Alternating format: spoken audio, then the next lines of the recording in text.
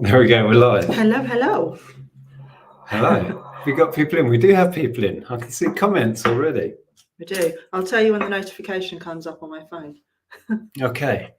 Welcome if you're already in.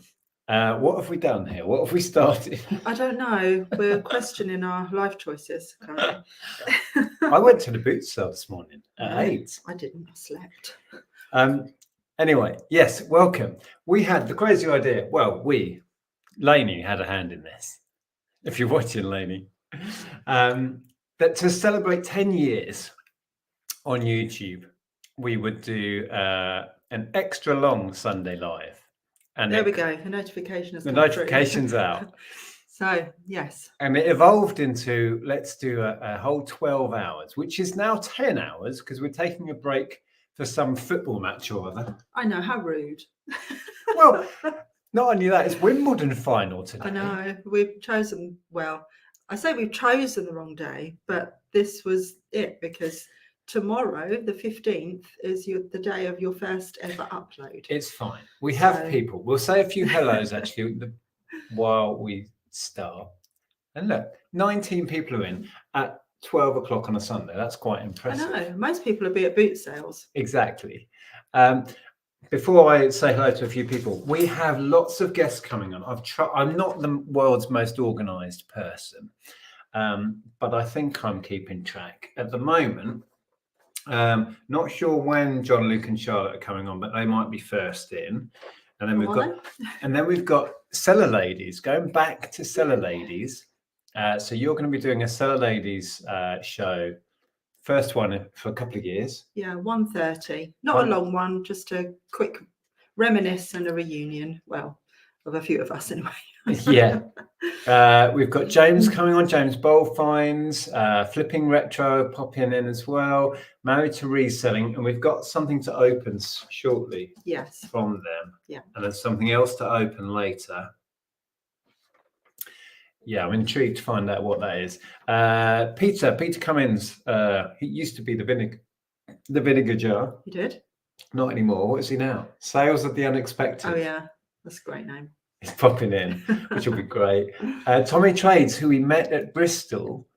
I was chatting to him a lot last night, and he's agreed to pop in and say hi. I'm looking forward to that as well. About 6-ish. Lainey has very kindly put together a quiz for us, and I assume for the side chat to join in with, from about 6:30 probably until the football. Yes. We'll all go away, watch some blokes running around a field for an hour or so, and then come back. Hopefully we're the ones that score the most goals. Yes. Hopefully I'll kick him in, get the little ball in the big square thing at the end more than the others. Is that how it works? That's how it works. I joke. I do understand football. I don't. After football, Phil, who is in, I noticed Phil is in, is going to come and say hi, and we'll have a bunch of other friends on as well, and maybe have a glass of wine until 12.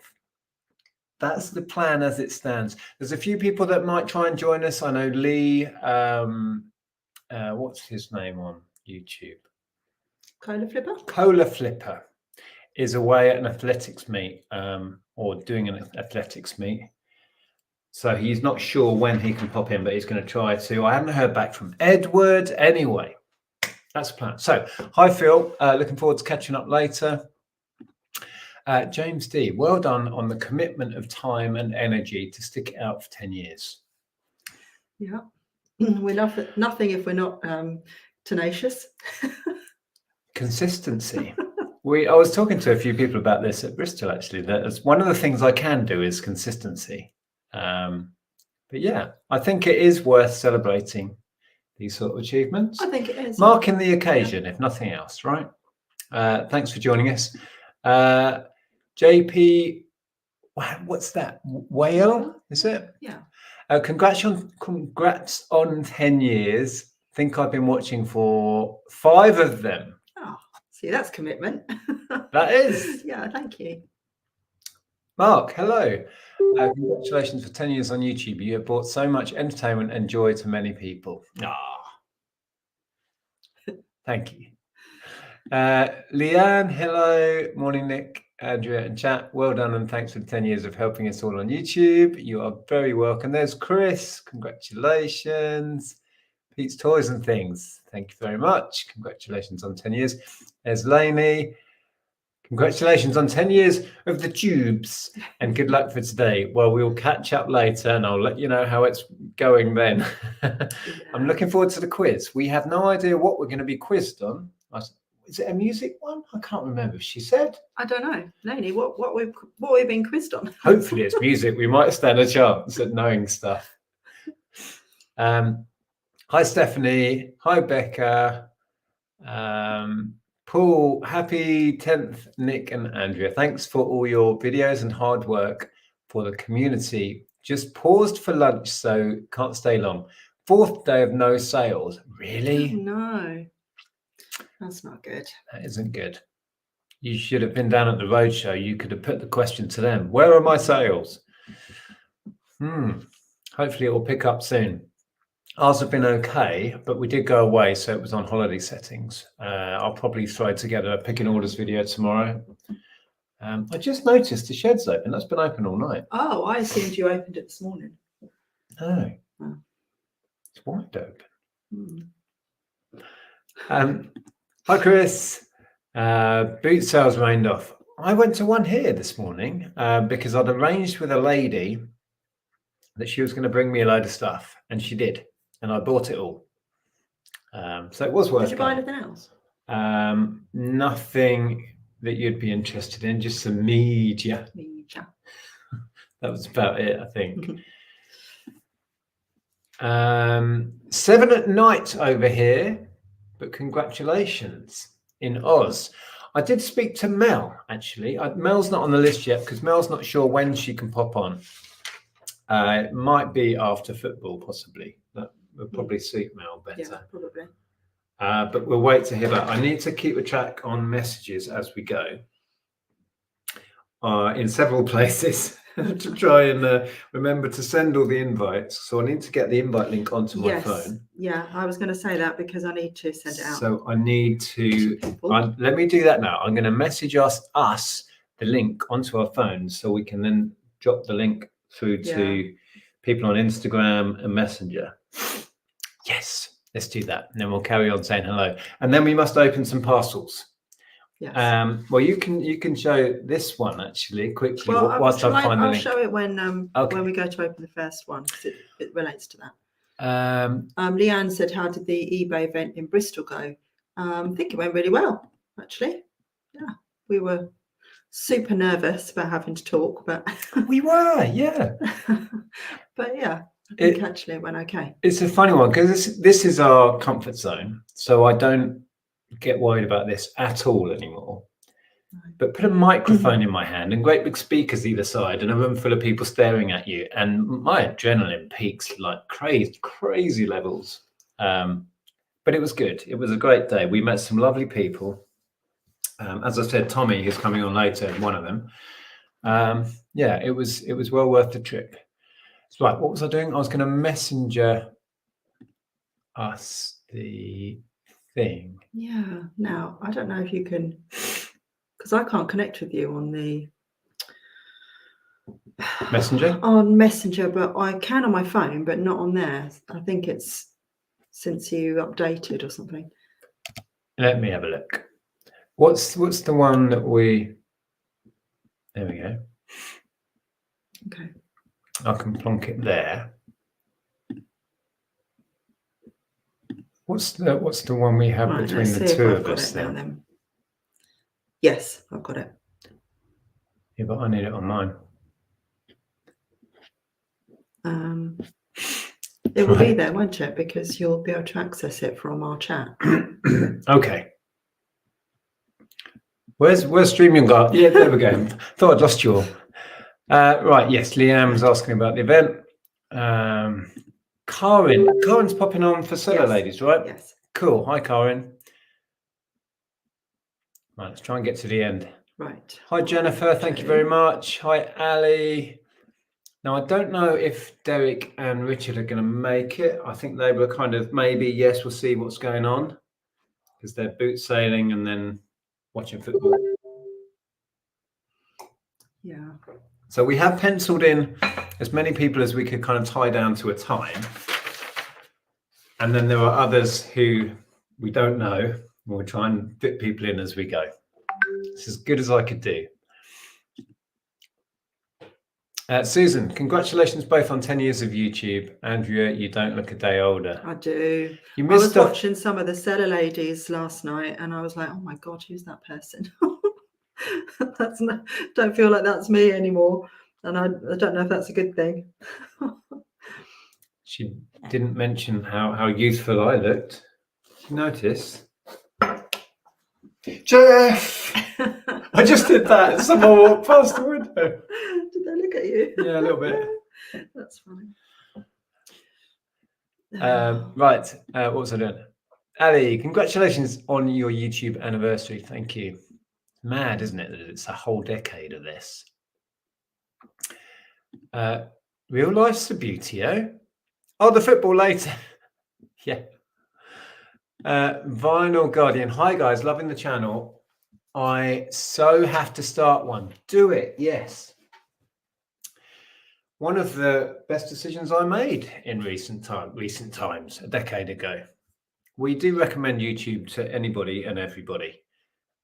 It's opened a lot of doors. It's allowed us to meet a lot of like-minded people. Yeah. And in the main, it's fun and enjoyable. What's not to love? Carol says, congrats, guys. Thanks for giving us the idea to go for it many years ago. Our mortgage to this day is paid for by eBay flips. Isn't that the coolest thing? 10 years since William and Kate got married. Oh, is it really? Was it that year? Oh. Wow. Ooh, is quiz. That what you were doing then while I was watching them get married with Nanny? I have no idea. You were busy making a video. But it probably wasn't to the day. The 15th was your first upload. There's a big spider running up that wall. Oh, spiders all over our house. Living in the countryside. Well, I'm trying to get to the end of this chat and I'm failing miserably. I need to keep an eye on messages, like I said, because I didn't pin John Luke down to a time and he said it'll have to be early doors. So I need to keep an eye on this. Where do I watch two people look at their phones for a while, right? Sorry. There'll be periods. We should be tag teaming this, shouldn't we? Sorry, I was sending the link out to certain people. There will be periods where there's nothing much going on. JP Whale says, I'm on my personal account and Retro Bike Games, by the way, and it's pronounced like whale. JP Whale. And it is a music quiz. It's a music quiz. It is. Oh, right. We might know stuff. Sandra says, congratulations on your 10 years. Thank you, Sandra. Stockport Rocker says, been watching from the start. Wow, that's definitely a commitment. Thank you. Can't believe it's been 10 years. First tap point of the day, Stockport Rocker. That's whizzed. It has whizzed by, isn't it, really? But it is odd to think that Ellen was 12 when you started and she's now 22. She's now 22. She's passed her degree with honours, by the way. I don't know if we've shared that yet. Haven't, yeah. We have had the news. Ellen has passed her degree. She's not 12 anymore. She's got a BA honours. And she now has a job as well, not a job based on her degree, but she's working as a barista. And what did she say the other night? She's loving life. She's doing the job. Oh, she's living her dream job. She's doing the muggle job. Because she wants to be a dancer and a performer. And apparently, if you work in a normal job, hospitality is the word I'm looking for. If you work in hospitality, it's called a muggle job. And she's always wanted to be a barista as her muggle job. It's very difficult. A juggle mob. So, well, I took from it that dancing is the equivalent of being a wizard. So any normal job is a muggle job. But that's how she describes her job in the coffee shop. But she's enjoying it, and she's working in Brighton. But they also send her down to Lewis and Hove to their other shops sometimes to fill in shifts. Yeah. So yeah, that's Ellen, who was 12 when we started. Although she is coming home soon. She is going to come home soon. Yeah. For an extended period of time. Yes. I'm still eating some cereal here. This isn't breakfast really. It's more like lunch because I've been to the boot sale. It's a late breakfast. Your breakfast is usually at midnight. Little Treasure says, thanks for all your amazing content. You guys are the business. Congratulations. Thank you. Just Me says, congratulations on your 10-year journey on YouTube, and thanks for being a source of fun and education. Appreciate your time. So Ophaby1 says, hi Nick from Queensland. Been following you for 4 years. Great channel. Thank you very much. Thanks for watching. Hello, Thomas. Thomas Maiden says, hi, everyone. Congratulations on 10 years on YouTube. I've been watching for 8 years. Where does the time go? 8 years. Yeah, Thomas used to be a big part of our quizzes as well, right? Yes. And hello, Secret Carper says, happy 10 years on YouTube. Hi, mate. Pat Walker says, good luck, Nick and Andrea. Keep up the good work. And then Pete's Toys and Tings says, your quiz later is on Depeche Mode for you, Nick. I doubt very much that Loney's done that. No, our friends, if we do quizzes socially, like private quizzes, and everybody avoids Depeche Mode, Erasure, Pet Shop Boys. It's not fair. It's not fair. I did our personal friends quiz the other day, and I didn't put anything in that. No. And you were annoyed because I put things in that Susan would know. You can't just avoid my areas of expertise. That's not fair. Jude 2587 says, congratulations on 10 years. Dan says, happy 10th anniversary. I've been watching since your chats with Zahir in 2016. Just wondering if the full stream will be available to watch later. Yes, it will be. It should be here up here on YouTube. It will be split into two because we are pausing for the football. So we're not just going to leave it running and have this background. We'll end this one at around 8 o'clock our time, yeah. And then we'll come back after the football for a few drinks and chat with friends. So yes, there'll be 2 streams up. Yeah. 1, normal, not drinking. 2, could be interesting. Yeah. But really sadly, Zahir wasn't able to come on, was he? So... I did have a brief chat with Zahir. Yeah, he can't make it, sadly. That would have been cool. We haven't caught up for a long time. How do I copy this link? I can't do it. Well, do that as you did. Then go down. There's a copy button. Thanks. My technical expert. Nadine says, congratulations and good morning from New York State. Wow. I've been watching and enjoying for a long time. Oh, thanks, Nadine. Thank you for sharing your lives with us. The quiz is at 6:30, Thomas. Andrew Medlock says, congrats to you both.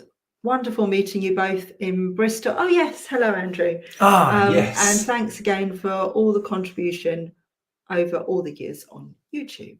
Thank you. Susan says, I saw it and you didn't appear nervous at all. Oh, yeah, I felt it. Really did. But thanks, Susan. Jewelry Sells says, well done on 10 years. Were you one of the first UK resellers on YouTube? I've been watching for 5 years. In terms of reselling, Nick was the first. Well, no. UK. Tom. Well, Tom was, but he wasn't really doing like reselling. I like to say Tom was first because then I can pass all the blame that we get onto him. No, I joke. Yeah, it was really myself and Tom, and then soon after, Zahir and Joe. Caroline, Mrs. M was actually doing it from around the same time as I started as well. Yeah, a few others that have sort of come and gone. Many channels have come and gone. Like we said before, one of the few things I'm good at is consistency. I've managed to just keep soldiering on. Yeah, but if you'd have asked me, this is one of the things that looking back makes you think, doesn't it? Like, would I have imagined doing it for 10 years? And you don't think that way, do you? No. You were excited to get 30 subscribers. That was still my most memorable milestone. We went on holiday to Turkey a couple of months after I started. About a month after. Was it about a month? And we stayed with our friends over there, Margaret, who sadly passed away last year. And I remember getting up, I think the first morning after we got there, and I was all excited about this new YouTube thing. I got up and I went, oh, I've got 30 subscribers. I still remember the moment. It was so excited. Yeah. You remember those little things. It was amazing to me that people wanted to come back for more. because my videos were awful. We did think about, if we have time, we could try and do that maybe before Seller Ladies. We're going to do a little bit of reminiscing and screen share some stuff. We might do a reaction to my first video. Yeah, I think that'd be fun. I find it painful to look at. And Susan wants you to do a reaction to your awful day where you trod dog poo through the house. That's Susan's favourite moment of mine, when I trod dog poo through the house and then went live on YouTube to moan about it. Anyway, we didn't make it to the end of the chat. James is in. Hello, James. Hello, James. Yes, looking forward to catching up later. I've got down about 2:30. I think that's what we said, James. A decade, indeed, Isabel. Hello, Laura. Hello from Colorado. Love you all. Thank you, Laura. Fiona says, congratulations on 10 years. Thank you both so much. I've learned so much from both your vlogs for selling on eBay.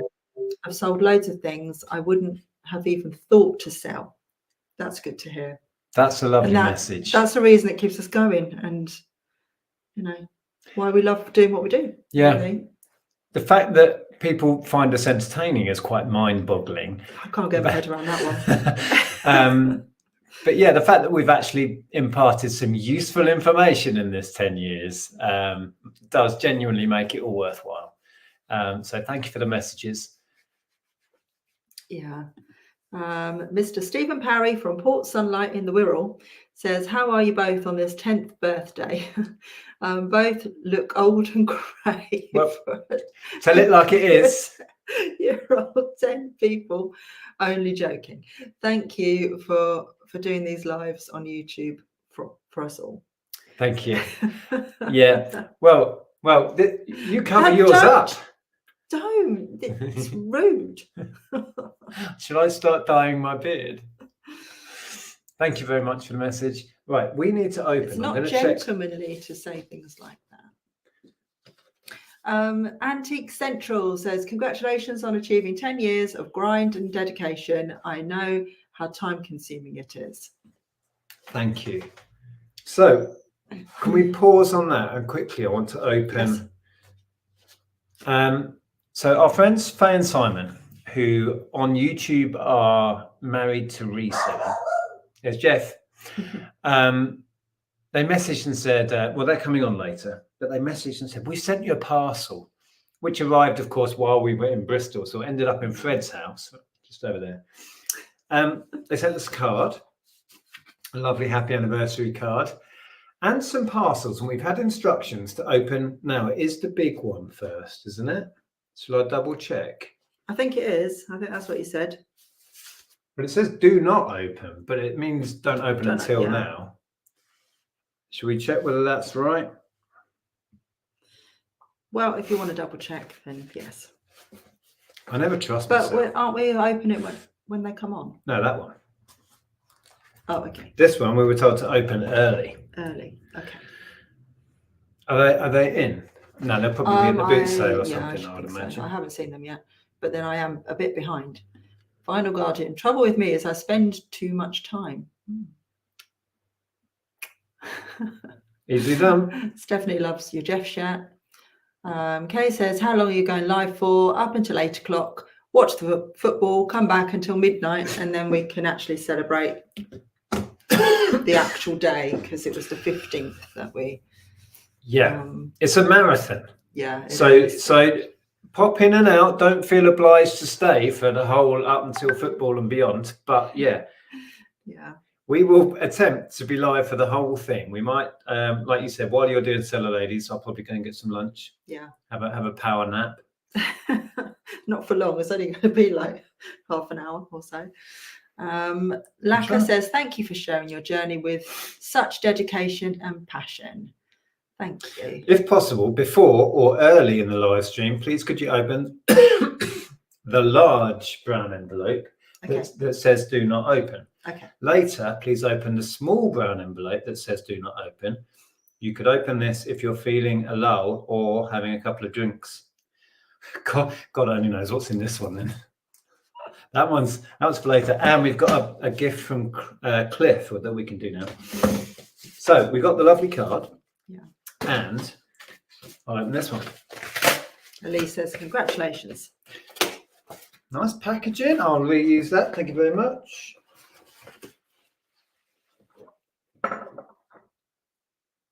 Oh, interesting.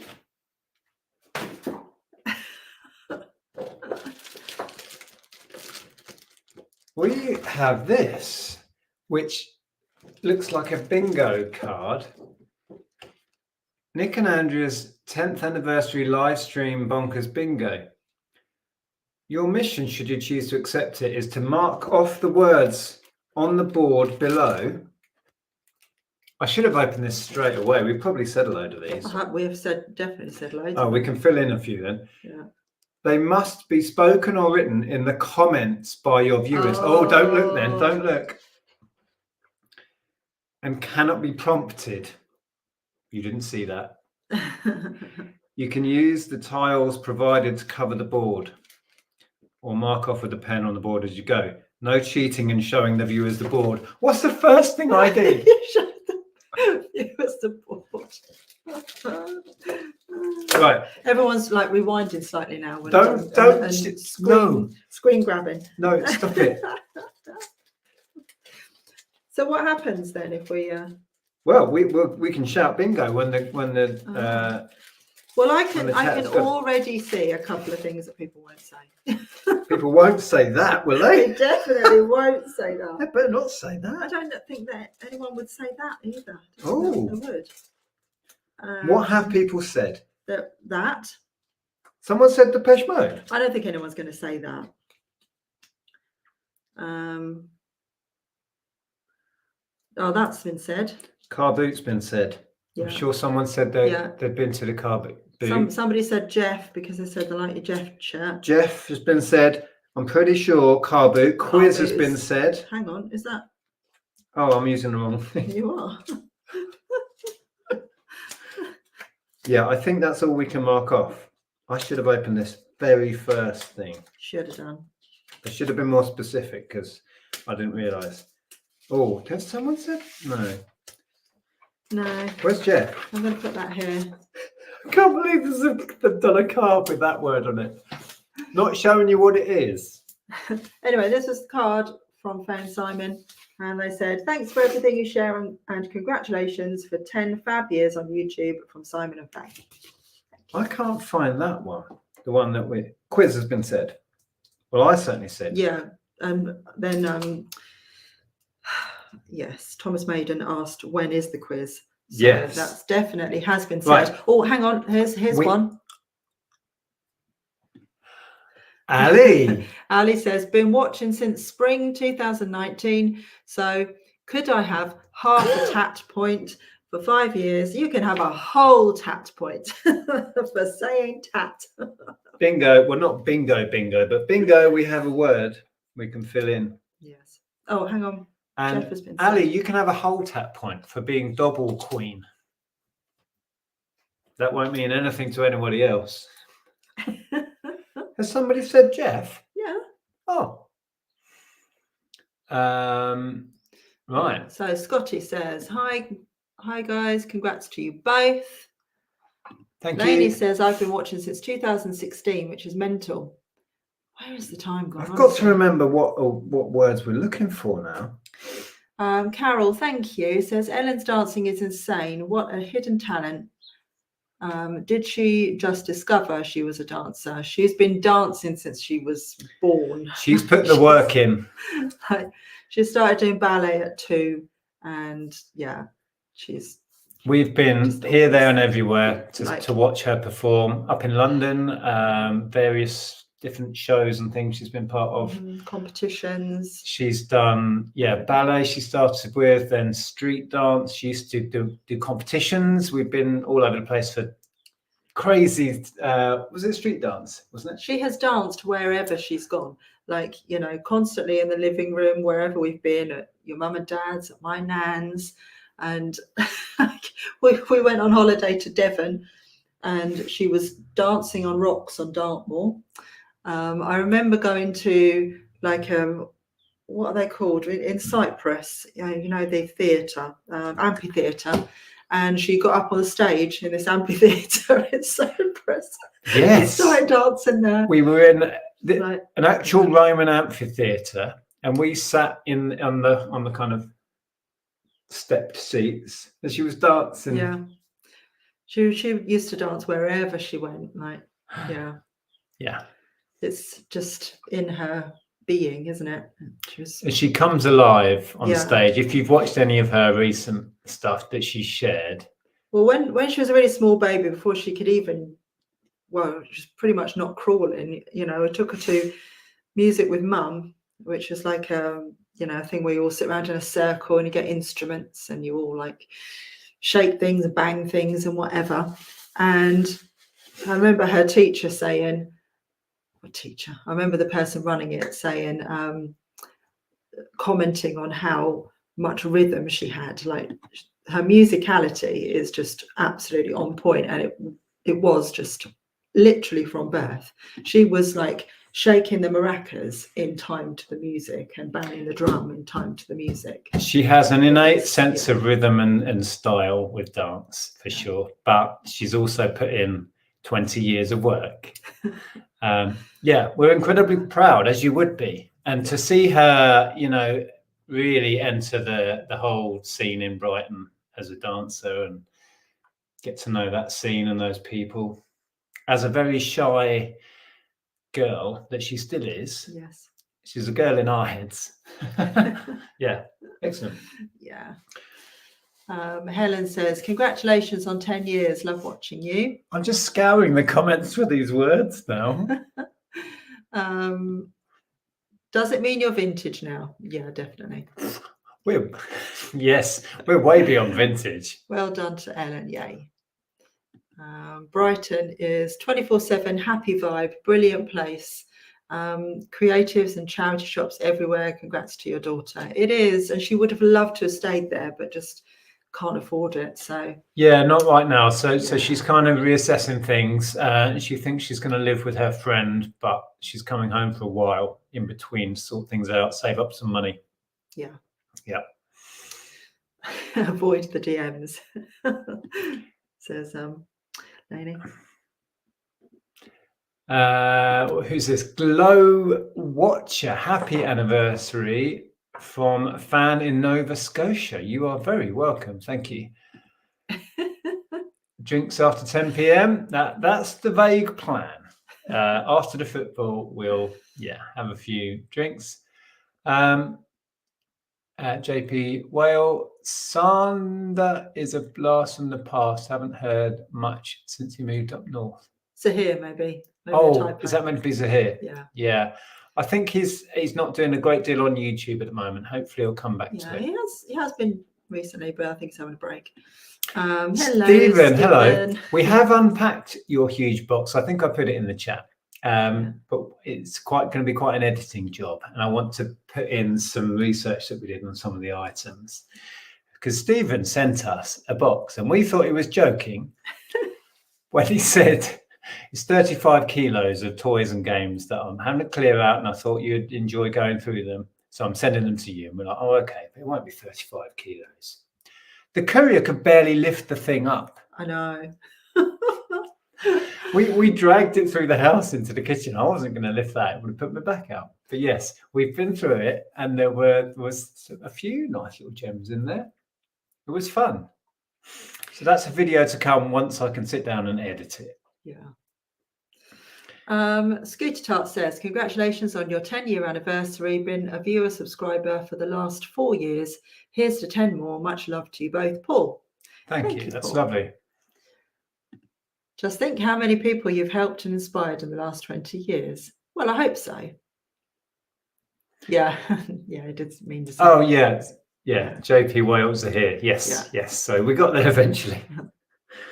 Glow Watcher, if I'm having a bad day, always think of Nick's story of spilling the tea that leads to the stepping in dog poop.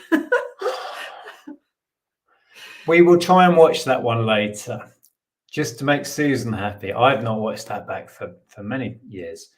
So that was a plan. Before Seller Ladies, we were going to re-watch my first ever video to kind of mark the 10-year thing. Yeah. How long have we got until Seller Ladies? An hour. We've got an hour. We've got loads of time. Don't panic. Yeah. So if you just joined us, we're up to 113, which isn't bad for lunchtime on a Sunday.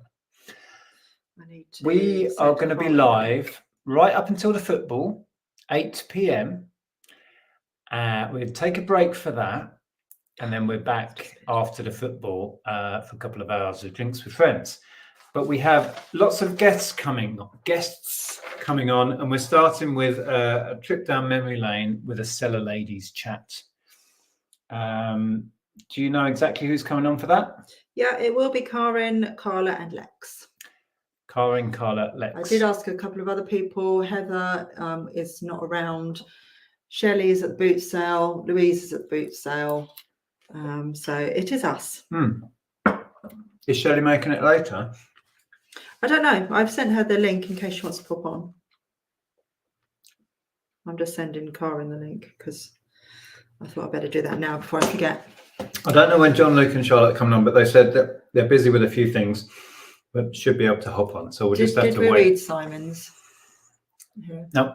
Congratulations on 10 years. I enjoy watching both of you, and it has got me into reselling on eBay. It's amazing to see what will sell. Thank you for doing your YouTube videos. Keep up the good work. Thank you very much. Sammy Ding says, when Mum looks at my death pile, she always says, what would Nick and Andrea do? Buy more stuff. Yeah, I was just thinking exactly that. You can pass that on. Yeah, ignore the death pile, go outsourcing. That's what we'd do. Yeah.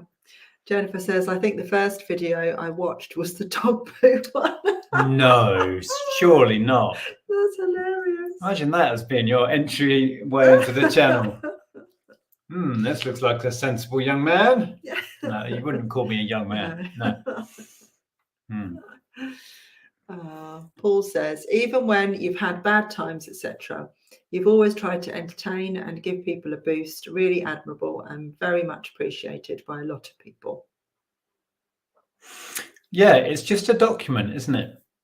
And if things aren't going very well, we try and show that. Yeah. Try not to sugarcoat it all too much. Yeah. Thank you. That means a lot. Yeah. Thrifty Bean says, whoop whoop, congrats on the 10 years. It's a great big fly, and I don't know if you can hear it. Thomas says, I can't believe 2014 was 10 years ago. It only seems like a couple of years. Madness, right?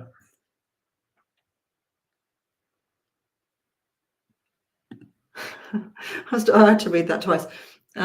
Stephen says, Andrea, I think Andrea looks 10 years younger than when they started. Really? I don't. And no, I don't. If you still look at the footage on some of the videos that we might look at later, you'll see that I'm not. It's scary. I mean, it's the way of things, isn't it? Of course, everybody ages, but you know, you look back and you think, who was that person? I've got to remember these words. Red beard or blue? What does that mean? When I dye my beard. Oh. Yeah. With the rainbow coloured, couldn't you? You could grow a little goatee thing and put like. You don't want me to grow a little goatee. What, like Monad? And plait it? No, it's not happening. Good job it never ended up in Shirley's house, I say. What? Who's Shirley? Don't know. Hello, Lex. Congrats on 10 years.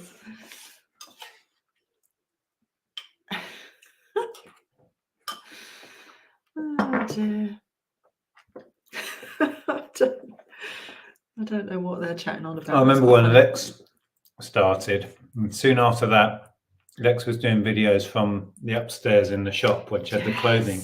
I remember that. That was fun. Yeah. I remember watching your hauls, Lex, when you were sat on your sofa in front of the shelves. Yeah, the bookcases. Yeah, and then I remember your videos in the shop as well. And the other person that used to work there used to make cameos as well. Yeah.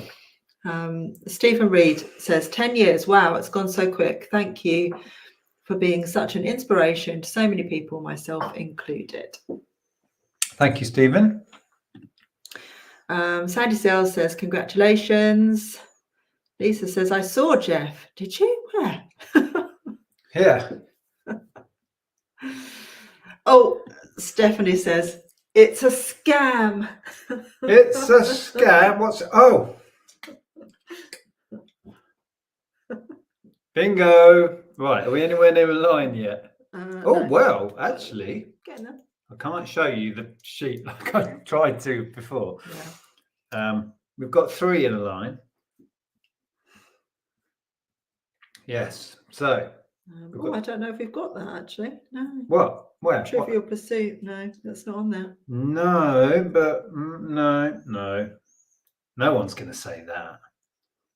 Why would someone say that? Stephen says, what's the weirdest thing you've ever sold will be on there? No.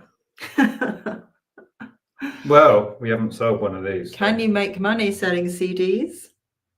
No.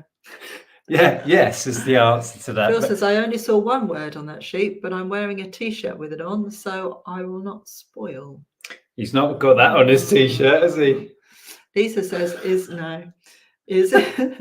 Lisa says, is Jumble Trail on there? No. It actually isn't. No. No. People are just trying to guess words that are on the bingo. If someone's joined us right now, they'll be like, what is this? What are they doing? What is the best thing to sell on eBay to make a profit? You'd think profit would be there, but it's not. It isn't. Failed. Yeah. Ali says, Double Champ 2024. Indeed. Lex says, question, I still have 6,814 tap points. How can I redeem them? Have they expired, Lex? Did you read the small print? That's a lot of tap points. Where did you get them? Did you nick them when you were at my house? I don't know. There was a lot of things that were leaving the tap cave all the time. I think Lex raided the treasure chest with all the tap points in. Tap cave isn't on there, weirdly. Oh, well, tap we've had. Yeah. Lady says, can you show some packaging videos? That's usually asked for. Did I get bingo? No packaging videos or anything like that. So a couple of these words on here, nobody's going to get. And I'm not sure why they would ever be how safe. much do you earn on there? No. Carl says, wow, can't believe it's been that long. I remember the days of Monty. Thanks for everything. Yeah, we could try and find a video with Monty on it. Oh. Briefly, we did little short videos with Monty, and Monty's like Motivational Mondays or something. Yeah, I know. Veranda Files, hello, says, congratulations on 10 years. Started watching you during the Zahir years, not sure exactly when, and discovered a few more UK channels through the YouTube's algorithms subsequently. I'm from Connecticut. Wow. Oh, thank you, Jill. Did you see bumhole when I held it up? This was the word I was thinking, why is anyone going to say this? Why have they put this on the list?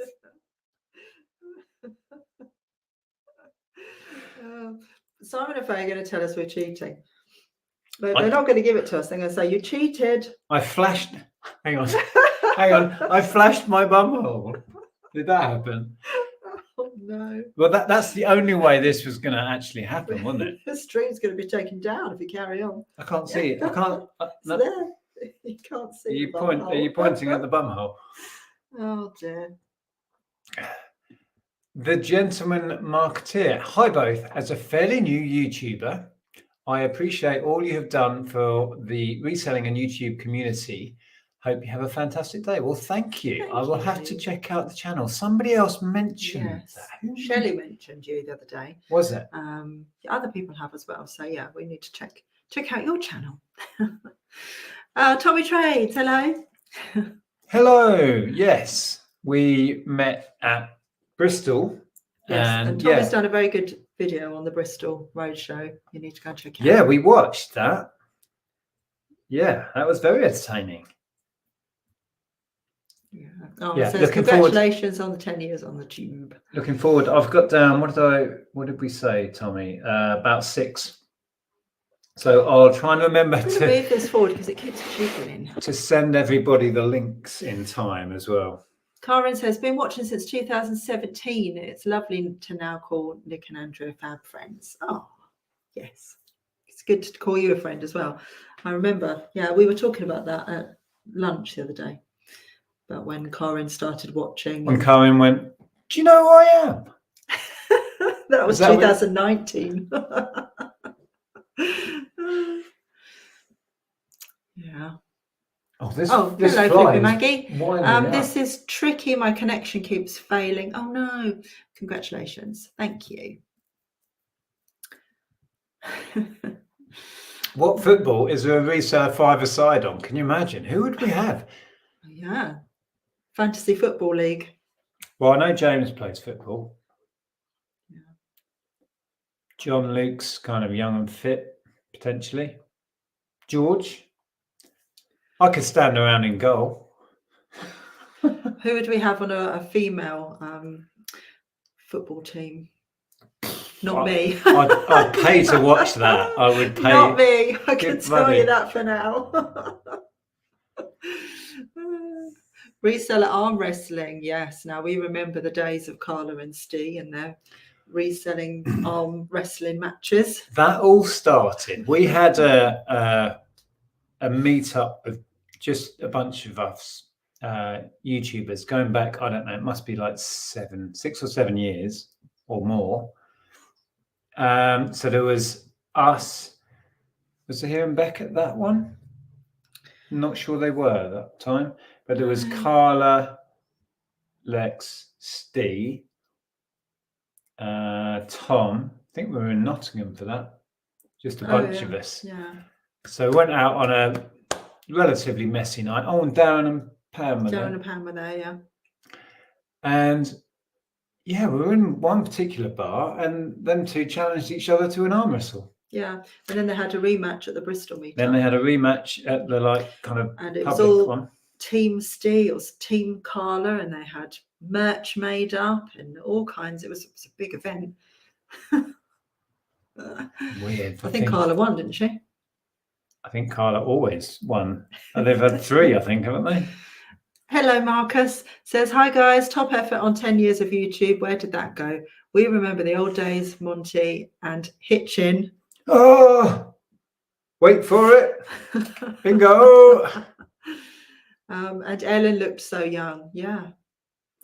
Yeah. How fast they grow. Congratulations. Thank you, Marcus. Hi, Marcus. Yeah. And it's been lovely to have you 10 minutes up the road. Yeah. Thanks for lending me the jet wash the other week. Hang on, Steve's messaged. Is he going to say, no, I won?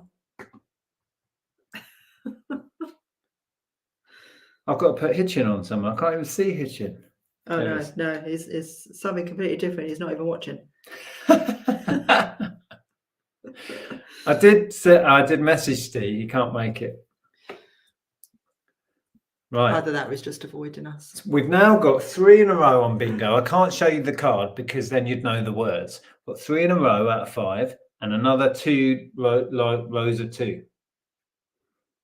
Oh, and there's 3 there, look. Yeah. Nobody's going to say that, are they? Why would you say that? I don't know. There's a few here that I don't think people would say. That's going to be the I reckon that's going to be our line. Yeah. Maybe. Hang on, let me just... Hang on. I'm just going to read RJ. Because I thought Marcus might have said that. Oh. They didn't. They didn't. No, they didn't. RJ, hello, says, well done, guys. Thank you both for your help over the years. Started watching 9 years ago. You've almost been there for the whole run.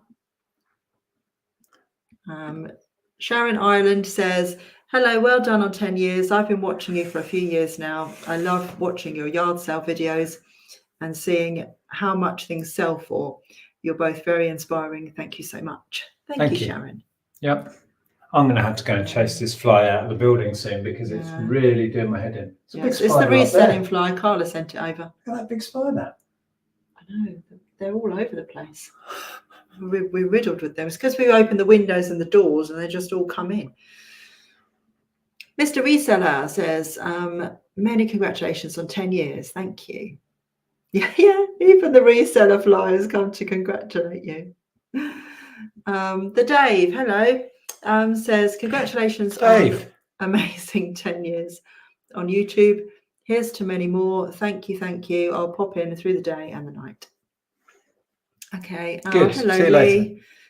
Congratulations, Nick and Andrea. Certainly taught me a lot. Thank you. And Gadget Man. Congratulations. We need to say thank you to Gadget Man. He's been incredibly generous to us over the years. I mean, your lovely little frother that you've been using. Yeah. Where is it? Oh, it's over there. Next to the kettle. Yeah, Jason said. Yeah. So yes, thank you for supporting and being so kind. We appreciate it. And JP Whale says, I remember the garage conversion videos in the old house. Yeah, that feels like a long time ago, funnily enough. Sorry, Lily862, congrats guys, you introduced me to reselling. It was the way out that I was searching for but never knew existed. Much obliged. Wow, that's so good when you hear that, isn't it? Yeah. Yep. To be that little bit of inspiration you needed. That's a big deal. Thank you. Yes. So long ago, says Lex. Yeah. Paul Hillman says, hello, congrats. I just got here. It's down to you that I started reselling. Was meant to be at Goodwood Festival. Hang on a minute. That wasn't the festival I thought was going to come up, but thank you. Festival. Right. We're playing bingo whilst we chat. Meant to be at Goodwood Festival of Speed, helping Sussex 4x4 response with traction assistance in car parks. But it's too sunny, so enough there. Here instead, unless it rains. Excellent. Right, so we've got festival on there. That doesn't actually help with the lines much. No, but we've got another one. There you go. Chris says bubble wrap, but that's not on there either. Ripped board game.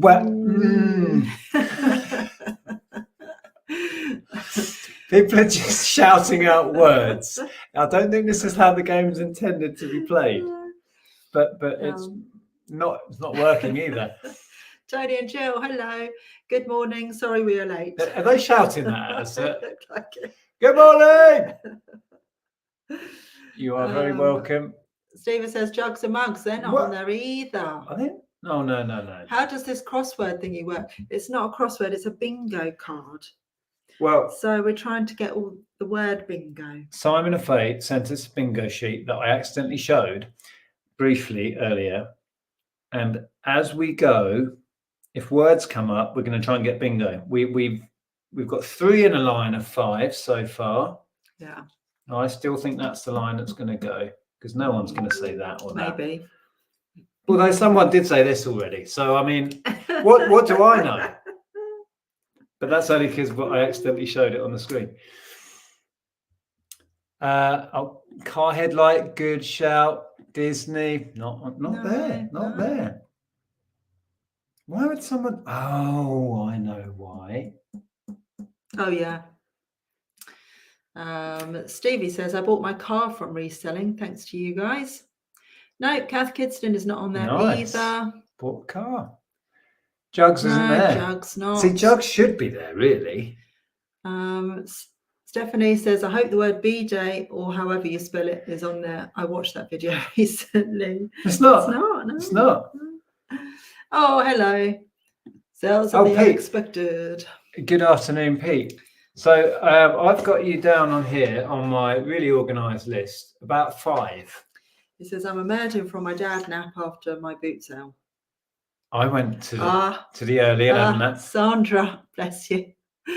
Do you enjoy living in Norfolk now? Bingo! Well, it's not quite. We still well, I'm saying bingo when we get there. Oh, now that puts us one away from actual bingo on a line. It does. Yeah. We're never going to get a full house. Is Freddie on there? No. Freddie? Oh, no. Freddie's not on there. No. Is Death Pile on bingo? No.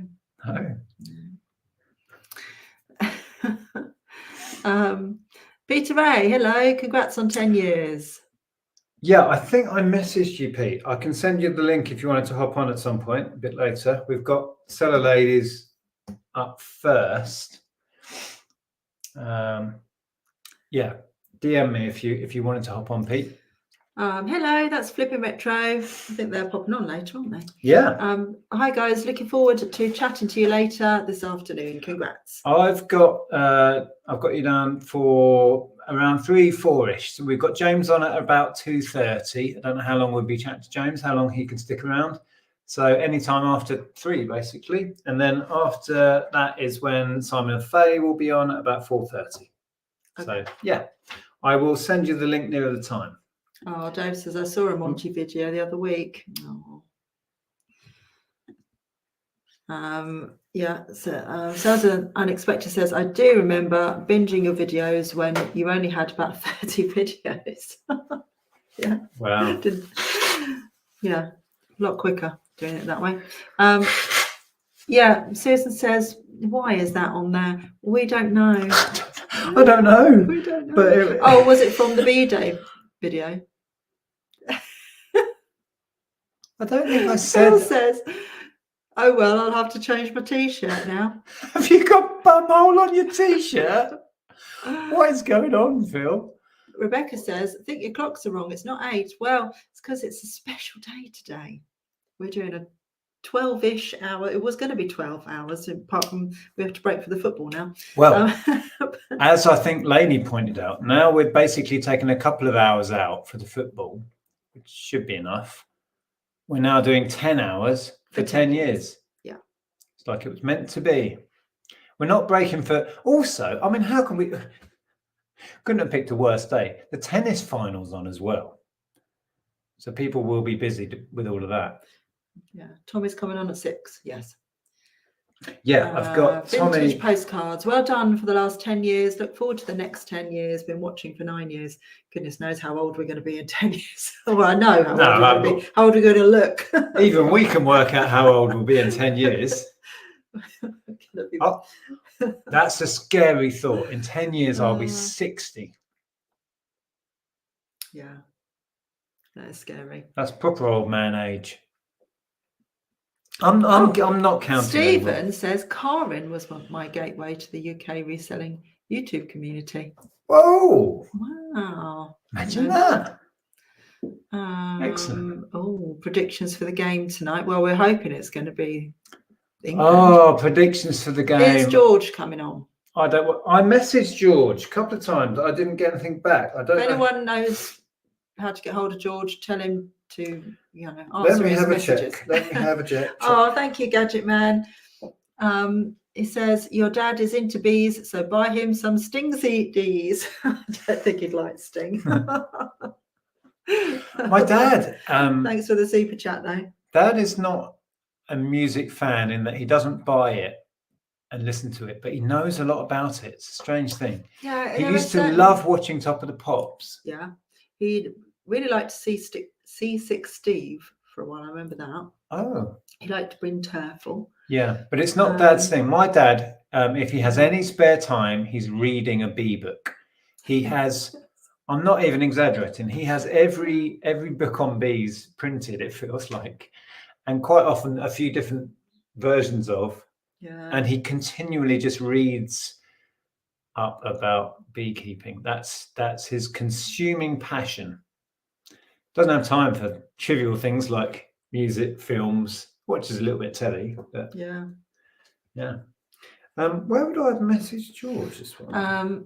Peter Ray says, been watching your journey, Nick and Andrea, since 2017. Many meetups, lives with Z's, ripped board saga, and much more. Oh, so near, but yet so far. Pete, you nearly got bingo then.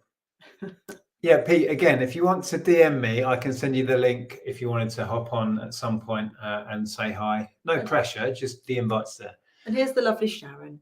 Afternoon, lovely peeps, and congrats on 10 years of the tube both. Is that Welsh? Yeah.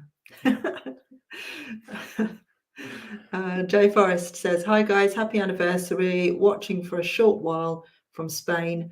Just got back from local car boot. Oh, here's Faye and Simon. It will make sense later. Oh, were you in when I opened it and just showed the board? Very briefly, but it meant that somebody got this. And we thank them for that. Oh dear. We are one away from a line. Oh, thank you, Ian. 10 years of YouTube, so you started aged 11. There we are. I'm sure that was there. Yeah. All right, Pete's got one, but it doesn't give us a line, does it? No. Bingo, Pete. We do have another one. Where is it? There it is. Okay. Yeah, you did make these bigger than the board, didn't you? No, Amazon's not on there. No. Those jugs. Dwayne, I've got good news. Well, this is good. We like good news. Oh, don't just say that and leave us hanging. Wait, what? Rebecca says, my Sunday's gone quick if you guys are already live. Right. If you just joined us and you don't know why we're live at lunchtime, we thought to mark 10 years, which is quite an achievement for anybody, we would go live for 12 hours. It's turned into a 10 hours for 10 years live stream because we're pausing for the football. Because somehow, miraculously, we're in the final. I mean, who predicted that? We're going to pause because a lot of people will want to watch that. I'm vaguely interested too. And then we'll come back after the football around 10ish it will be, when we'll have a bit more of a relaxed chat with friends and a few drinks. Yeah. Kaching isn't on there. Bolo isn't on there. This wasn't the idea. We're not meant to be just guessing words. Jugs is still not on there. Retail arbitrage is not on there. Headlamp, no, they haven't made it that easy for us, sadly. Stop just guessing words. This is not how it's meant to be done. Rachel says Monopoly, which we've already got. Job lot, shed. Wait. Oh, yes. But stop just putting random words Job lot. It's meant to come up in conversation. We were told. We're going to get told off by Faye and Simon. We're having fun. It's fine. We're having Who got that one? Ali. That was Ali. She's a good quizzer, is Ali. But it's not how it's meant to be played. They're meant to come up in conversation. And that doesn't give us a line either. Oh, there goes Ben. Oh. I can remember his name now. Yeah. Royal Mail, no. We've got a new neighbour around the back. And of course, I met him when he moved in, had the conversation, exchanged names. My brain is incapable of remembering somebody's name in the first conversation. I'm not very good at that either. I've chatted to him now, probably, I see him when I go over to the shop. I've probably chatted to him 10 times. Yesterday, I had to admit defeat and go, I don't know your name. I can't remember. There's a lady, a really lovely lady that we chat to a lot. She was at the boot sale. Yeah, she's a reseller, lives in the village. Can we remember her name? No. I want to say her name is Sue, but it's got to a point now where I just cannot ask her because we've talked to her so many times. She was selling and she had a load of them in Bridgewater. But of course I knew what it was. Oh yeah. So do you do this as well? You get to a stall and you don't look at the people. You might look up and say hello, and you're kind of just looking at the stall, seeing if there's anything you want to. So I'm like, oh, because there was a duck bigger than the chicken, but with a similar pattern on it. I picked it up in the Bridgewater. 2 mugs, a pair of mugs in a gift set thing. And I looked up and went, "Oh, it's you." She's like, "Yeah." I said, "So you know what these are?" "Yeah." I said, "But I did ask prices. It was like from sort of £10 up to, I think the pair of mugs was 30 quid. Okay. I was like, "Yeah." Yeah. We had a brief chat and I left. Anyway. Drew says, it was thanks to watching your channel that I started reselling a few years ago. Thank you. Thanks for watching. Horsey isn't on there. No. Lego Pet Shop Boys Erasure. No. This is not how we're meant to play. We'll get told off. Tom says, hello, just off for a dad nap. Also, hope to catch you later. Yes, Tom, I haven't got you penciled in. I can't remember what we said. Just message me on Messenger and hop on. Or if you want to come on after football, we'll be just chilling out and having a drink then. Hello, Ian. And no, Tap Cave is not on there. Neither is Super Nintendo. We're just going to throw random words at us for another hour now. Maggie says, is the viral sellotape video mentioned? As that was when I started watching. No idea how many years ago that was. Time is irrelevant. Not quite. That video. SNS? What's that? Let's quickly talk about that video. Yeah. Highlight that one again, because that was the first video that properly in our little world went viral. I don't know what that's at now. Is it? We've had at least 1 or 2 videos go over 500,000 now. I don't know if that's one of those. I can't remember. But that video had a huge impact on the channel because it brought in so many new subs. And then lots and lots of people went and watched loads of the old content as well. So views were up for a month or so after that. And it really boosted the channel. And that was the first time we ever saw that. Our channel was growing at a steady rate. That video made it do that. And then it's leveled out. And then we had a scammer one. No, then we had the headlight one and it had another boost. And then the later one was a scammer one. And that's hit 500,000 views now, and that boosted the channel even more. Not had a really big one this year. A couple have kicked off a little bit, but it's videos like that that really push your channel out there to a whole new audience. And a lot of people found us through that sellotape video. Yep, not sellotape. No. Thomas says, around what time will you be reacting to your first video? Well, is that? Shall we do it now? I'll try and find it now because you've got Cellar Ladies on in about 20 minutes. Yeah. So how am I going to do this? I guess you need to find it on the tube. Okay, right. And then we can't see the screen at the moment, so no. We'll just look a bit weird whilst we're looking for a video. Okay, so if I go into the channel, view your channel. Oh, I'll do it this way, don't I? Videos, oldest. Oldest. Oh, hello. Right. Is it? So now I've got to share screen. Is that right? I'm going to get an advert now. Yeah, I guess so. Well, let me just play the advert. Yeah, that works, doesn't it? Bear with old people and technology. It's not at the beginning. There you go. Oh, I just look like a rabbit in the headlights. Oh. Now that was a quiff. Sorry, you can't see what we're looking at. We're reacting, but people can't see us reacting. Yeah, this is not how to do it. Right, okay. I haven't screen shared for a while. How are we doing this? Present. Maybe. Share screen. Share screen. Now I need to pull that out into a different window, don't I? No, wrong one. Oh, I don't know how to put that back. I can just close that, can't I? Yeah. Oh dear. Okay, so we should now be able to share screen. That one. Mm-hmm. Share. Oh, it's just scary. There I am. Right now, if I big it up, and play. So this, a little bit of context. So this was, we were renting a little small warehouse space, and this was one of the corner offices.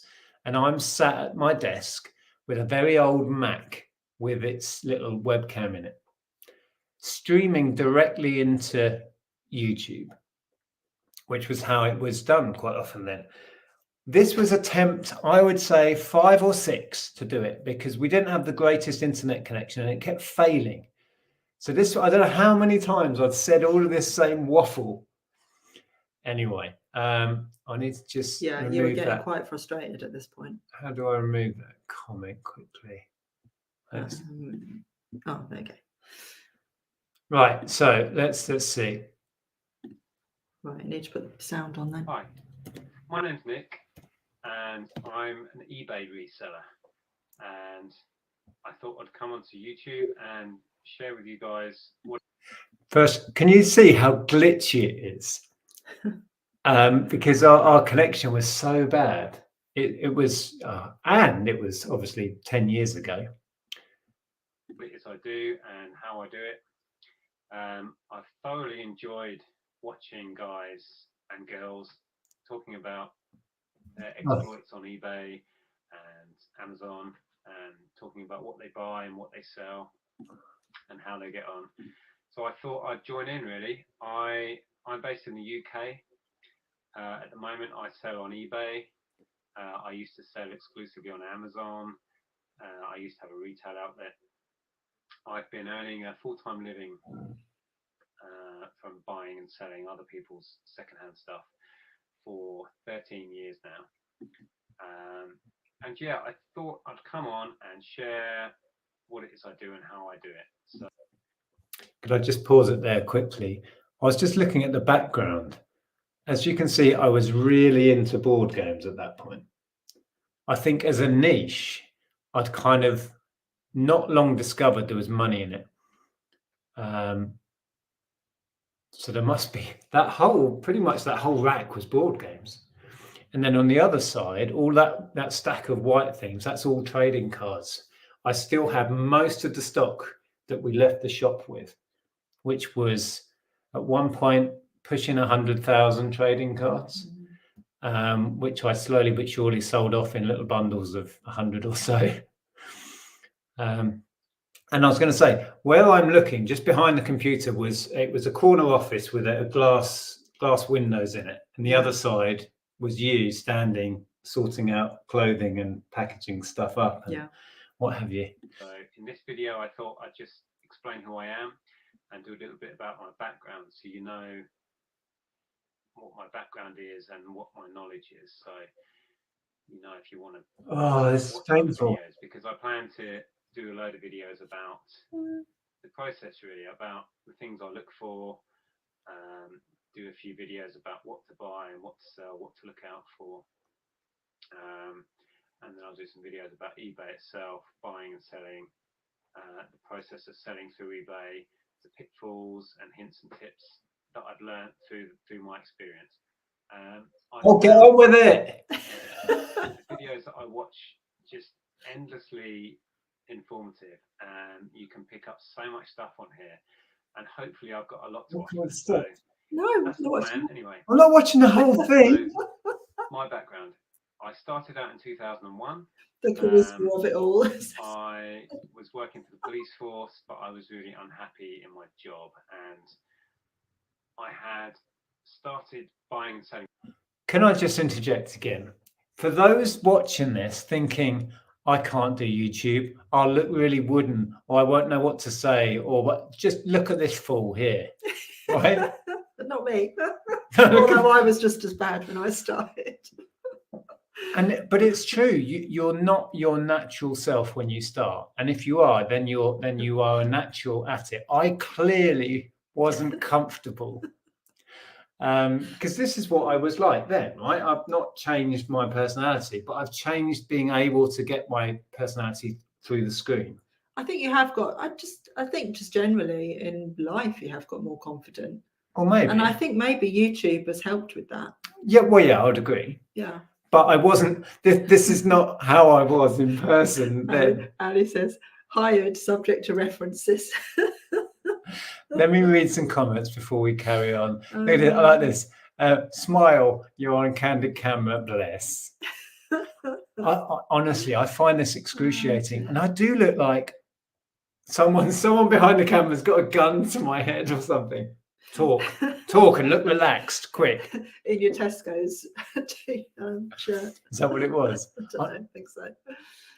I thought you meant it looked like Tesco's uniform. Yeah, it does a bit. Yes, right. The charisma.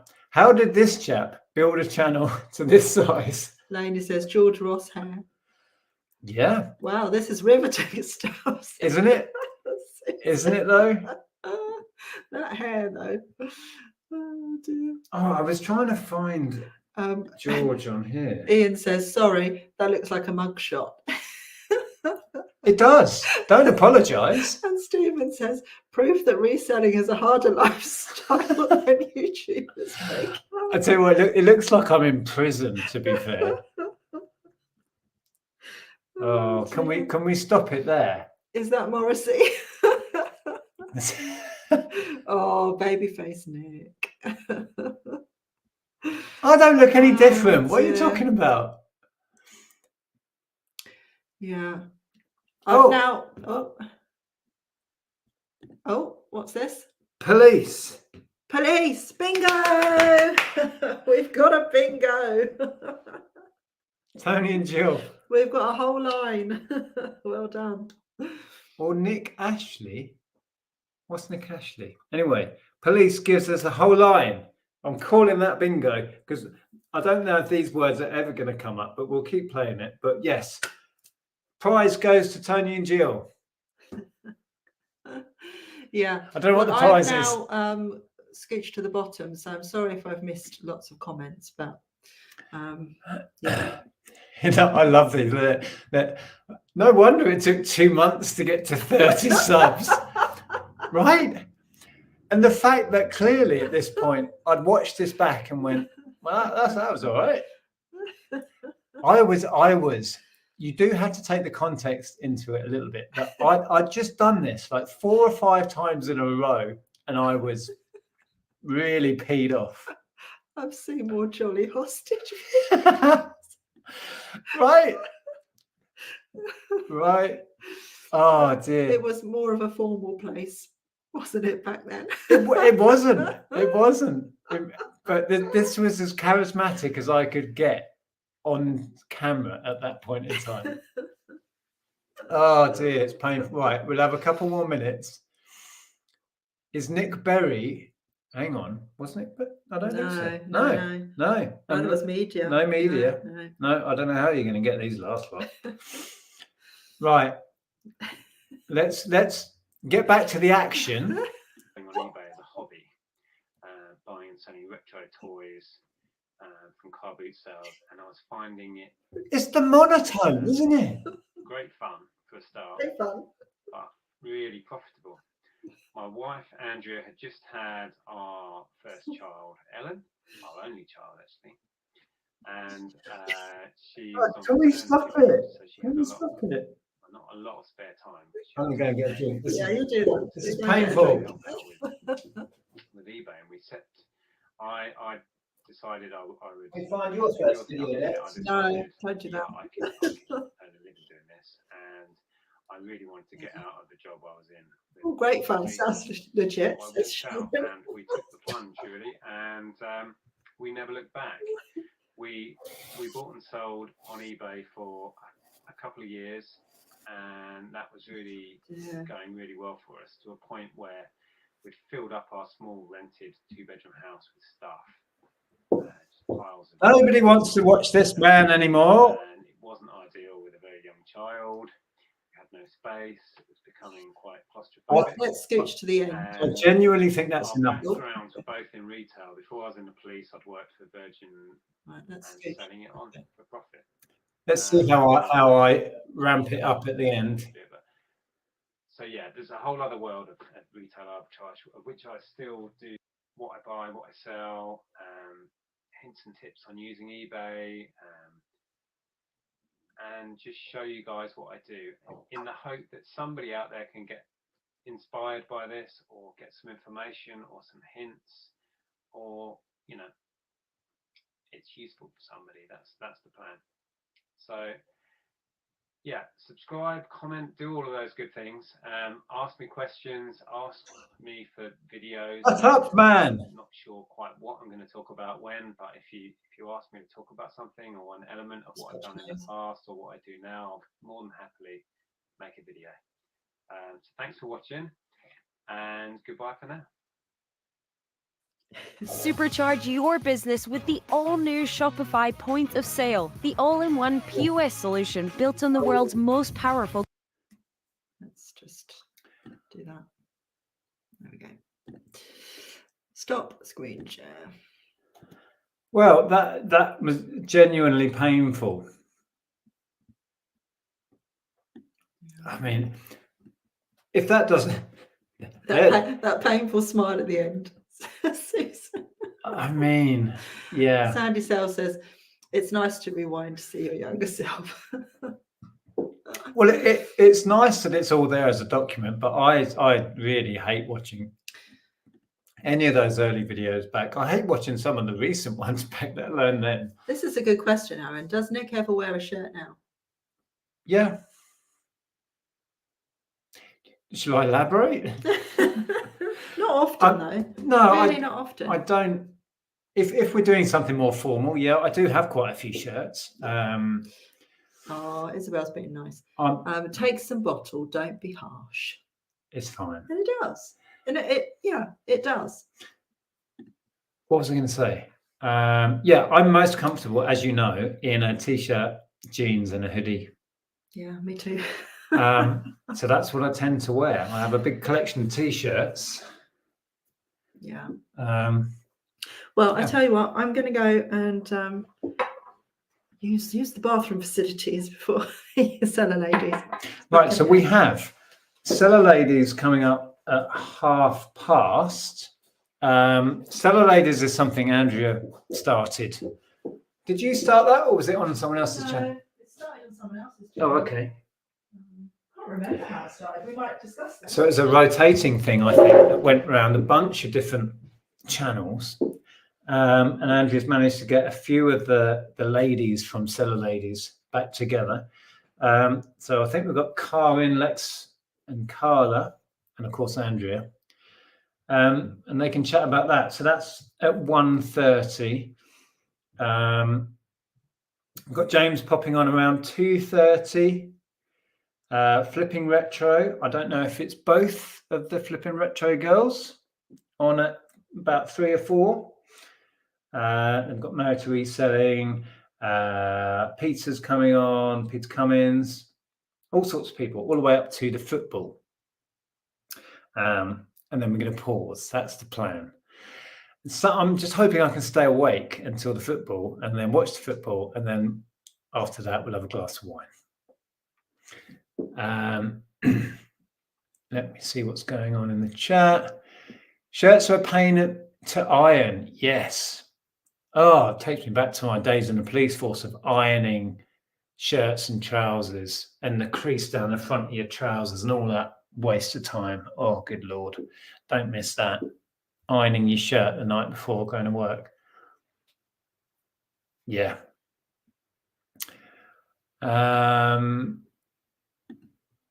It's a good question. We should have done some research and looked back at our videos. I don't know.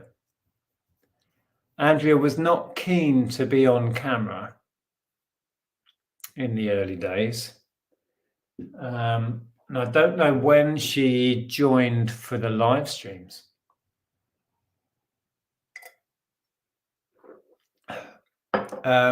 Sharon, hello. Excuse me. Hi from a Yorkshire lass now living in Athens, Greece. Really miss the UK car boots charity shops. No such thing here.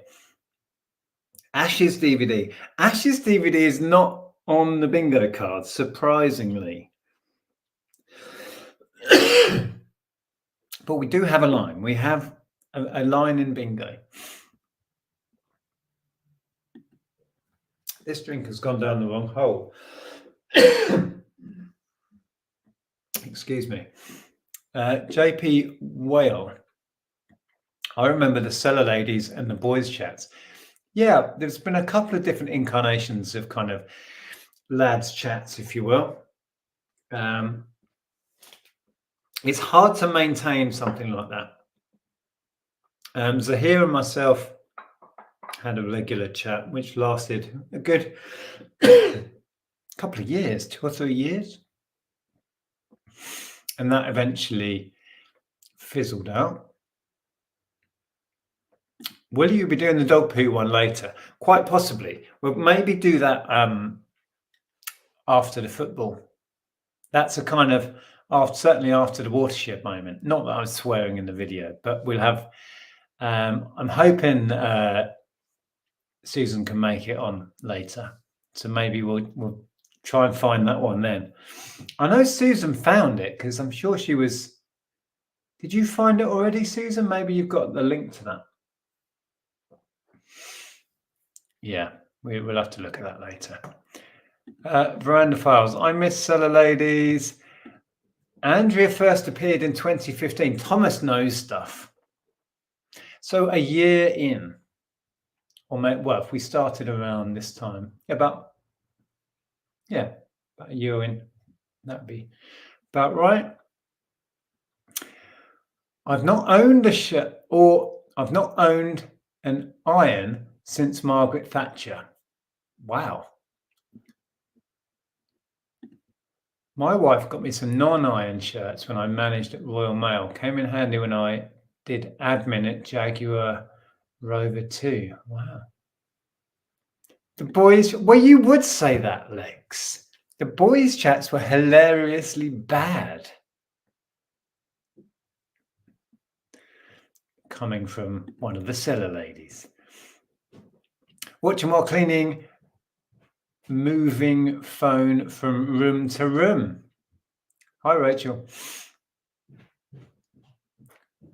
Yes, Reseller Lads was there for a bit. I don't think it lasted long, did it?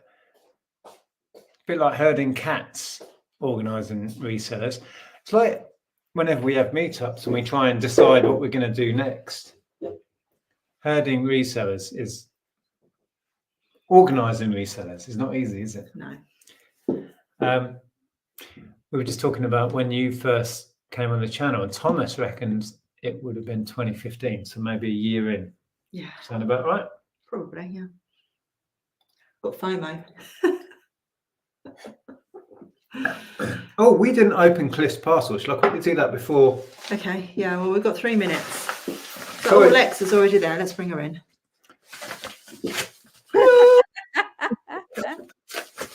Lex. Hello.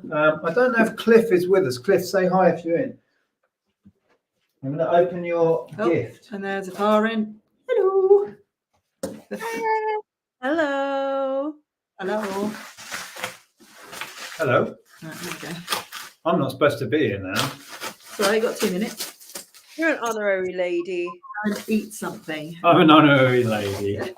Why, thank Well, you. you're a Spice Girl. I think we need to turn the volume down. Wait, this is good. This is good. Let me just get the bubble wrap off. Our business is going to go from strength to strength now. We've got this. This is what I've always needed.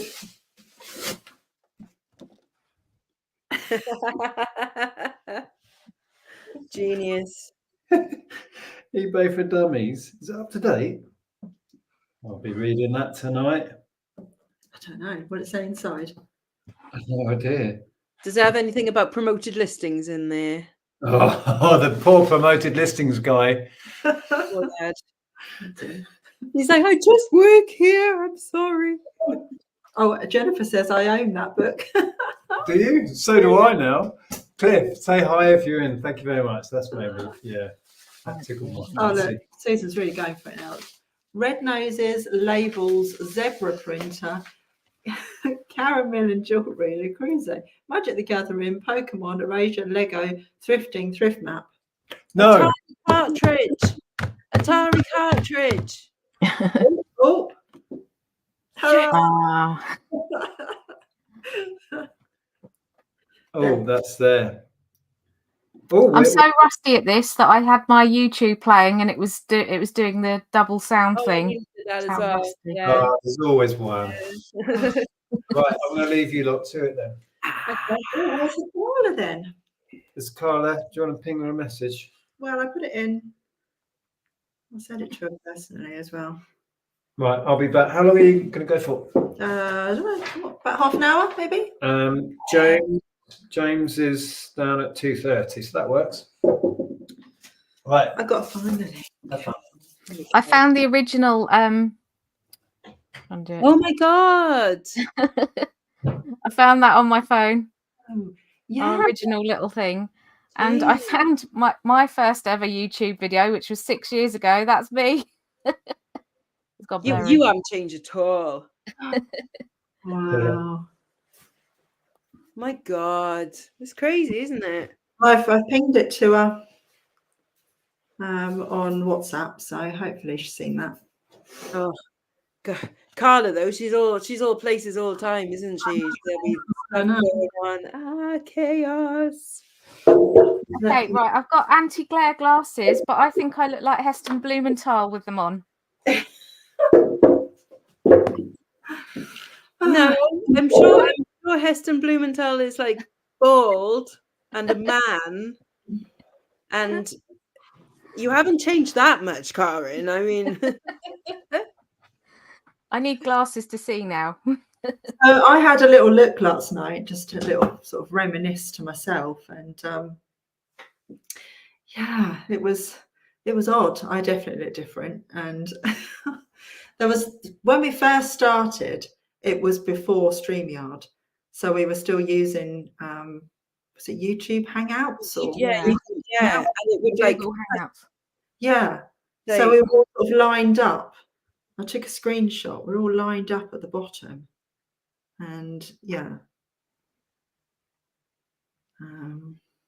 I can't believe. Well, I mean, I can believe it was that long ago because like so much has changed. I mean, from the original lineup. I mean, there's a lot of people that don't do reselling anymore. For a start, you know, like that's one of the major changes. Is that? Oh, look at you! Oh my god, we're all there. So we had obviously Shelley. Shelley couldn't come on today. I did ask her. Sam, I know Sam's on holiday. I was going to ask Sam, but she's off. It's her birthday today. If you're watching this, Sam, happy birthday. Well, happy birthday. She's having fun somewhere, soaking up the sun. And then Karen doesn't do reselling anymore. Heather couldn't come on because she was busy today. She's probably drumming some drums somewhere. Generally what she does. And then Kelly doesn't do YouTube anymore. And I don't know if even Sue resells anymore. I know she's doing nails. There's a lot, yeah. She's got a lot of content on her nails channel. But yeah, I think she probably got sick of it all. Yeah, I follow her on TikTok. So yeah, see what she does with her nail stuff. She's fantastic at it, isn't she? Like she's absolutely brilliant at it. She is, yeah. She really is. So yeah. What is she on? Is it Nails by Sue, I think? Yeah. I'm going over the shop. Does anyone want anything? Crunchy. Crunchy? Crunchy. Oh, yeah, crunchy. 2 crunchies. All right. And a slush puppy. Yeah. Do they do slush puppies? I think they might do. They do in mine. Well, not slush puppies. They do Tango Ice Blast. Ooh. And we've got a Costa coffee over there, I think, as well. A machine. Oh, you've got a posh one, see? Posh one. So where is the Carla? Has she forgotten? Quite possibly. It is Carla. Who can say? Well, I did wonder about maybe trying to screen share a little bit of, some of the old. Look how different Shelley looks there. Hair. What hair? She's growing it back though. She's doing well. Yes. Patience of growing it back. Don't envy that. No, it's taken me, like, I cut my hair, I think, during lockdown or just after, and it's taken 2 years or however it was just to get this bit. My hair grows so slow. Yeah, mine does. Whereas my fingernails grow really fast. Annoying. Yeah, my hair. I mean, I cut it just over a year ago now, and it just has barely grown. My Yeah, hair does grow, but the rest of it doesn't. it's not fair. And yeah, I look back at some of the old seller ladies, and my hair's down here. You know, I had really long hair at that point. But it is mad how much so much has changed, because I think when we first started Seller Ladies, we were all pretty much like clothing sellers, weren't we? Yeah. Like, I know Carla's always been like an everything seller, and you know, but generally that's the kind of thing that brought us together, is we all did clothing. Yeah. And then slowly we've all kind of gone, oh no, it's a Carla. Oh, I've forgotten how to use StreamYard. This was very stressful. But I'm here. Hey. hello. Hello. How are we all? Hello. Good. Yes. We were just talking about, yeah, like at the beginning of Seller Ladies, we all seemed to like do clothing and stuff, and now we're all just like, oh no, clothes, no. Just do mugs now. I'm just queen of mugs. Yeah. Well, there's money in those mugs, you know. Well, I mean, tell Josh that, because Josh is continually telling me not to do mugs. you could easily have a specialist store just with mugs, I reckon, Carla. Yeah. Yeah. And I only get, I only have to refund 1 in every 2 that I post out. So, Which So is how just better than clothing. Well, at least clothing doesn't get broken on the journey. Yeah. Yeah. Yeah, that's true. So what have I missed? Not much. I was just talking about the reminiscing last night and the screenshots, and the fact that when we first started out, we were on Hangouts and not even StreamYard.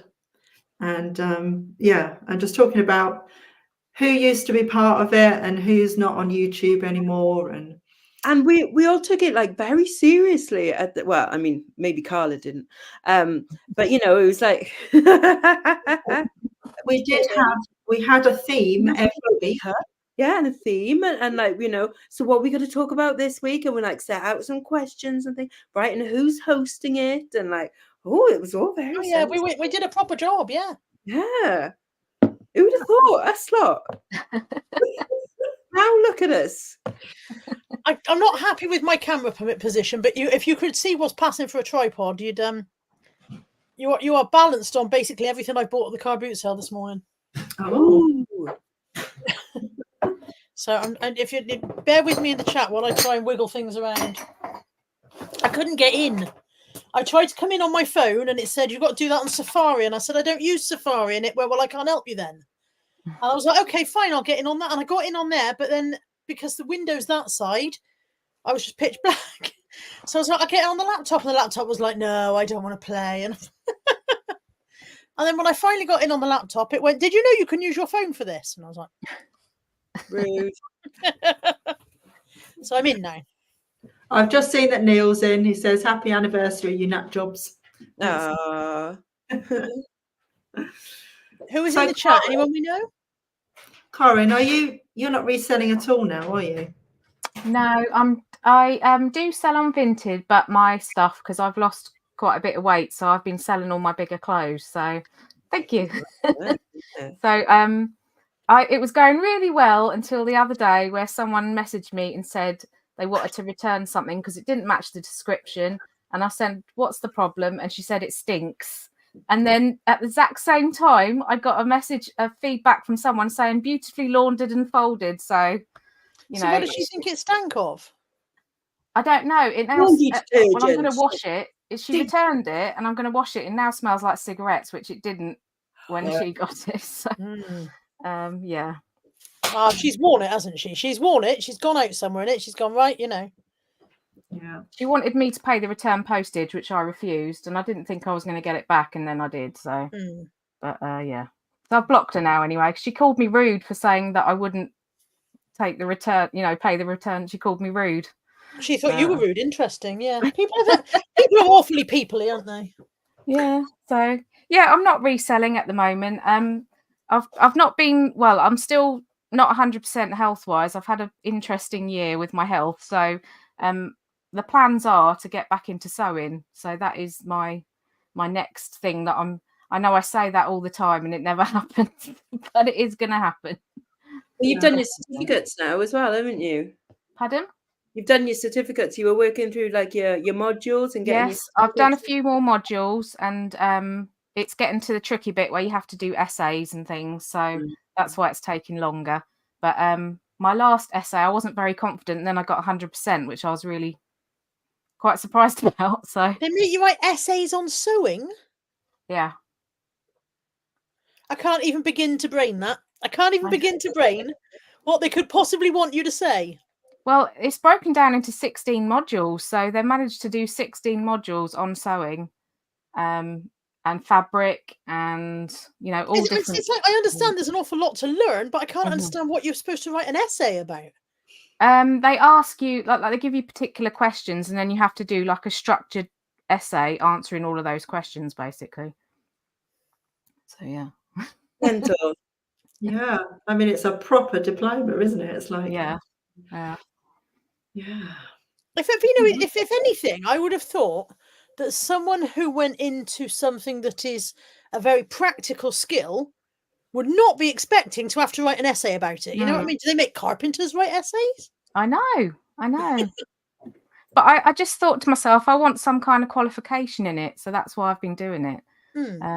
But yeah, it's been tricky. But I've had a £100 bet with my sister-in-law that I'm going to get it finished by the end of this year. So I've got to. I don't want to. So I'm not laughing at you. I'm laughing at Store's comment in the chat. What's that? Says he feels a bit precarious, balanced on Carla's comforters and curling tongs. Not today, Stall. Not today. Today you are balanced on Tupperware, 8 books and a duvet set. Oh, that sounds fair. No comforters and curling tongs were available today, or if they were, I didn't buy them. It's that long since I've been on doing YouTube or StreamYard or anything. I had to have tech support this morning because I've got a laptop now instead of my PC. So the camera wasn't set up. The mic wasn't set up. I didn't have internet in here. So that all got sorted out this morning, basically. You're still in the same flat though, yeah? Yeah, still in the same place. Which room are you in that you didn't have internet in? Because you used to stream from your workroom before.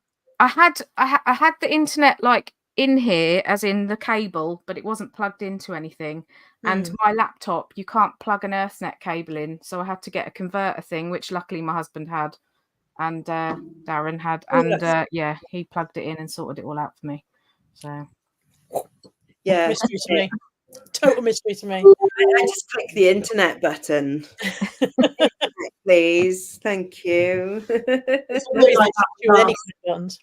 Yes, I'm still in my sewing room, come junk room, Yeah, I was just going to say, Nick has to have the converter thing out in the shed so that we can use the internet out there. If I remember rightly, wasn't your sewing machine stroke junk room Darren's gaming room? And you gradually just eased him out. There's nothing of his in here now. He's got a little TV set up next to the sofa that he plays his Xbox on sometimes, and he's got games in the cupboard in the living room, and then he's got all his other bits and bobs and his Star Wars stuff in a box, which I feel quite bad about. And I did say to him recently, "Do you want some of the room again?" He was like, "No, you're all right. You just spread out." So yeah, bless him. I've just got a lot of fabric. So have any of you got any specific memories of Seller Ladies, or anything that sort of stands out to you? Any favourite moments or anything like that? I think the biggest thing was probably when like the first meetup, really, wasn't it, in Hitchin, when it was like the massive group. And I mean there was people that did, like the ladies that did Seller Ladies, but then there was also like people around that as well that maybe wouldn't come on like to do the lives, but they were still like in the conversations and things as well. And God knows, I mean, like, how many was there? Maybe about 20 odd, really? Yeah, there's a picture. I've got a picture somewhere, haven't I? Yeah. Where's my phone? I was trying to get in on my phone a minute ago, and now I've lost it. So when did we start it? It was like 2017? Something like that, yeah. Because Andrew, I don't know my own name day to day, and you're asking for actual dates now. You're actually asking for facts. I know, Kelly. Oh, Kelly's off busy being a nan, though, isn't she? Yeah. Is she? Yeah. Oh wow. She's being a proper nana. Yeah. Yeah. Yeah, my sister's a nana now. Oh, God, what? I know. My younger sister is a nana. That means you're a great aunt. Great Auntie Corinne. I am. Yeah. Me and Nick are great aunt and uncle. With our niece has got 2 kids now. You're also old. God. No. Yeah, we are exceedingly old. Yeah, so the first meetup we're talking about now was 2019. That was September. And yeah, I was looking back, and there were definitely early ones that were very early 2018. So I'm wondering if it was sort of late 2017 that we started. Did we do it every week, or was it like once a month, or? No, every week. Yeah, I think we had breaks during the school holidays. Yeah. Because obviously, how did we manage to last so long? Because, like, I suppose the thing is, right, when back then we were kind of, well, you guys weren't new to it, but I was still relatively new to reselling and YouTube and doing it on all of that. And so I was still quite excited to talk about it. Nowadays, I'm just like, I don't want to talk about reselling, though. Back in the days when we were keen on what we were doing, and it seemed like fun and it had potential, and it was all going to be wonderful. Yeah, and now we're just like, oh yeah, you had a customer like that. Yeah.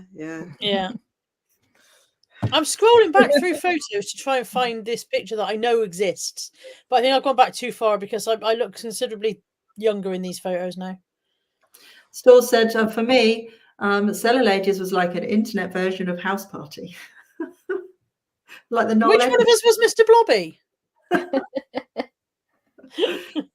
No, it was definitely weekly. It was weekly. Yeah. And I always remember getting very nervous when it was my turn to host as well, and going like, write down all the questions because I will forget something, and I had to write down people's names and stuff just in case. Oh my God. 2018 it was.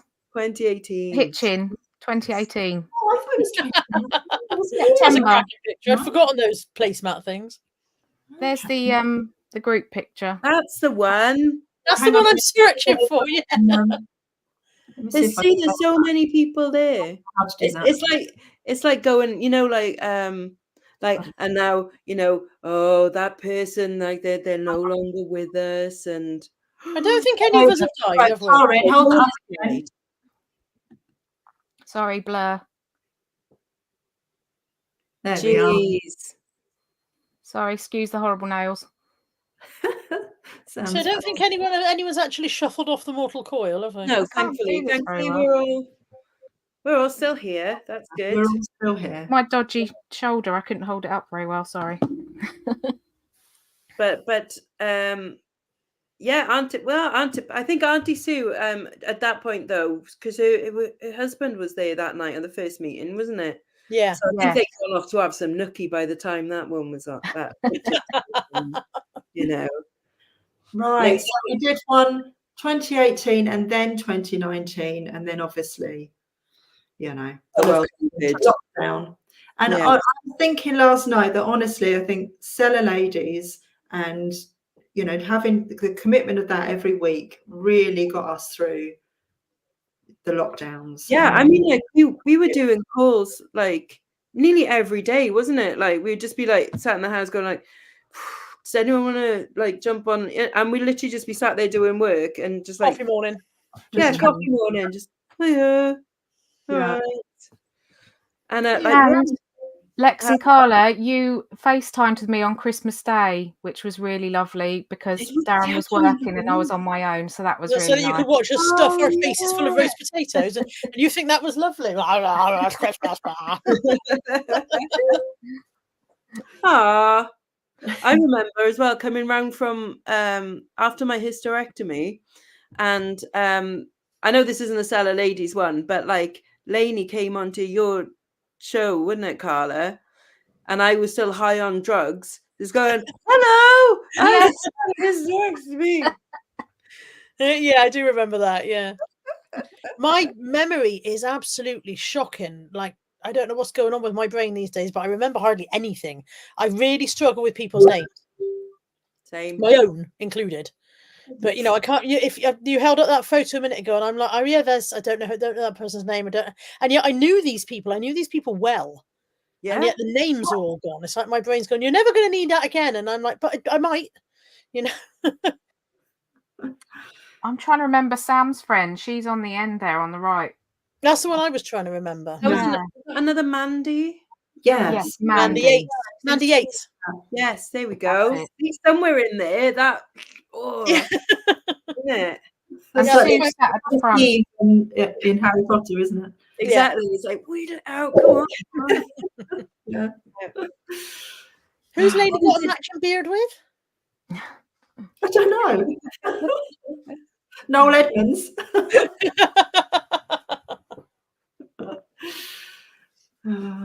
Yeah. So your life is quite different now to how it was 5-6 years ago, isn't it? Whose? Yours. Mine. Yeah. Oh, yeah. Because I started off, well, in Cellar Ladies, I was living 2 houses ago. I think you still had your unit back in those days. I think you still had your part-time lecturing in the college. So I wasn't even a proper reseller then.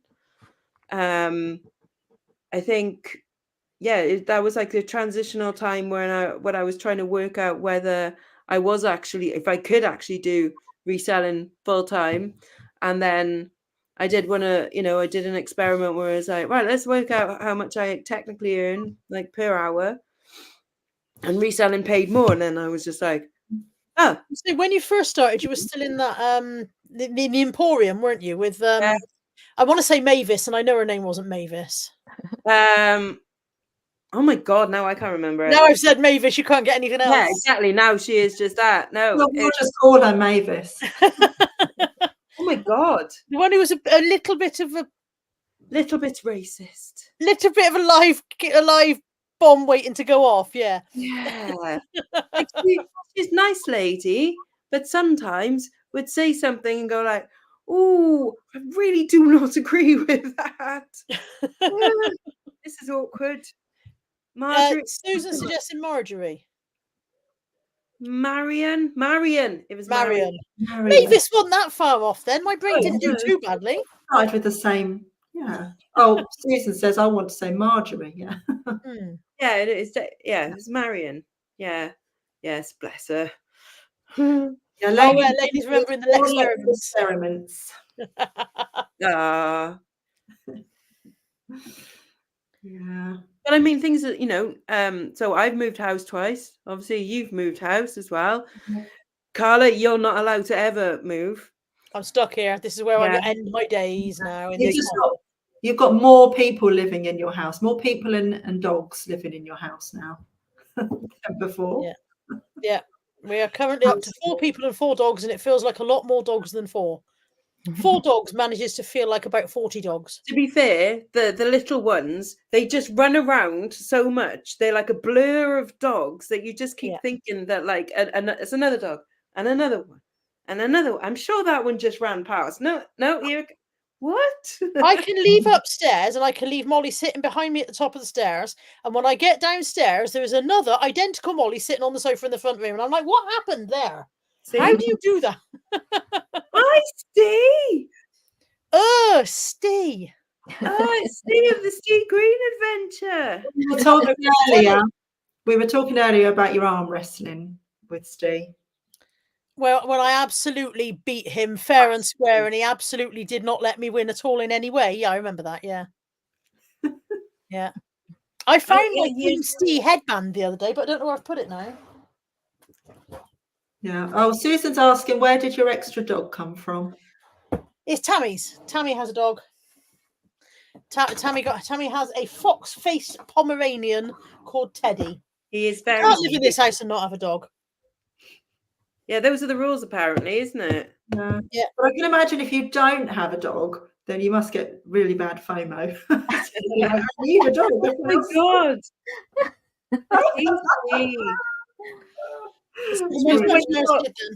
Remember when you got his missus onto the team Carla? That was when I sent the massive banner and she put it up.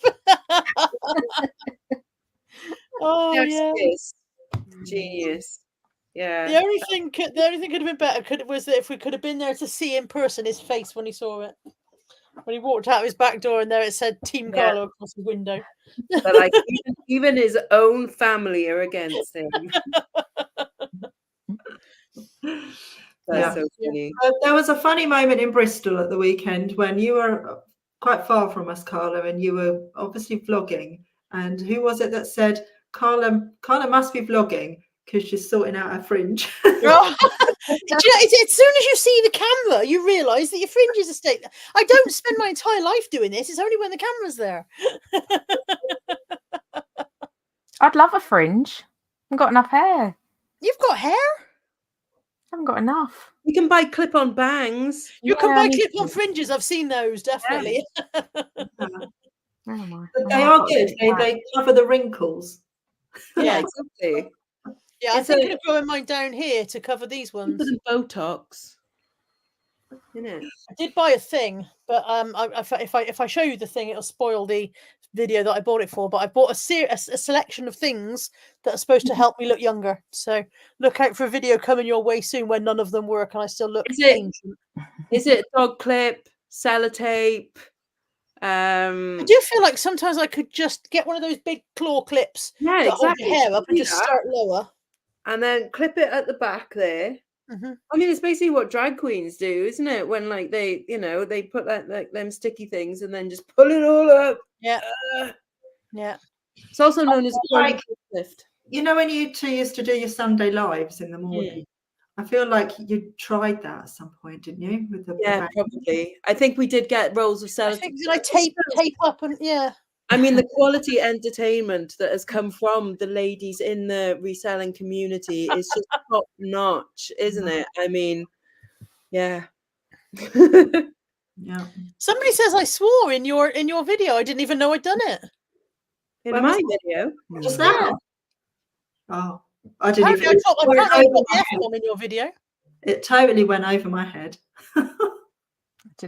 I don't even notice when people swear. I really don't. No. It's funny when I watch my earlier videos from when I first started YouTube, I used to swear quite happily, and then at some point I started editing myself and started editing out my swearing, and I'm not sure when or why, but it may have been when you start getting the occasional message say, oh, always have you on at breakfast and my children like watching. I'm like, I should probably stop dropping the F-bomb all over the place then. So I think that's probably when. Yeah, because all four of us, especially Andrea, honestly, like a sailor. Jeez. Oh, it's like being down Avonmouth docks listening to Andrea chat. Yeah. Like a sailor. Terrible. But yeah, I think there is definitely a little consciousness of like, just in case. I mean, I like to pretend. It never occurred to me that children would be watching. You know what I mean? It never occurred to me this was the kind of content that children would enjoy. So when people go, "Oh, my kid likes watching," I'm like, "Oh dear." Yeah, exactly. Yeah. So, Karin, have you ever thought about coming back and revitalizing your YouTube channel? Yes. I mean, I did a sewing machine unboxing video, and that's had the most views of any video I've ever done. Oh, wow. People love an unboxing. So, and I've had a few comments on that saying I'd like to see more about the sewing machine and how to use it and everything. So really, I should do that, shouldn't I? Yeah, I think that's a great idea. Yeah. And do it if you enjoy it, though. That's what I would say. Do it if you enjoy it. If it becomes a chore, then don't force yourself, but do it. I think it's just a confidence thing. I don't want someone underneath sort of ripping me apart. I always feel like I'd be worried. You can always turn the comments off. Yeah. Which I am tempted to do on many an occasion. Or just remember that internet's going to internet. Mm-hmm. And also, I mean, what kind of sad person is going to comment on like, well, you unboxed that sewing machine incorrectly? Oh, that's a freaking Somebody lie. did. I unboxed a pressure cooker and essentially was trying to work out how to work it. And one of the comments was, surely this is supposed to be an instructional. I was like, no, you're in the wrong place. You have come to the wrong channel. You think you're going to learn anything here? Yeah. I was like, it's not QVC. I've not been employed to show you how it works. I'm trying to find out how it works, you know? I think if you did a sewing channel, then you're more likely to have a nicer kind of core audience that are gonna, you know, say nicer things. Yeah, pressure cooker users are notorious for being absolute. They are, they swines.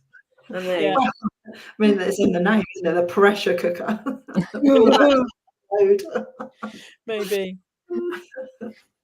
I think that is what you say about confidence, though, Karen. But like, I mean, remember there was one time when you were quite happy to host your own live like every week and stuff, and you were like, right, you know, coffee time with Karen, and you know, and so do you think that maybe from like doing the Seller Ladies and all that back in the time that like, because I know I had a time where I couldn't do a live, and not even that long ago, so that lives got really quite difficult to do, but like you grew and grew and grew, and then you just like, you know, you were doing it off of doing other things, but you can definitely get back up to that point again, couldn't you?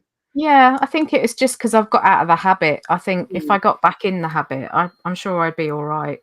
Yeah. It's just because I haven't done it for ages. Yeah, I went through a stage where I really could not bear to go live. Well, I still don't go live on my own channel anymore. And when I think a few weeks ago, when Nick and Andrea invited me on for a Sunday evening, even then I was like, oh, I haven't been live for ages. I don't know. Oh, and then I was like, do you know what? It's that thing, is it? Let them. Yeah. Let them. You know, it's so Jewelry Sale says she'd watch your sewing channel. Thank you. I would definitely watch somebody giving me very straightforward, simple instructions on how to operate this sewing machine and make it do this. Because so many of the people who are showing it, they already know, and because they already know, they're whipping through it, and you're like, I don't know how to do it. Yeah, and you'll need to rethread your needle with 6 different colours and make sure that. And I'm like, what? Yeah. So, somebody. You were sewing quite a lot, weren't you, Carla? Yeah, the sewing machine's in the loft at the moment due to space. There's nowhere. I have nowhere. Everywhere is filled with puppies. Everywhere is filled with puppies and stuff. Just so much. Oh, are you making sock things or something? Was it sock things? Yeah, I made lockdown buddies. Yeah, sock buddies. I've got a little. So like, I'm still reselling, but reselling different stuff. Same as Andrea, still reselling, but not clothing, doing other stuff. Karen just wants to make clothes and things and covers for things. Carla, how do you feel about reselling at the moment? Loving it. It's the center of my universe. I still want to be a reseller. I had this conversation with Natalie yesterday when I'm talking about the wherewithal and what do I do now? I don't know how to deal with this and what should I do next? And Natalie says, well, I think you should just get rid of it all, run it all down, sell it all off. And I'm not. And when I feel my reaction to that, I know that I don't want to not be a reseller, but I want it to be easier. And I want more space in which to do it. I don't work as much as I should because I do not enjoy the workspace. And it has the knock-on effect on myself. Because I don't work as much as I should, I don't earn as much as I should. Because I don't earn as much as I should, I have to go out and earn more in other areas. Because I earn more in other areas, I don't have time to work as much as I should. And it all goes round. But I still want to be, I want to turn back time. Anyone share? There he goes. Oh yeah, about 7 years ago when everything was gravy. When like you said, we were fresh and excited, and it's brilliant, and this is a great job. And I 7 years ago, if anybody said to me, "I'm really skinned," I'd go, "Oh, you want to get into eBay? It's brilliant." Now I'm like, "Oh yeah, no, don't do that." Yeah, and I would like to get it back. Yeah. So what can we do to help Carla feel like she did 7 years ago? And I don't know if is it age? Is it just time passing and stuff? Is it just because we've done it for a long time? But yeah, I feel less exuberant. It's a combo, isn't it? It's partly that we are older and more tired. Speaking personally, at least I am older and more tired. Yeah. Physically, I am less able, so I don't enjoy. Yeah, having to go up in the loft is horrendous now. If I have to go, I will find any excuse to get somebody else up in that loft for me, to the point where everybody else in the house hears me go, I need something from and they're gone.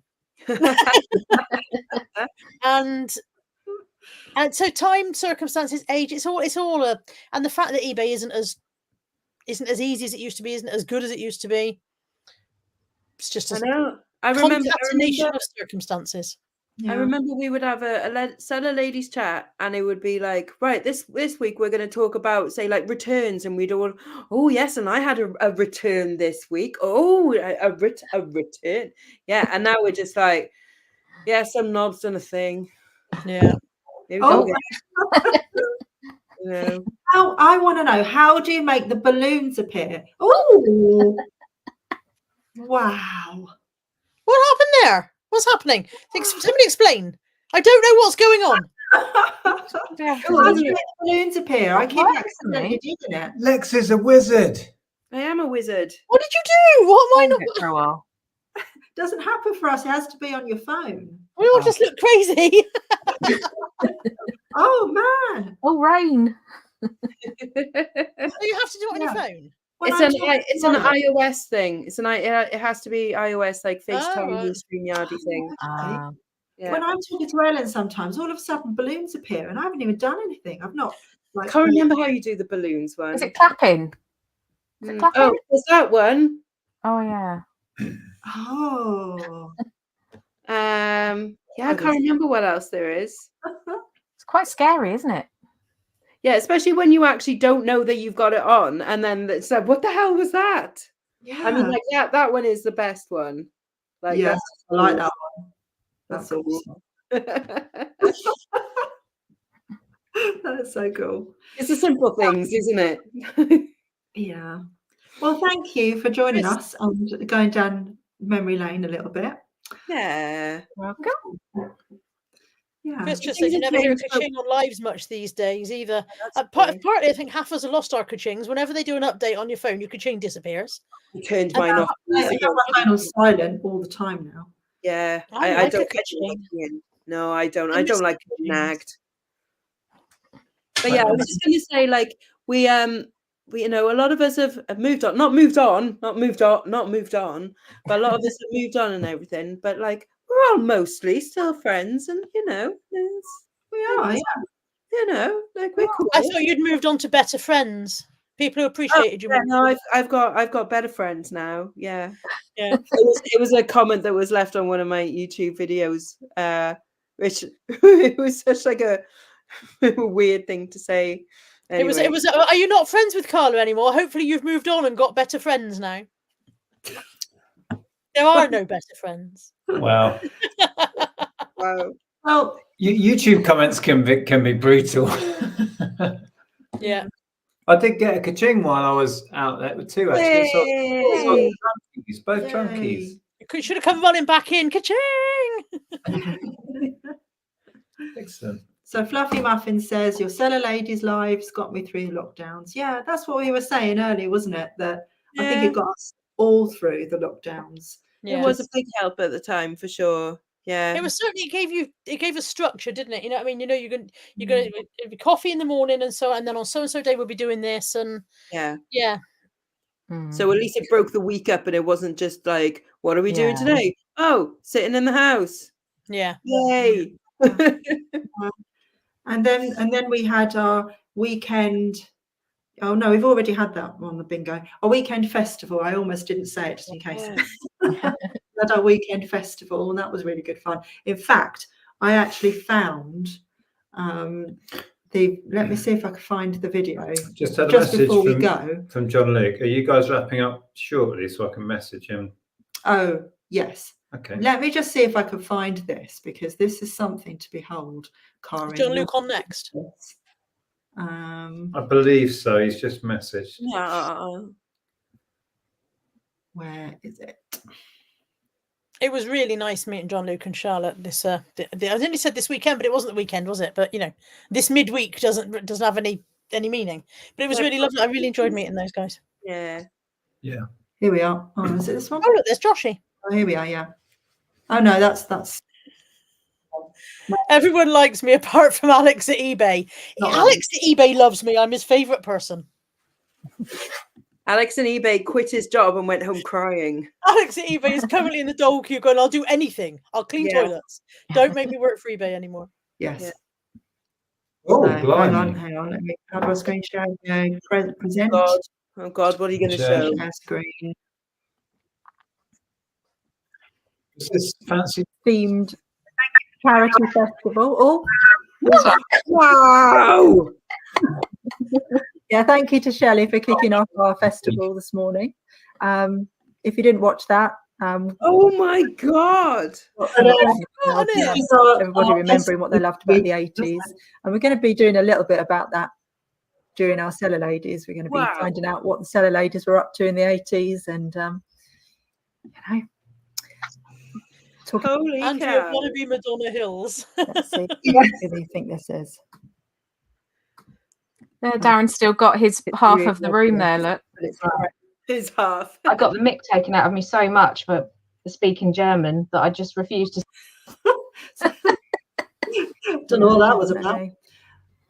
Yeah, I watched about for you, Heather, and Kelly was talking about, you know, The 80s, I think. Yeah. And that was all Kelly's actual one hair as well, particular, wasn't just it? the She old- didn't have an extra bit. All the top chart toppers from the 80s. I've got a feeling you'll be different, Heather. Mm. Oh, this is about Probably not desperately so. I mean, I loved, obviously everyone knows I like the ants, that's kind of a given, but I mean, I loved anything I could dance to anyway, which was practically everything. But I loved things, you know, Susie and the Banshees and The Cure and Joy Division, and I loved all of that. But really, anyway, yeah, I God. thought I'd show you that because I thought it was quite funny when I was watching it last night. Right, where's the? You still got that headband, That was Karen? amazing. It was just a bit of fabric that I just tied into a bow, and yeah. That was so cool. Yeah. Oh, look, Josh is in. Alex at eBay is responsible for promoted listings. Like 20 people had a go at him and he ran away. Oh dear. Yes. Yeah. We had some questions, shall we say? We did have questions. We did bombard him. I think you and me, Lex, were giving him quite an earful at one point. He should have had more stamina. He should have been more like the Packlink guy. He had stamina. Yeah. You've got his email now. I have, this is true. Yeah. You are making this sound worse than it was. What I mean is he had stamina to put up with the barrage of abuse that we were giving him. I don't mean anything else. Is he the skipping guy? Skipping guy, yeah. Skipping guys, yeah. Was that the same event as you lot? What skipping guy? They had shipping written on their thing, but it looked like skipping. It was like, you know, my name is Bruce and I am responsible for, but he'd written shipping. But Bouncing around eBay. Is that the guy? The best part was when Alex came back to get his stuff and we were still sat there and you noticed him going, "What?" Try and walk away. No more questions. No more and questions. another thing. Yeah, poor lads. Poor little marketing graduates that this is their first proper job and they're just like, right, go on, good luck. That was what struck me most of all, was that all of the eBay representatives, if you'd added their ages together, they were probably still less than mine. Yeah. I was like, does your mother even know you're out? It's quite late now. You know, It did feel like we'll send all the youngsters in front of the people and see what happens. Yeah, yeah, but lambs to the slaughter. Yeah. Oh, same brain. Right, John Luke said, "Give me a shout." So once we've wrapped up, Right, okay, we will wrap this up then. But we hold should on do this again. It's nice. Every Tuesday. I will. after the football, I'll send out another link as well. But if you fancy popping on at any point during the day, then you're very welcome, all of you. Well, I'm doing a Whatnot show at 6, so I Okay. will be here. And surely after the football is like after 10 p.m. Yes, we're going to midnight. Unless it goes to penalties. Carly doesn't do off. All right. It better not go to penalties because I can't take that. No. You can't take the stress. Well, I'm Welsh and I don't care. Anthony said earlier on, he was like, oh, as soon as the football's on, he's like, I'm going to go out for a long walk somewhere because everybody be indoors. And I was like, okay, fair enough. What are you thinking? He's like, I think I might go Forest Sedina. I was like, you better go top end because if you go the bottom end, they won't be indoors. The people in Wales will not be indoors watching the match. I've been watching the tennis as well. Oh, okay. Yeah, I was going to say we better let you go because I know you want to go watch the tennis. Thank you very much. It's been lovely. Thank you very much for joining us. And congratulations on 10 years. Yes. Thank you. You Let's old go another focus. 10. I'm 9. He's 10. We just kept on going. You're just unstoppable. Yep. Right, can we Giants go? got me. Like mold. Yes, that's it. That's the tagline for this show. We are like mold. Bye. I did press. Oh. Bye. The awkward wave, isn't it? Yeah, so Steve put in a comment back here. We'll see if I can find it. I can't believe it's been 10 years. Was the first video in the office with Nick looking very serious? Yeah, you're going to have to watch back, Steve, because we shared it and we reacted to it. We reacted to that. It's as bad as I remembered. Probably just as bad as you remember it being. Yeah. Yes. Okay, so we're going to try and get John Luke, possibly Charlotte as well. I don't know if it's both on in a minute. And then we've got James on. I scheduled James for about past, so that's fine. We can get both on. Susan says it was a thriller minute. You really missed out, Steve. I'm going to send James the link as well then. Where am I? Okay. So 2:30. Right. Well, I won't say hello and then go and have some lunch then because I'm starving. I didn't even have any breakfast. Why can't I find the link now? Where's it's in here? Isn't it? Yeah. Right. So yeah, that was fun. Getting people back on again. Oh yeah. Susan, eBay are so deluded if they think we like promoted listings. Well, nobody likes having to pay extra money for anything, really. But the question is, do we have to pay it? And Nick asked him the question, would we still have a successful business if we didn't pay to promote it? Well, I just wanted a straight answer to a question. Do you think it's possible to run a successful business on eBay without paying for traffic now? And he just answered the question with a question.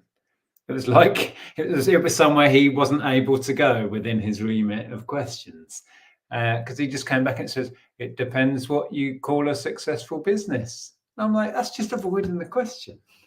Anyway, yeah, we did grill him a bit. Yeah, we did. Bless him. Oh, Barry's in. Hello, Barry. Says congratulations on your 10 years. Want to thank you guys for your videos. You've helped me through some bad times. Thank you, Barry. Thanks for the message. Yeah. And, you know, I just want to say as well that everybody here that's followed us and supported us for all those years, you've helped us through difficult and bad times as well. And thank you for your friendship. And thanks for sticking with us.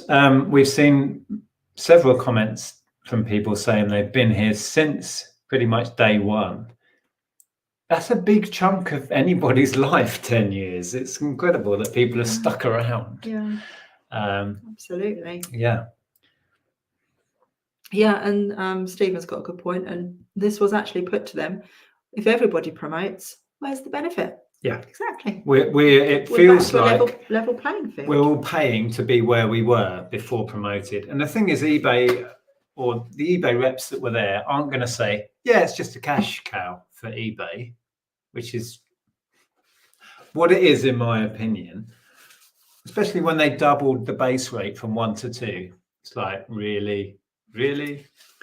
Anyway, we're hoping John Luke's going to hop on. I've just sent the link to James as well. Is this Kieran? Is Kieran rummage around? Yeah. Yes. Hello. Says, hey, let's go. Hope we are all okay. Yes, we're all good. Thank you. Hope you are too. Oh, here's Kev. Says, congrats on your 10 years of YouTube. I've been with you since the games console cartridge at Thousands era. Yeah, I don't even know how many years that was. What's that? When we did the Atari game. Oh, that was fairly early doors, wasn't it? That's when we bought the Mini. So that, I don't know, it's 3 or 4 years in, I guess. So I think we're going to get John Luke on. I've sent the link to James now as well. So we'll see who hops on. Yeah, Tommy says, in answer to that promoted listeners question, I think the answer is yes, you can without promoted, but to get the same amount of traffic, you would need 20 times the items listed for the same amount of traffic when I look at my traffic stats anyway. I find that I stopped promoting all my vintage stuff because it just wasn't making any difference whatsoever. Yeah. Oh, look at you. You look like you're laughing. Where are you? I am in the garden. Nice. There's the van.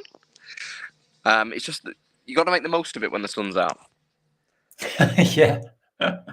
Oh, look, Lee said he has a gap in between events, so could jump on for a little while if we ping the link. Yeah, more the merrier. Do that. Oh, James is here as well. Oh, yeah. One sec, John Luke. I'm just going to add James. Let me just. Hey guys. Hello. Hello. Hey. Hey. I'm going to ping the link to Lee as well. Lee is at an athletics meet. He's going to try and hop on between events. It's all happening now. Is he competing? Yeah. Is this vertical camera okay? Wow. Say that again. Is the vertical? If I put it on its side, is that better? That's better. Cool. Super. Right. Let me just send this link. Kieran says no sun in the north. That's why I moved. It wasn't for Charlotte. It was just for the sun. Oh, we need to move together. Right. Sorry. Hi, James. How are you doing? I'm good, thank you. First of all, congratulations, guys. 10 years. What an amazing achievement, and that consistency is incredible. And I know we've had many chats, but you guys are the reason I do reselling. So like many other people in the community, forever grateful. But yeah, amazing to see you guys stay consistent for 10 years with it. It's incredible.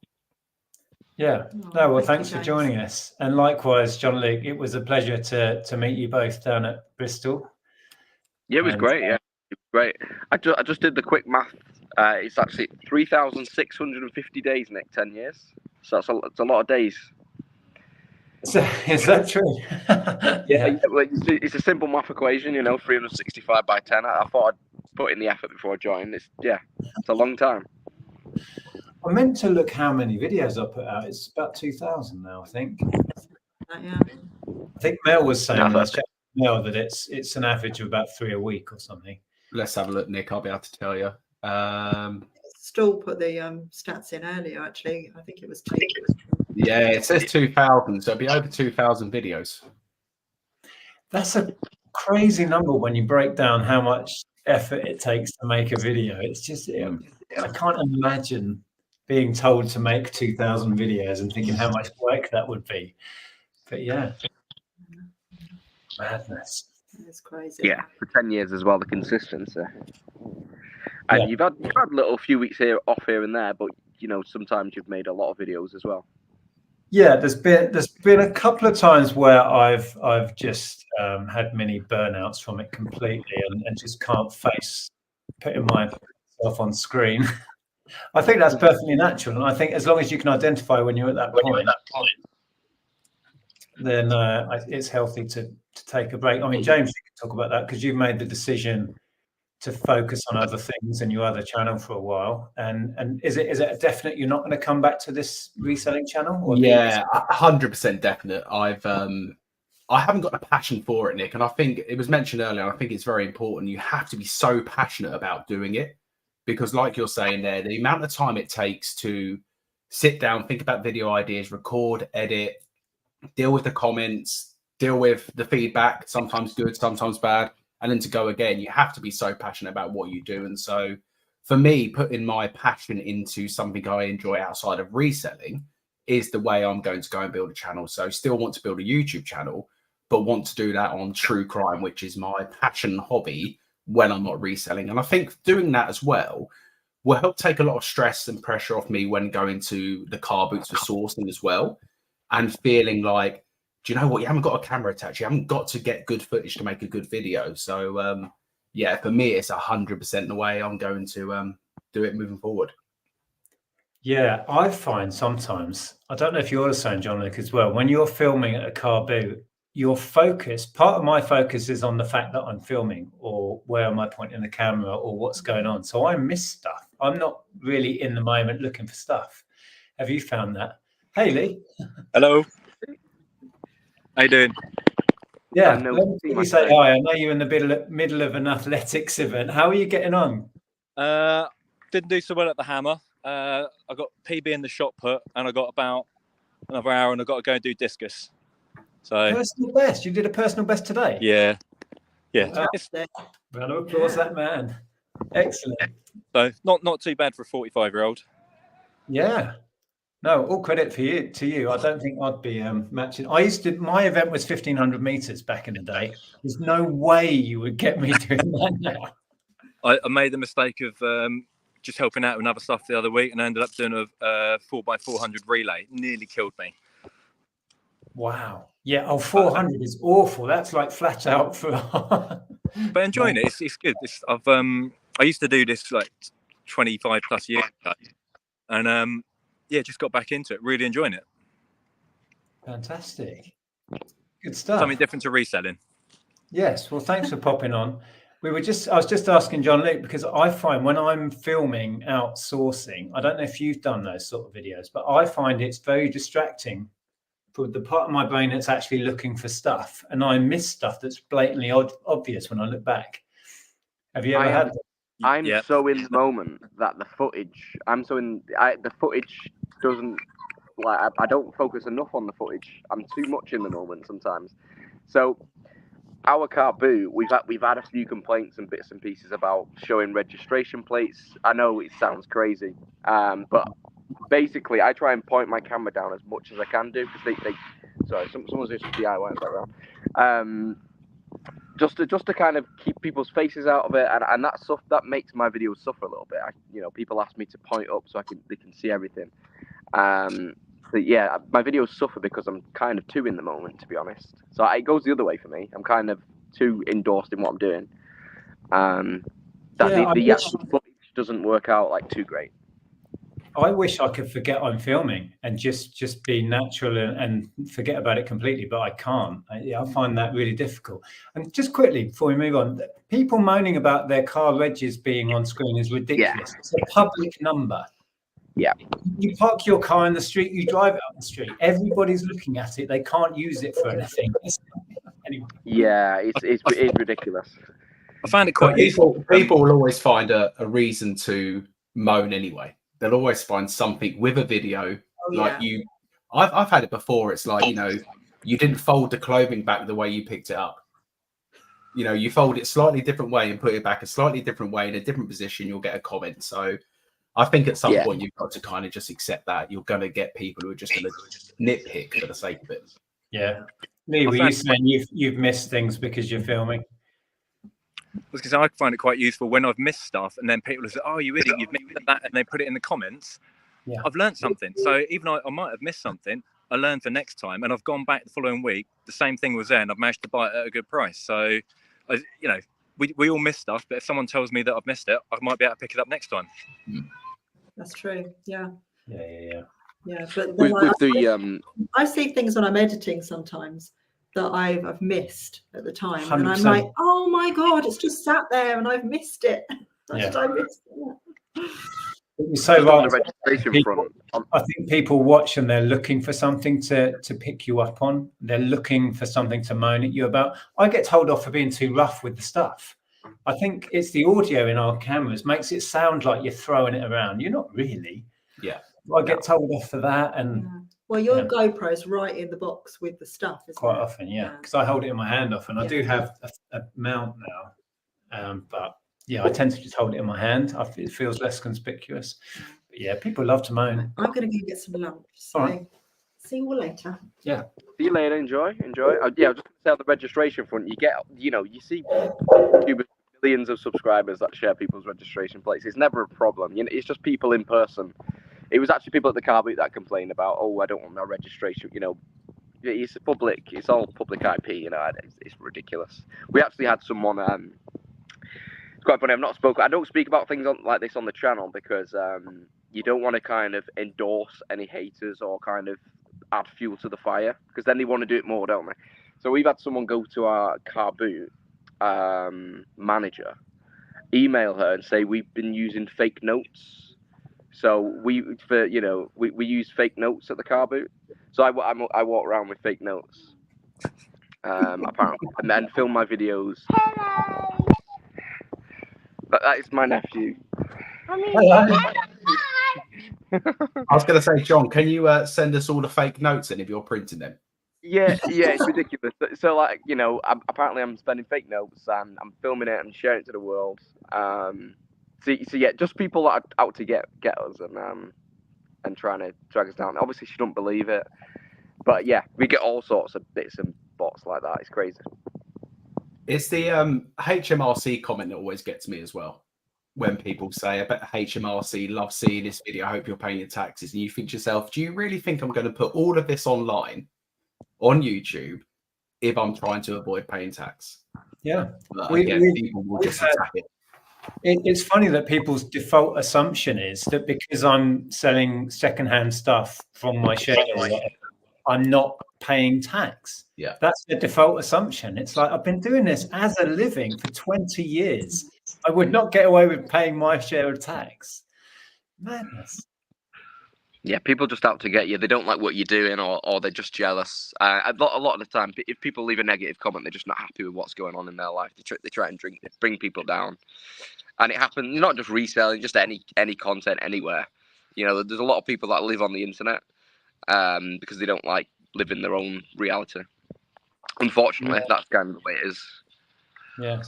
I took a bit of a break from YouTube only to start coming back. So part of it was a lack of time, but the other part of it is just that you do get the negative comments. You just think, I'm trying to help people, and all you give me is grief. I can't be bothered.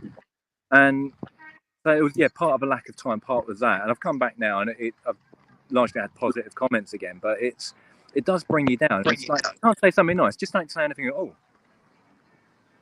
Yes. If only it was that easy. But yeah, people do, and it is often a reflection of where they're at and their bitterness to their situation or whatever. But you're right, it can completely derail you. And I've been there in the early days. Certainly, I was totally unprepared for the level of trolling we had in the first couple of years. Totally unprepared, and I was totally ready to walk off YouTube and not come back. But I somehow stuck with it. Yeah. I feel like there's a lot of good on YouTube, and there's a lot of people that really love the videos and stuff. So you just got to try and stick in there for those guys more than anything. And like James says, you've got your other channel, and you're more passionate about that. So I don't blame you for packing it in either. And the thing for me, John, I love seeing there's so many people who do reselling YouTube much better than I've done it or ever will do it. So I still love watching the content, and I actually think stepping back, and I've noticed even this week, I've been watching a lot more reselling content again. Now I'm not doing it myself. Yeah. And I found that when I started doing it myself, I suddenly started to watch less because I feel you can just compare yourself to every single person. And we're all so different. Everyone's got a different personality. Everyone's got a different style, a different way. A lot of people sell different things. So I used to love watching your videos, Lee, because you used to show some stuff that I would never even consider picking up. High-end stuff, so you can learn so much from so many different people, but the passion is so key, because if you haven't got the passion to do it, that comes across in the videos. And I found this year especially, my videos were, people even said in my comment section, like, you don't look happy anymore. And that's because I wasn't passionate about putting out the good content. So that plays a big part. But yeah, I've learned so much from so many channels. And you just take little bits from everyone. It makes you so much better in what you do. YouTube's just an amazing resource for learning. You can learn more in a couple of videos than you can in a year of just doing trial and error. So it's a fantastic opportunity for everyone. It's just hopefully people use it in a positive way and don't give the creators the grief, because you end up losing if you frustrate people so much that they don't want to do it. Everyone loses. It's a good point to mention, Ricky. I don't know if Ricky's going to be able to pop on. Sorry, Jeff's kicking off now. Ricky this is not how I tend to do things, but Ricky pounces on the trolls and uses them for content, which I totally admire. I've been burnt so much by feeding the trolls that I have a kind of zero tolerance policy on it these days, but Ricky's run it completely the other way and has got some really funny and entertaining content out of it. So hats off to you, Ricky. Ricky's brain works differently than ours. He's absolutely. He's a crazy mofo, if you want to put it that way. And I couldn't feed him the time because it just sent me insane. Well, Ricky thrives on it, so fair play to Ricky. He deals with it. Control that and use it to your advantage and it doesn't get to you, then absolutely all credit to Ricky for using them to further the channel. Brilliant. Ricky, drop me a message if you want to hop on and I'll ping you the link. Don't worry, Ricky. You say he's busy, he won't be. He'll be sat in the front room. He'll be watching a conspiracy theory video. I know him too well. Aidan will be sat on his side.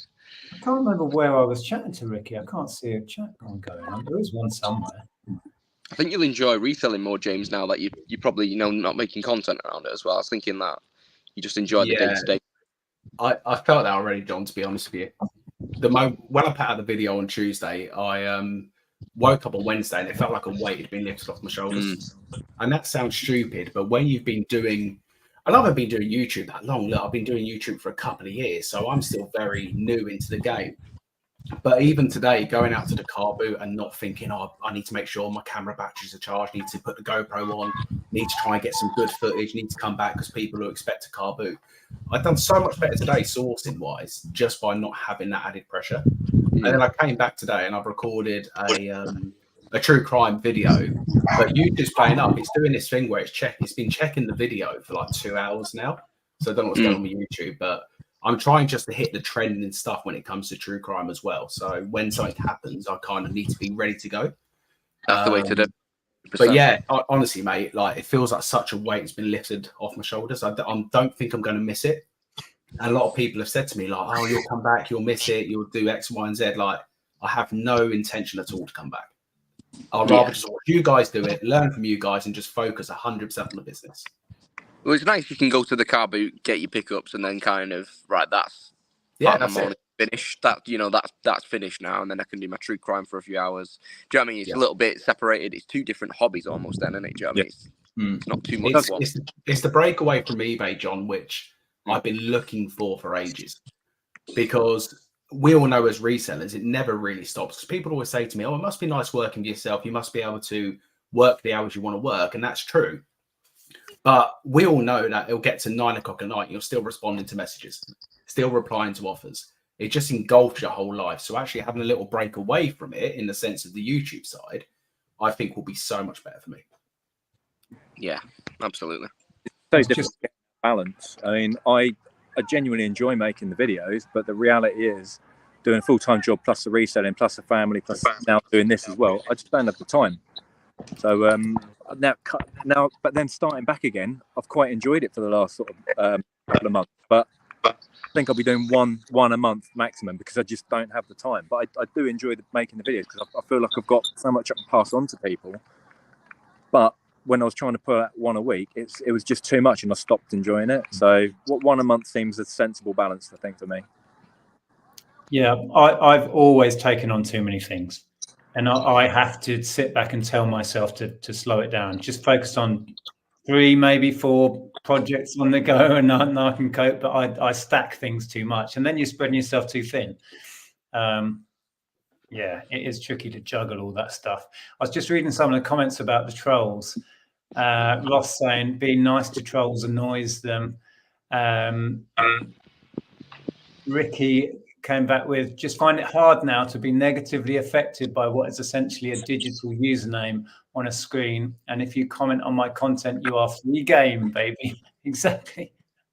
I can't manage to send you the link, Ricky, anyway. It's not pasting in. I don't know if someone else can ping it forward, but it's not working on here for some reason. It's really odd.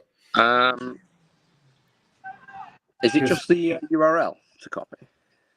Yeah, it should work. I don't have to click a share button, do I? I can't paste it into my Instagram chat with Ricky. Anyway, I don't know what's going on there. I'm going to jump off now. I've got a few bits to do here. So really good to see you guys. See you later. I appreciate you taking the time out of your day. I can't believe you jumped on from an athletics meet. He's making me feel lazy, Nick. We're sitting here chatting and he's getting it done. I know. Multitasking. All right. See you later, chaps. It's been a pleasure. Take care. Best of luck. Oh, man. Yeah, he's putting us all to shame. Yeah, absolutely. Being all fit and healthy and that. So, Nick, for the people watching there, what's the secret? Because, 10 years of consistency. And John's right, and I know, John, you took a break as well from it and came back to it as well. But I haven't really noticed, Nick, especially since I've started watching, which has now been probably 4 or maybe 5 years I discovered your channel, well before I started reselling. I've never really seen you take a long extended break. So it hasn't been like a month away. It's felt like it's maybe a week where you haven't done the live or a week off videos. But how have you maintained that consistency? I don't really have a concise answer to that. I think the secret juice. I don't know, John Luke. I think a big part of it for me is I don't actually take myself that seriously. It's not a serious thing. YouTube, I try to keep it as lighthearted as I can, and it's just documenting whatever I'm up to. If I start taking it seriously that I'm teaching or I'm showing people really how to do it, or it's a life-changing big deal, I think it would get a bit serious a bit quick. What was you like in your career? So I know many people know. Did you have a career in police before you owned the shops and stuff? Was you very serious in that? Obviously serious. Obviously, you got to be some kind of serious. But what was you like? Talk us through it. My police career was brief because I hated it. Yeah.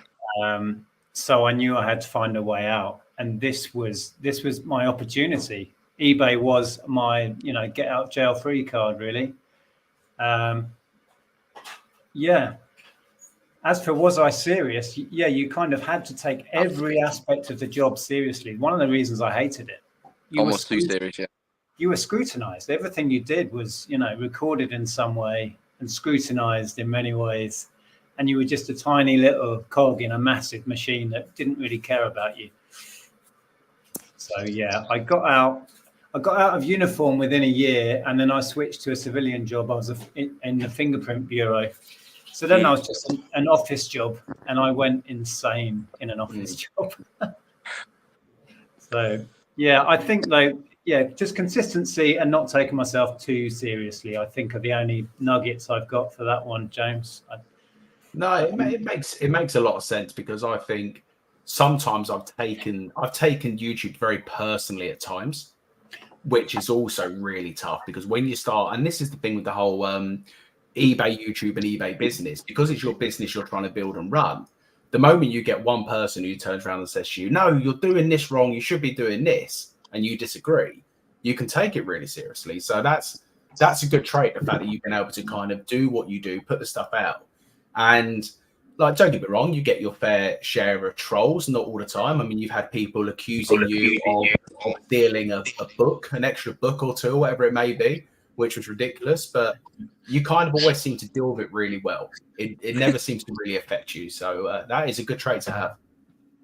Well, going back to that, I kind of took a leaf out of the Ricky book there and turned those, I thought, completely laughable comments that I was stealing these books. And I turned them into a video that didn't go viral, but it did 20, 30,000 views on a video that I wouldn't have had if these people weren't accusing me of, what was it? You counted the books. You knew how many books were in the bag.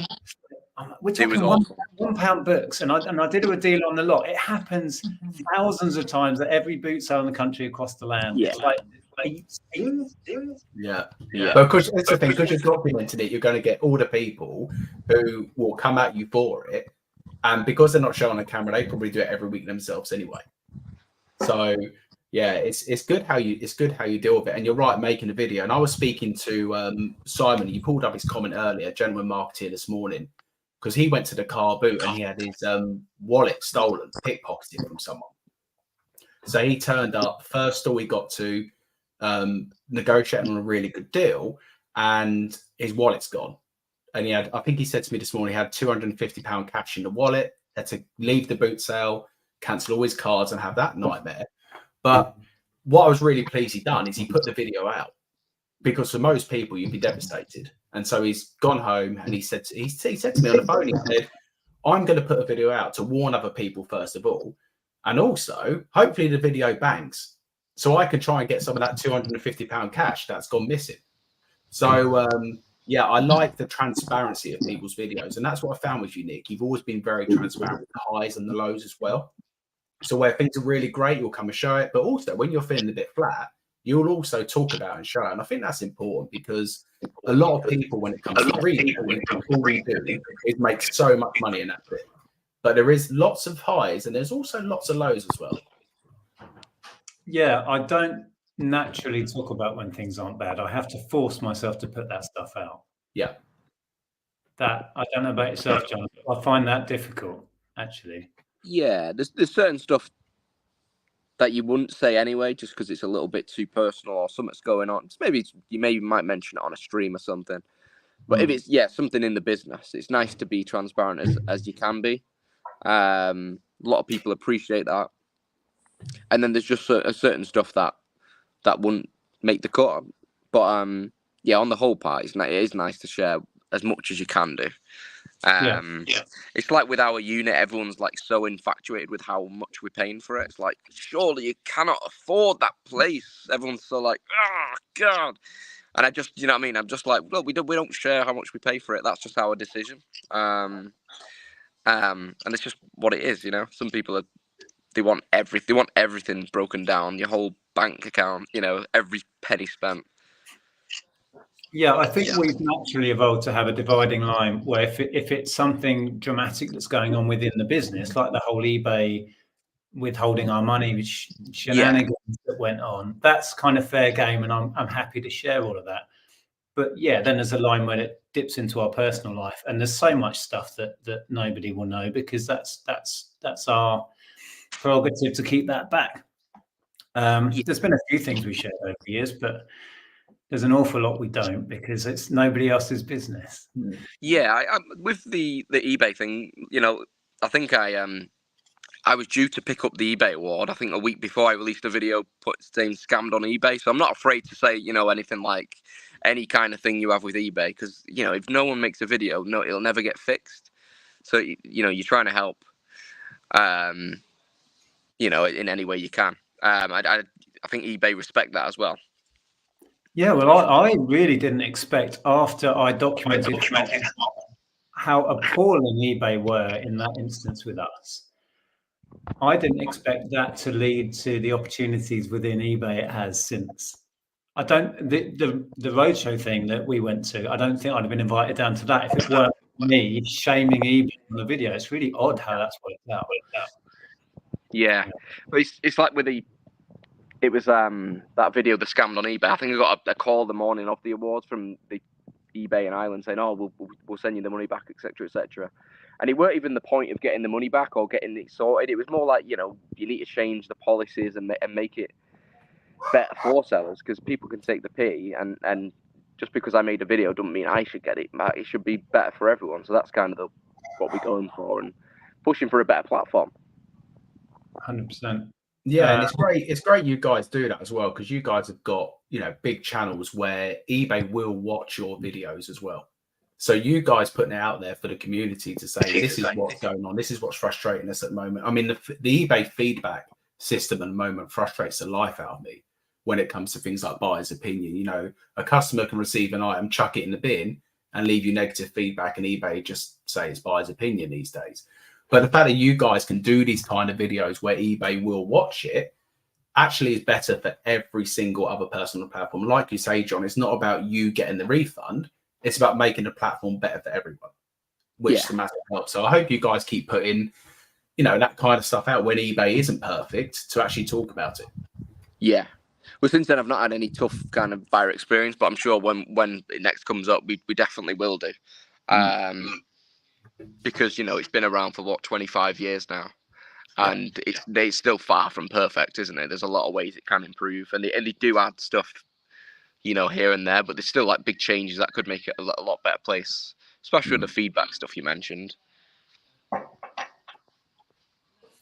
Yeah, sorry, I was just trying to send a link out again. My phone's doing weird things.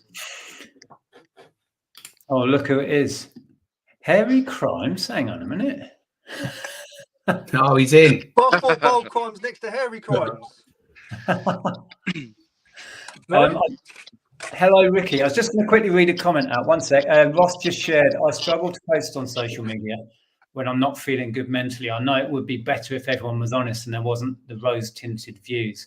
Yeah, it's a double-edged sword, that one. When you're feeling down, the last thing you want to do is stick a camera in your face. But sometimes, I mean, Ricky shared some amazing stuff recently. I think I said to you, one of your videos you put out really hit me quite hard. It's the one you did about mental health. Yeah, just talking about it. Yeah. It's important to put that kind of stuff out as well, because a lot of people do stuff with it, and you know, especially as guys as well, it's very hard for us to kind of open up and kind of say, do you know what, things are getting on top. So yeah, I thought it was great, Ricky, that you actually addressed that for the community point of view as well, because a lot of people will be feeling it and too scared to say it. That's the truth. But the fear is where the problem comes from, though, because people are too scared to talk about it. I never spoke about it in like a everybody feels sorry for me kind of way. It's more of a this stuff happens. Yeah. I almost swore then. I'm not going to do it. I know, you were good. I was counting down in my head. Minute in is fine. No, I'm not going to. Do what you like. I'm not going to trash an hours and hours long stream with an F-bomb. It's funny though, because that video genuinely kind of moved me, and I was going to do a response, and I just wanted to go, just put a little short out or something on Instagram to say how much it moved me and why. And I couldn't even do that. I couldn't get my thoughts together to do that. It's really odd. There you go. Yeah, I think as creators, we massively overthink stuff. We try and put so much energy and effort into creating content that actually it's never good enough for us. So even if you're trying to do a response video where technically all that requires is a camera and a response, you just don't do it. And obviously you've noticed I'm putting more content out at the minute. It's because I'm going through if it's good, it's good. If it's not, it's not. We always try and make 100k view videos. We always try and make 100k hitters. Sometimes the 1,000 views are plenty. Don't get eaten. But Ricky, what you're saying there about the response is so true about picking up the camera and just doing it. Because if it's Instagram, you would do that. You would just put the camera there. You would do an Instagram like story and just talk and done. Because on Instagram, it's the length, isn't it? Ada, stop it. I'm talking. I'm in a very serious business meeting. Yeah, sorry, James. No, I was just saying, because I think YouTube, it's the length, and it's it needs to create a good thumbnail, and you need to do this, you need to do that. I think it stops a lot of people just putting out that content because of all the extra stuff involved. But like you're posting like on a daily now, so you're finding the time to post daily, and you're finding the time to do the thumbnail and stuff. So I guess you've got to the point of feeling like, do you know what? It might not be the perfect thumbnail, but it's good enough to go out. Because the content thumbnail takes me 10 seconds in time, and I know that the everyday videos are never going to be, because we're all creators here. Yeah, if that's how you want to look at it. Is that the right term? I don't know what people are using. It's a cringy term, isn't it? I'm an artist. I know what you mean. Yeah, artist. We're all artists. Yeah. We're on YouTube. We get ad revenue. We want our videos to do good because then we get paid more. All right. That is a part of it. Whether you say it's a big part or a little part, that's entirely up to you guys. So I think when we're making videos, we're always trying to get like, I don't know, 10, 20, 30, 50, 100k videos. So we're like, we've got to put the effort in because that might be the one. Yeah. Well, in actual fact, some of my biggest videos, 100Ks, 70Ks, 150K, have all been just bang average videos that for some reason just hit the algorithm. Mm-hmm. You can structure videos to make them pop. I'm nowhere near there yet. I'm nowhere near into the headspace I've been willing to do that. I'm just filming, uploading, doing a thumbnail, get out. Tomorrow's video, by the way, we both had the same at the same car boot sale, like viral videos filming at the same car boot sale. And I remember there was one bank holiday weekend where yourself, myself, Flippin' Sloth J, and Jamie Dodger all had viral videos. And when I say viral, like 25, 30K videos. And none of us knew why. Yeah. It just hit the algorithm. So you're completely right there. You can plan to your heart's content, but sometimes the videos you think aren't going to bang are actually the ones that perform. What probably happened there is one triggered the algorithm and the others were naturally the follow-on video that was recommended. Yeah, so you all got a kick from one or the other videos, right? So they went together. I've seen that happen before. I just want to go back to what you said, Ricky, about overthinking. I'm terrible at that.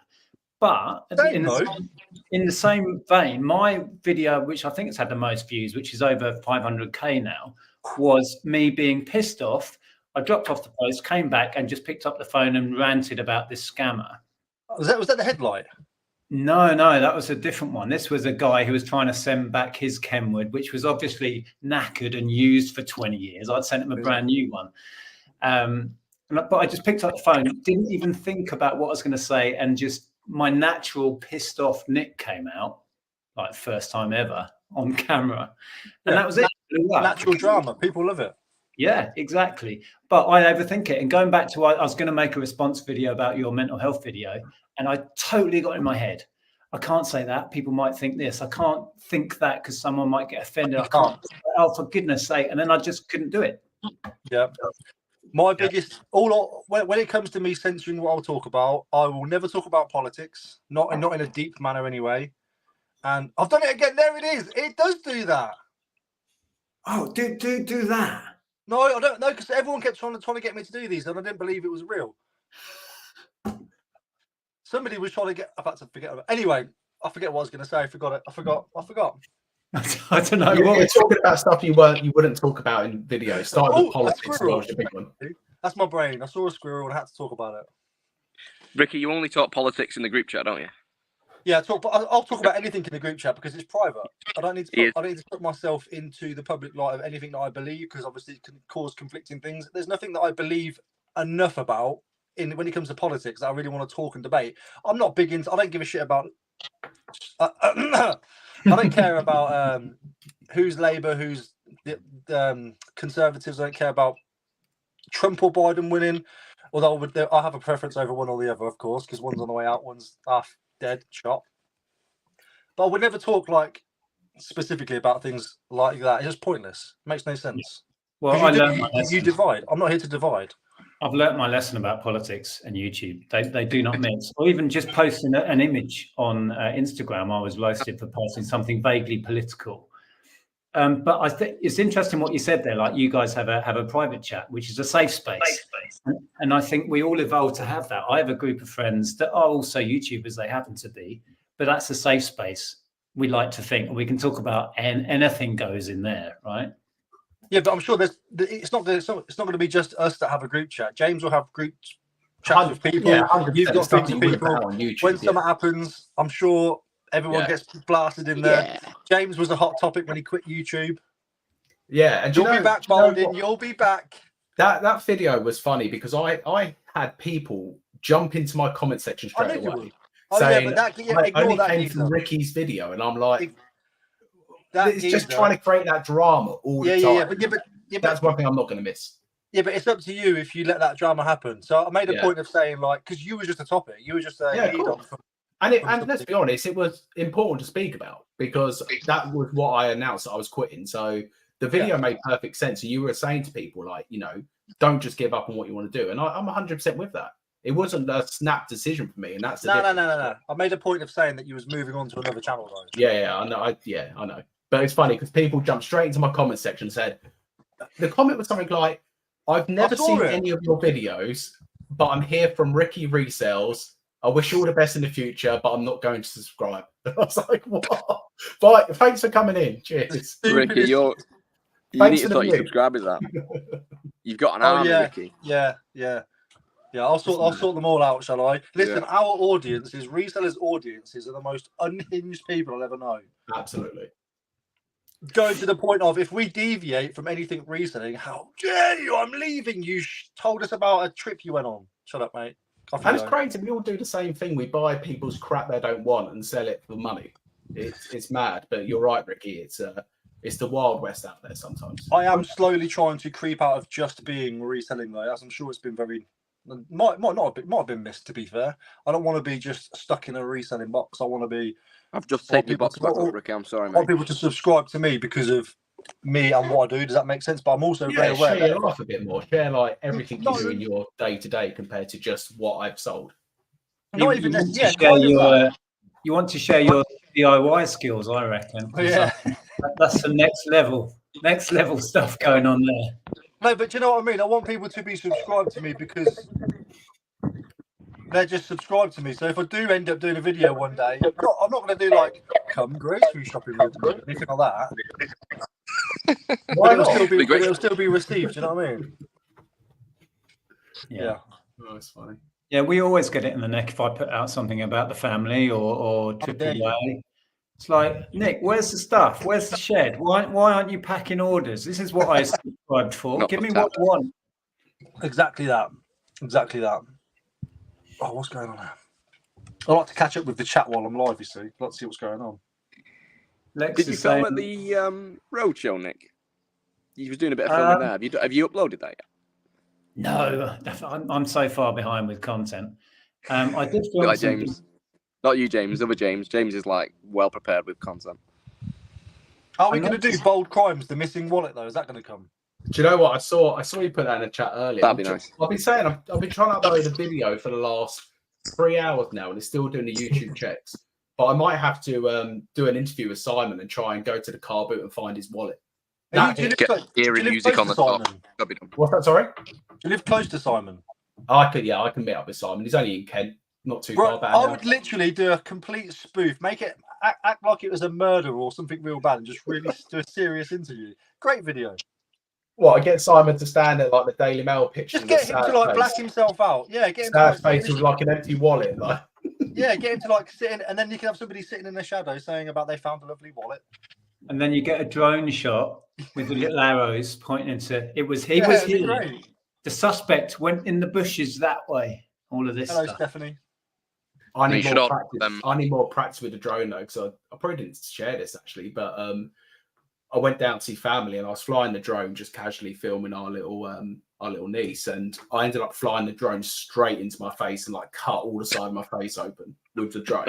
So I need some more practice before we start trying that again. But yeah, the drone car boot footage was cool, but I just don't use it enough for how much I paid for it.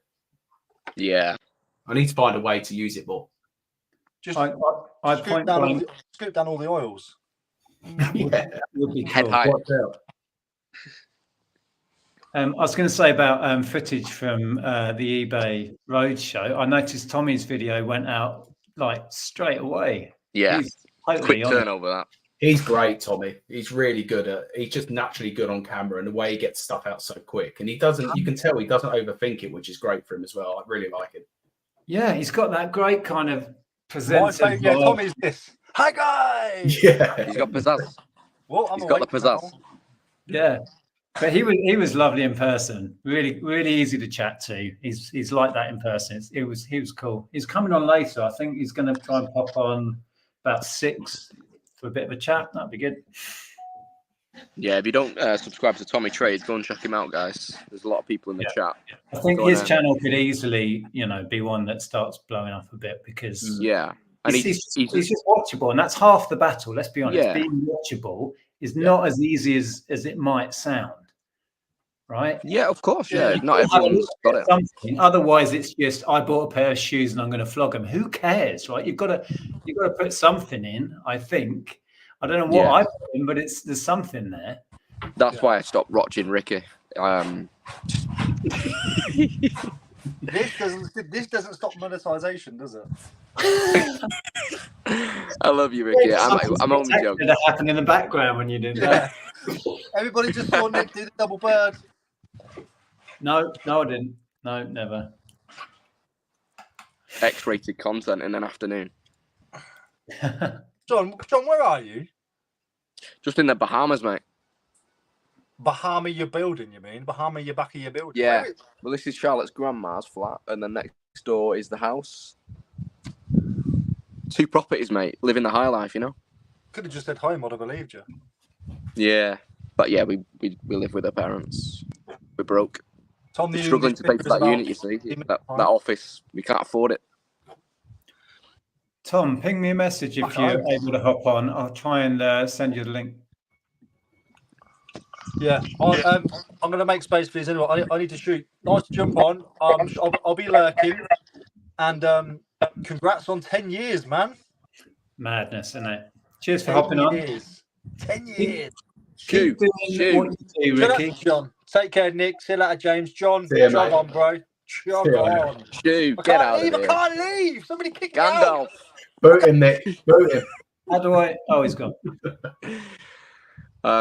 Carla mentioned the bins. Yeah, it's a couple of flats worth of bins. That it's not just all our bins.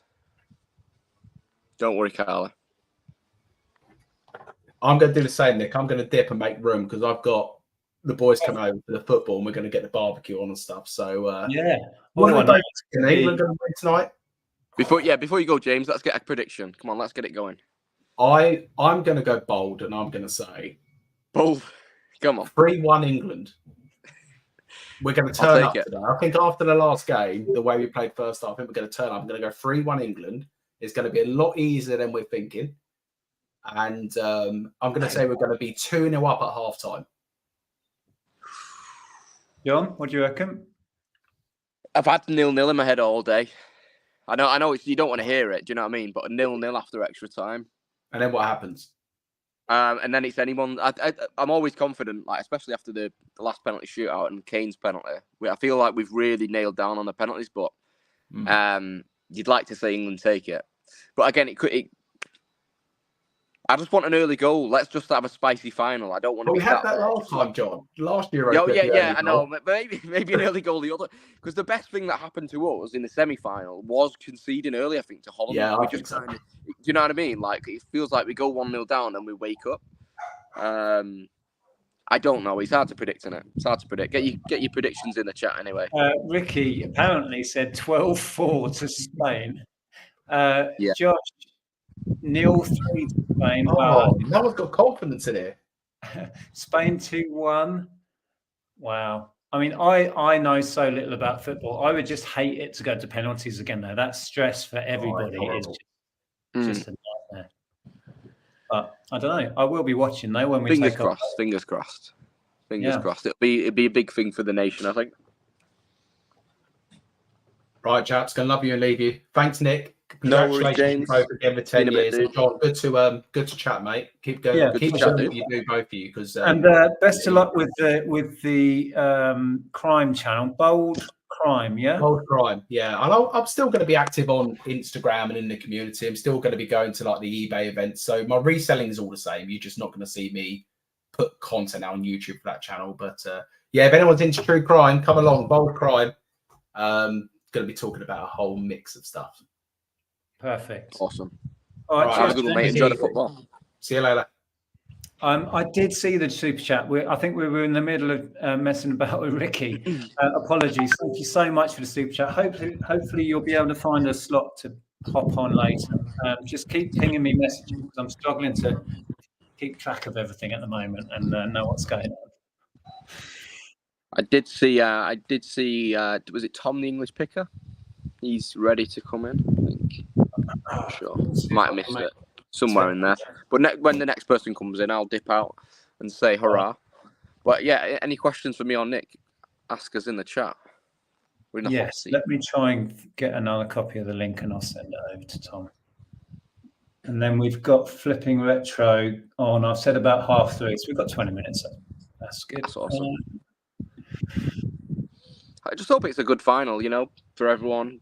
It's not like I don't think it'll be a walk in the park for any team. So apologies for the noise. Hopefully, just a good final. Everyone can enjoy it, and if we get a happy ending, Brucey bonus.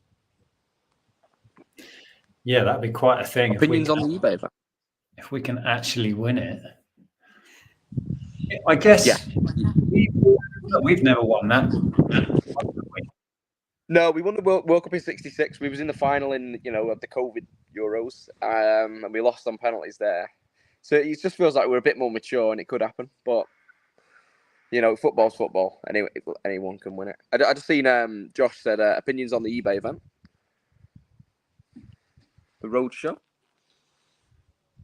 For us, there wasn't much in the way of new stuff to learn because we've been to a eBay roadshow before, and a lot of it was, but then there are events for new sellers, so it stands to reason. What we got out of it was meeting a whole bunch of subscribers, made a couple of new friends we're definitely going to keep in touch with. So it was a social thing for us more than anything. But it was an honor to be invited to speak at an event, as brief as it was, right, Johnny? Yeah, and it was about 20 minutes, but it flew by as well, didn't it? Yeah. It flew by. But yeah, same with us. We didn't learn a whole too much because it is generally for newer sellers who are starting out or, just getting to grips with new features. But again, there was a lot of stuff you could do. You could have a one-to-one. They could look at your account and bits and pieces. So it is a useful event. If it's ever near you, it's worth popping in. It was great to speak there, and it was great to meet like-minded people. And it's the networking side's the best thing. And it's a free event, so you don't have to pay a penny. You can meet people. There's a free bar. There's a lot of positives. You can't really complain. If you spent £100 on a ticket, then you'd be like, oh. But it's completely free. So yeah, I thought it was sweet, and I'm sure we'll chat, speak at one again, which would be great. So it was good fun. I was impressed they put a free bar on. I mean, you took advantage of that better than I did. I was really I think on that, but there was about half an hour left of the free bar. I think I heard a rumor there's about £500 tab left, so we asked for a bottle of wine. Yeah, and they obliged. So. Yeah, we probably didn't use that. Could have done that. We could have got out there with like 8 bottles of wine. Anyway, we would have been laughing. Yeah, free food. Food was good. Free teas and coffees, all that good stuff. eBay put us all up, so it was good from that. Here's a question we can both answer. I can answer that quite quickly. Which is your biggest earner, eBay or YouTube? eBay by a long way. Yeah, eBay by a long way. Yeah, YouTube isn't too lucrative, especially in the eBay bubble we're in. You've got to be to make a living, a strong living off YouTube. You've got to be, getting 100,000 views a week, plus, I'd say. Do you know what I mean? To be one side of your partnership. Yeah, because what have I done? I don't know how it works. The CPMs and the RPMs are always different, but my best performing video was like 50,000, 60,000, and it works out like 10 a 1,000 views. So it was like £500. But it doesn't, eBay, you could make £500 in a day. So it's just, eBay's definitely the biggest earner for sure. Yeah.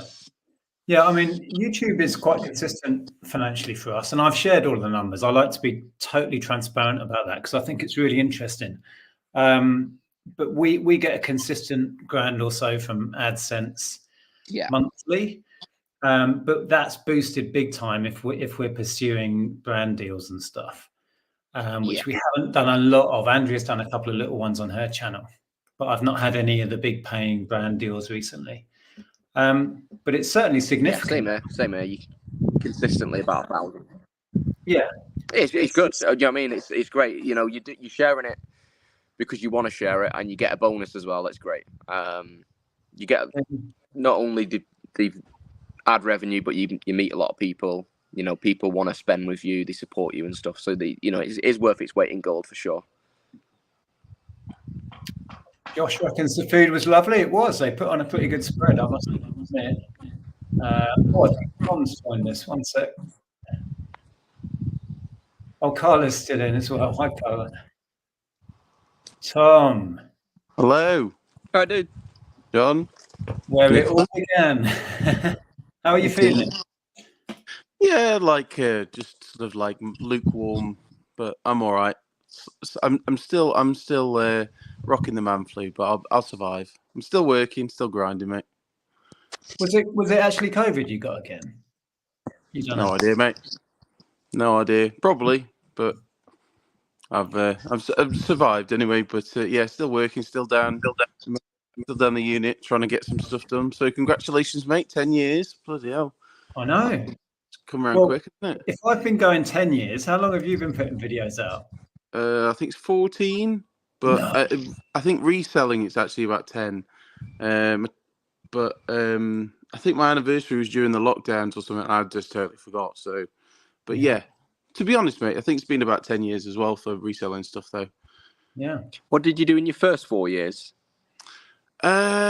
Just kind of hobby stuff, really. Bit of everything, yeah. I like collected coins and stuff, and then I was doing like making videos. A lot of them I've deleted since because they were like proper amateur hour stuff, and it was a bit cringy. So yeah, but yeah, I think it's 2010, something like that. I started, I think. That's my guilty pleasure at the minute. I watch Bungle Coins on YouTube, and they go through 50p's out of the bag, and they get all the rare 50. Honestly, it's amazing. Love it. Love it. Yeah, I used to do that. You do 20p's. I'd recommend if anyone wants something just to watch and not think, you just hear all the coins. Yeah, really nice.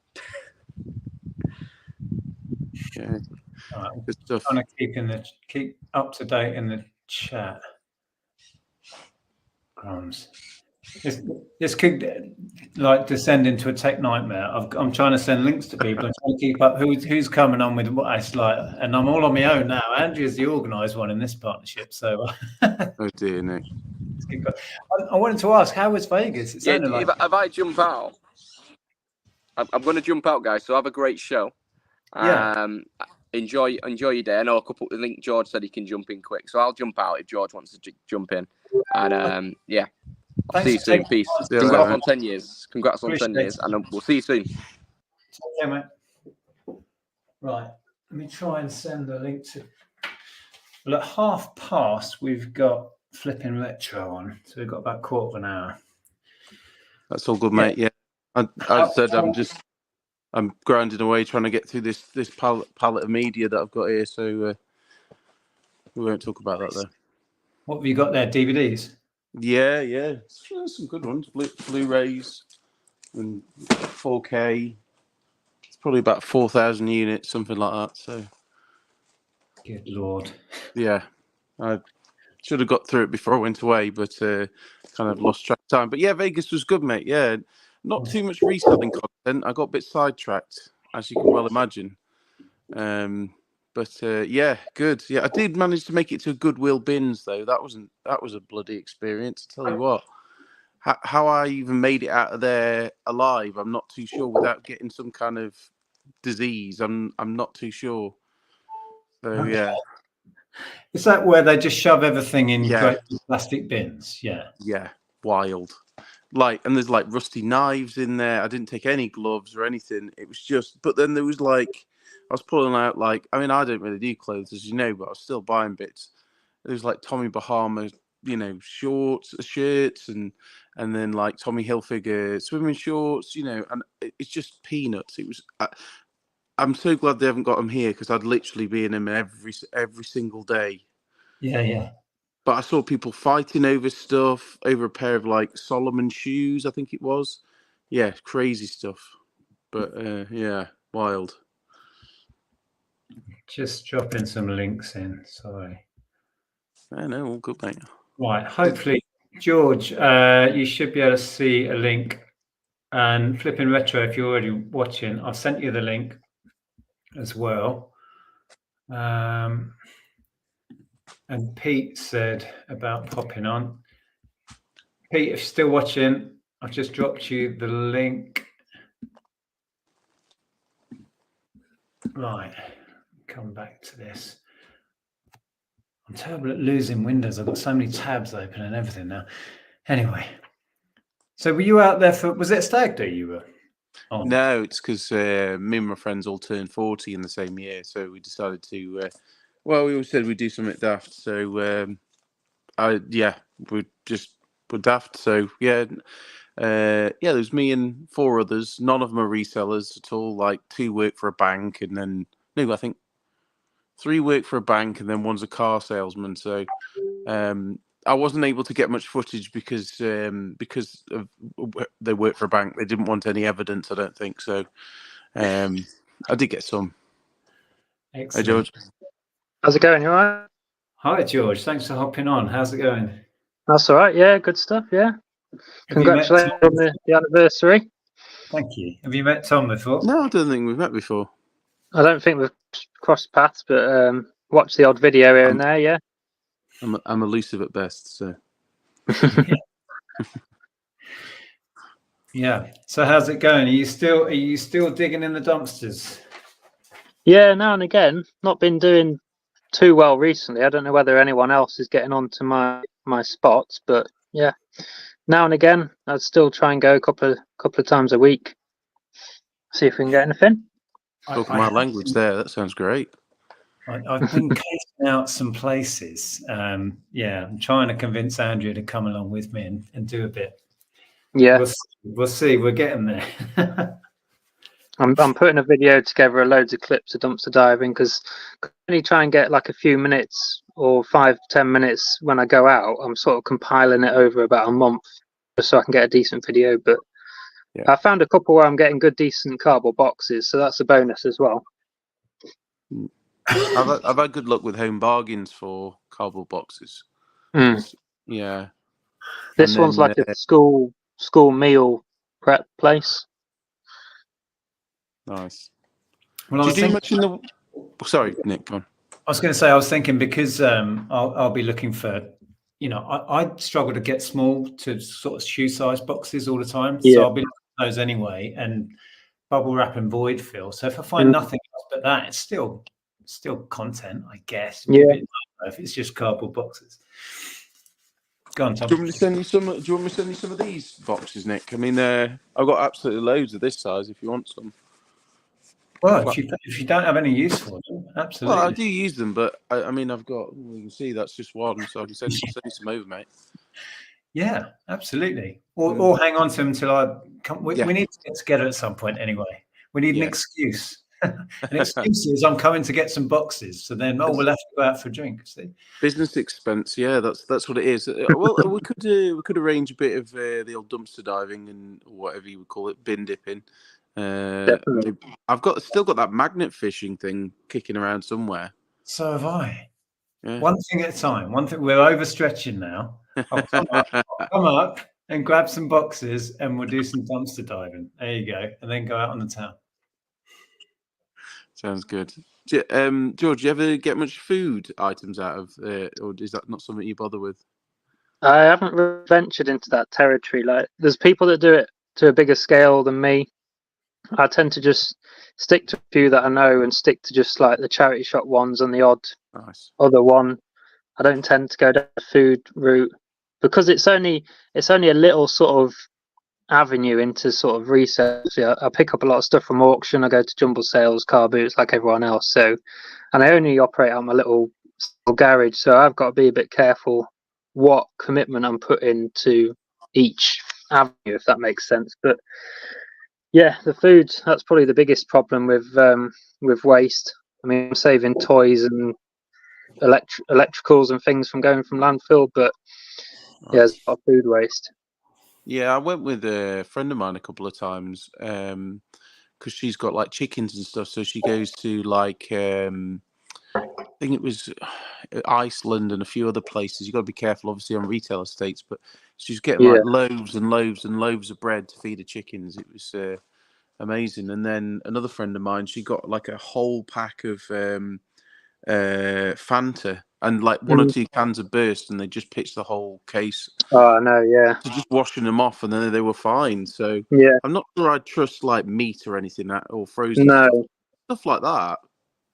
Some crisps and things like that you're all right with, I guess. But yeah, but like with the rest of it, is if you have a connection to like a food bank or something, I guess it's all right. But yeah, I don't want to do it because I don't really have a way of helping it and giving it somewhere. You know what I mean? So, bit of a shame. Nick and Tom dumpster diving would make a good video. Well, it may happen. Who knows? We've talked about it for probably nearly 10 years. Yeah, I think the closest we've done is that time when we got the. Actually, I probably shouldn't mention that, but the wheeling commode thing, and we're racing it in Hitchin. We did. What am I more guests on when we're talking about stealing? Hello.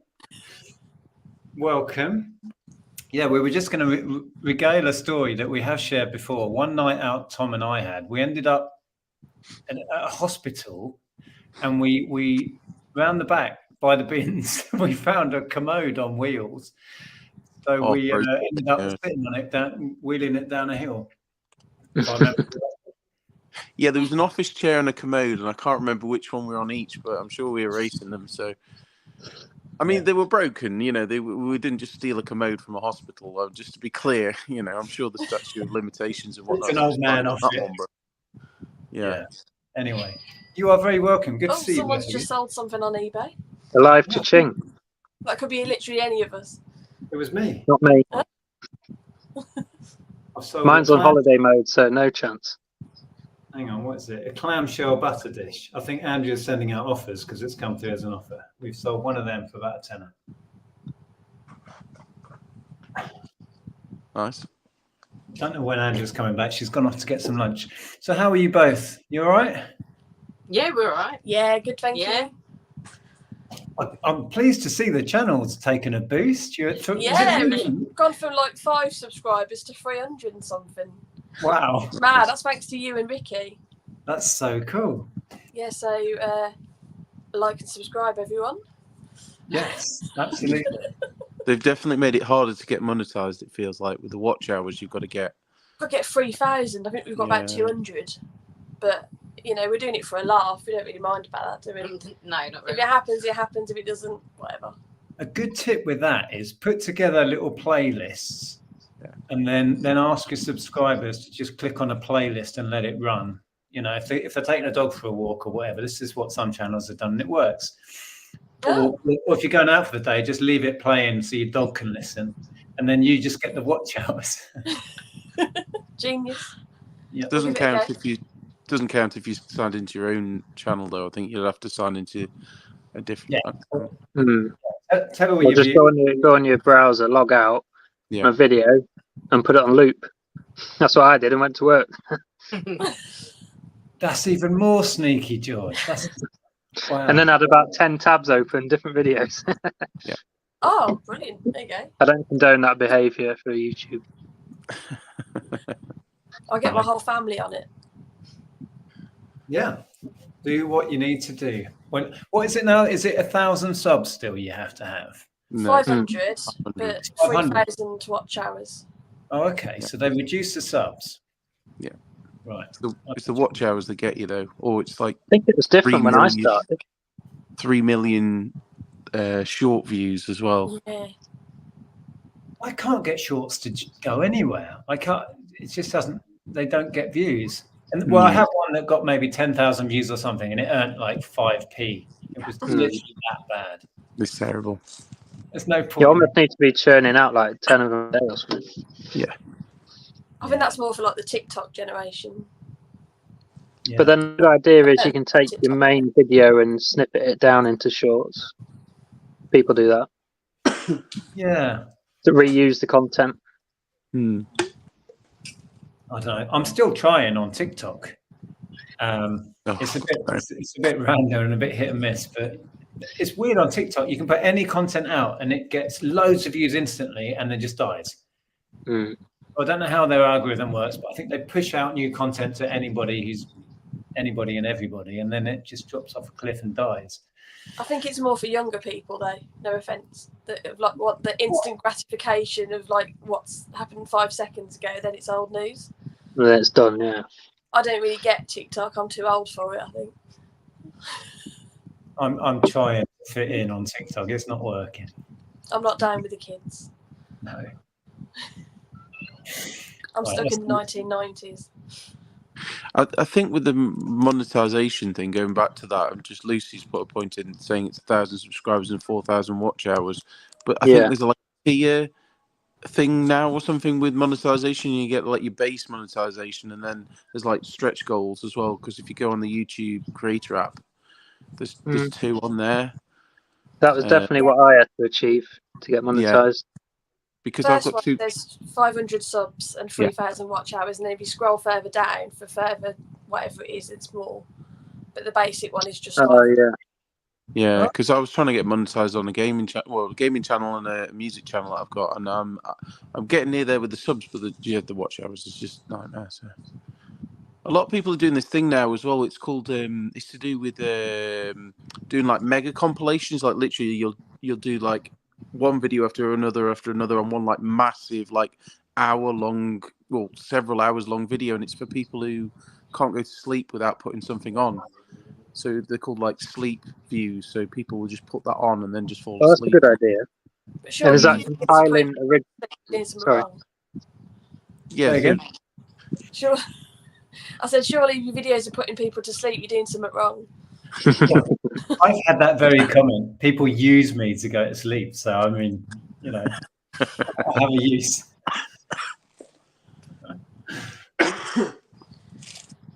Just an idea, that's all. But yeah, I think you could do that. Maybe, I don't know, with like, I suppose it's a bit like a playlist, like you said, but it's just in one video.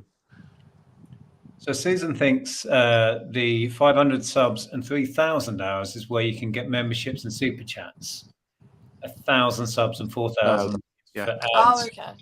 That makes sense. I wasn't sure what the tiering would be, but that does kind of make sense if they've broken That's all right. Yeah. Yeah. So I'm sure back when I started a decade ago, and Tom, when you were already doing it, you could pretty much monetize from the get-go, from the start. I just didn't realize you could. And then somebody told me that you could monetize, and it was just an apply, and that was that. I don't know. I genuinely can't remember. But I remember there was a few people like Peter Ray and some of the small Derek and a few others. I remember them doing that push to get to 1,000. So I remember, say, in 2016, it was around 1,000 subs then. That's the last point of reference I've got.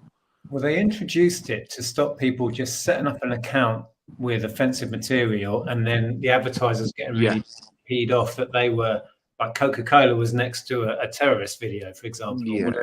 So they put the idea behind it was that you had to be a genuine channel with genuine followers. You couldn't just start and demonetize, I think. I don't know. But how are you both finding YouTube? I mean, you're still relatively new to it. Is it still fun? Yeah, we're having a laugh, aren't we? Good. We're just pleasing ourselves, really. No, that's the best way to be, honestly. It is. And I was looking at the demographic, and most people who watch our video are over 40 and under 60, which is the perfect demographic for us, really, because and the sense of humour. A sense of humour, and there's no wokeness going on with our videos and stuff. Oh, thank you, Nick Willis has subscribed to our channel. That's just I didn't turn notifications off. Sorry. But yeah, I mean, a lot of people have said that they've come over from your channel, Nick, and they're really enjoying our sense of humour. So we're just having a laugh, basically. We're a couple of birds selling crap on, on eBay, and people want to watch us. That's lovely. Exactly that. I think that's why, because Andrea found your channel and she just instantly related, because as you said, couple just selling crap on the internet, and that attitude. You can say old birds as well. We don't mind. We know what we are. Yeah, exactly. Stay humble and just have a laugh, and I think it'll work out just fine. Yeah. Let's have a look what we've got. Has Andrea gone out for lunch? I don't know where. Oh, she's just walked in as you said it. Did you nod off? I bet you nodded off. I didn't. No. No. I was watching Miss Carrington. Oh, you've been watching YouTube, of course. Sorry, Treasure Trove says next it will be ASMR reselling. Not seen that one. I haven't got a voice for ASMR. You have, haven't you? You're kind of soothing. It's for that thing where you listen to the music, the sounds and stuff, and it's all relaxing. Okay. That's right, isn't it? Isn't that where they come in close and whisper about something? Yeah. I would whisper in a Norfolk accent. No one wants to hear that in a Brummy brogue, do they? I don't think. At Norfolk. I'll have to try that in the shed. Yeah. I'll do a picking orders video, but just whisper everything. It's the whole tapping thing as well, and like clicking, and I guess I could do like, click DVD cases together or something. Also, I'll see if we can do some live. Just the sound of sellotape, like. Yeah, peeling the strips off your jiffy bags. Yeah, it's like that kind of, Mm. and then tapping, and I don't get Oh, it. your label printer as well with the tear. I can get behind that. It sounds like some kind of weird fetish, doesn't it? ASMR. It does. I don't understand the whole premise, if I'm being honest now. Lucy's saying, I never had 500 sub thing, unfortunately, and watch hours. I'm close to 1,000 and lost my 4 hours watch hours because it's. Oh, that sucks. Oh, it's been over 360 days. Oh, they reset. That's annoying. yeah, it's within a year. Keep at it. Keep going. See, look, I fell asleep to Nick's rambles many times. See, I am ASMR, even though I don't know what it is. And then the rest of his videos play in his playlist, and he gets the watch hours. So it works. That's how to do it. People who tap their long nails on things. Is that what they do? That's Scrape them on the table.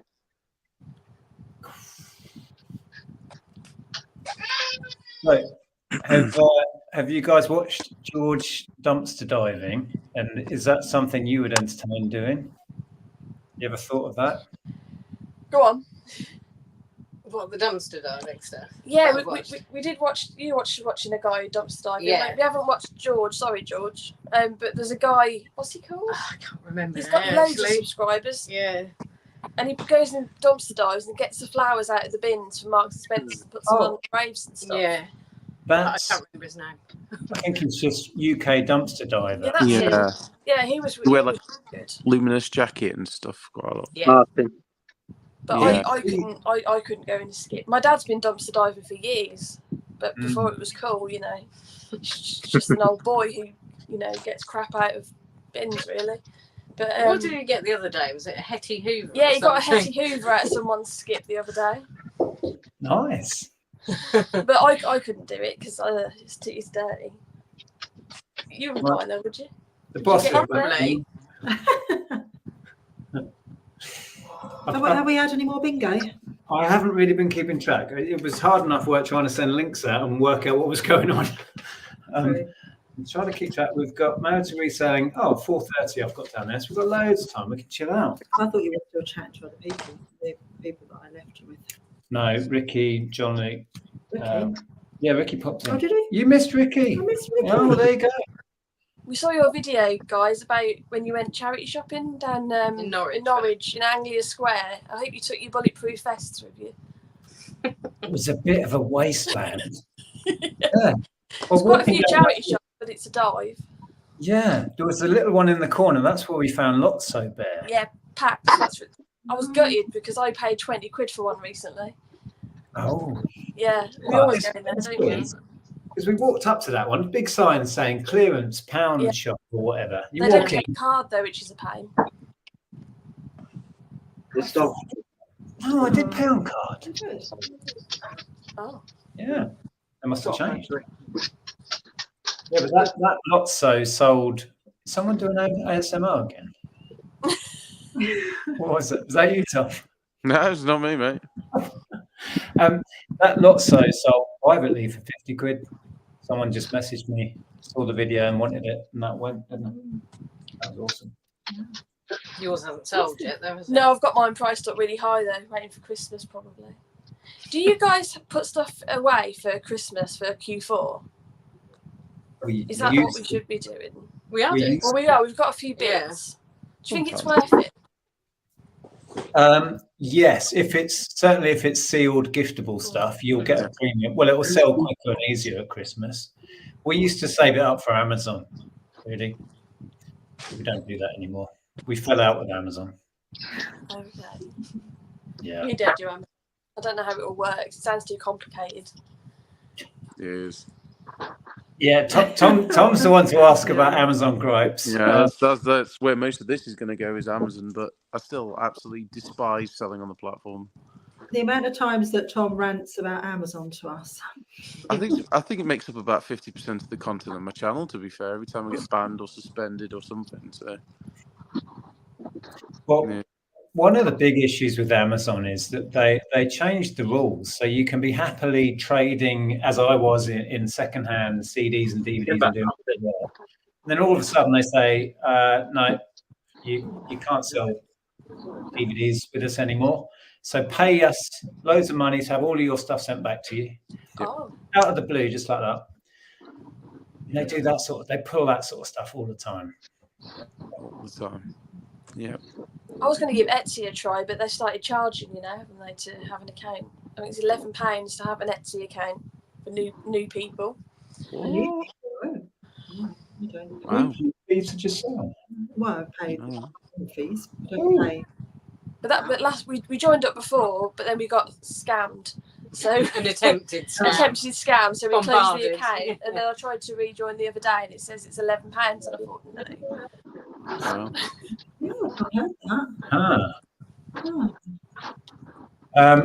I've been ignoring the chat. Let's see. Treasure Trove's had to run. Thank you very much. Congrats, guys, on 10 years. I'll be back on around 7 before the match. Cool. Yeah, we're going to have Lainey's doing a quiz from about 6:30. Everyone will be able to play along in the chat. Apparently, it is a music quiz. Yes. Yeah, that'd be cool. you're going to have competition, Nick. We love a music quiz. Oh, okay. Well, play along in the chat. I don't know how Lainey's going to work it, but yeah. I think we're going to be quiz. I don't know if anyone else is coming on to be quiz, or it's just me versus you, or how we're doing it. Oh, yeah. See, JP Wales says I moved away from eBay onto Amazon. Interesting. Oh, and Stephen says, yeah, it's a new thing. Is there a new thing for everyone then, Stephen, or is it just? It must be. They can't just charge the new sellers. That would be Maybe they didn't like the way that I typed. I don't know. Ross, Ross was saying there, Christmas stuff sells all year round. Keep it priced up at what you get at Christmas. If it sells before, all good. Well, there you go. I mean, that makes one sense. But you do kind of run the risk that the listing will just disappear and become stagnant. So then you'd have to keep ending it and sell similar anyway. So I don't know. I start in September normally is when I start listing Christmas stuff. Yeah, start quite early. Oh, it's Jeff. Sorry. Good tip. Hello, Jeffrey. Oh, hello. Don't lick my face. He's had his hair cut. That he's all looking like a puppy again. Oh, he's so cute. Oh, you do smell. We need another bath. That's no way to talk to Andrea, is it?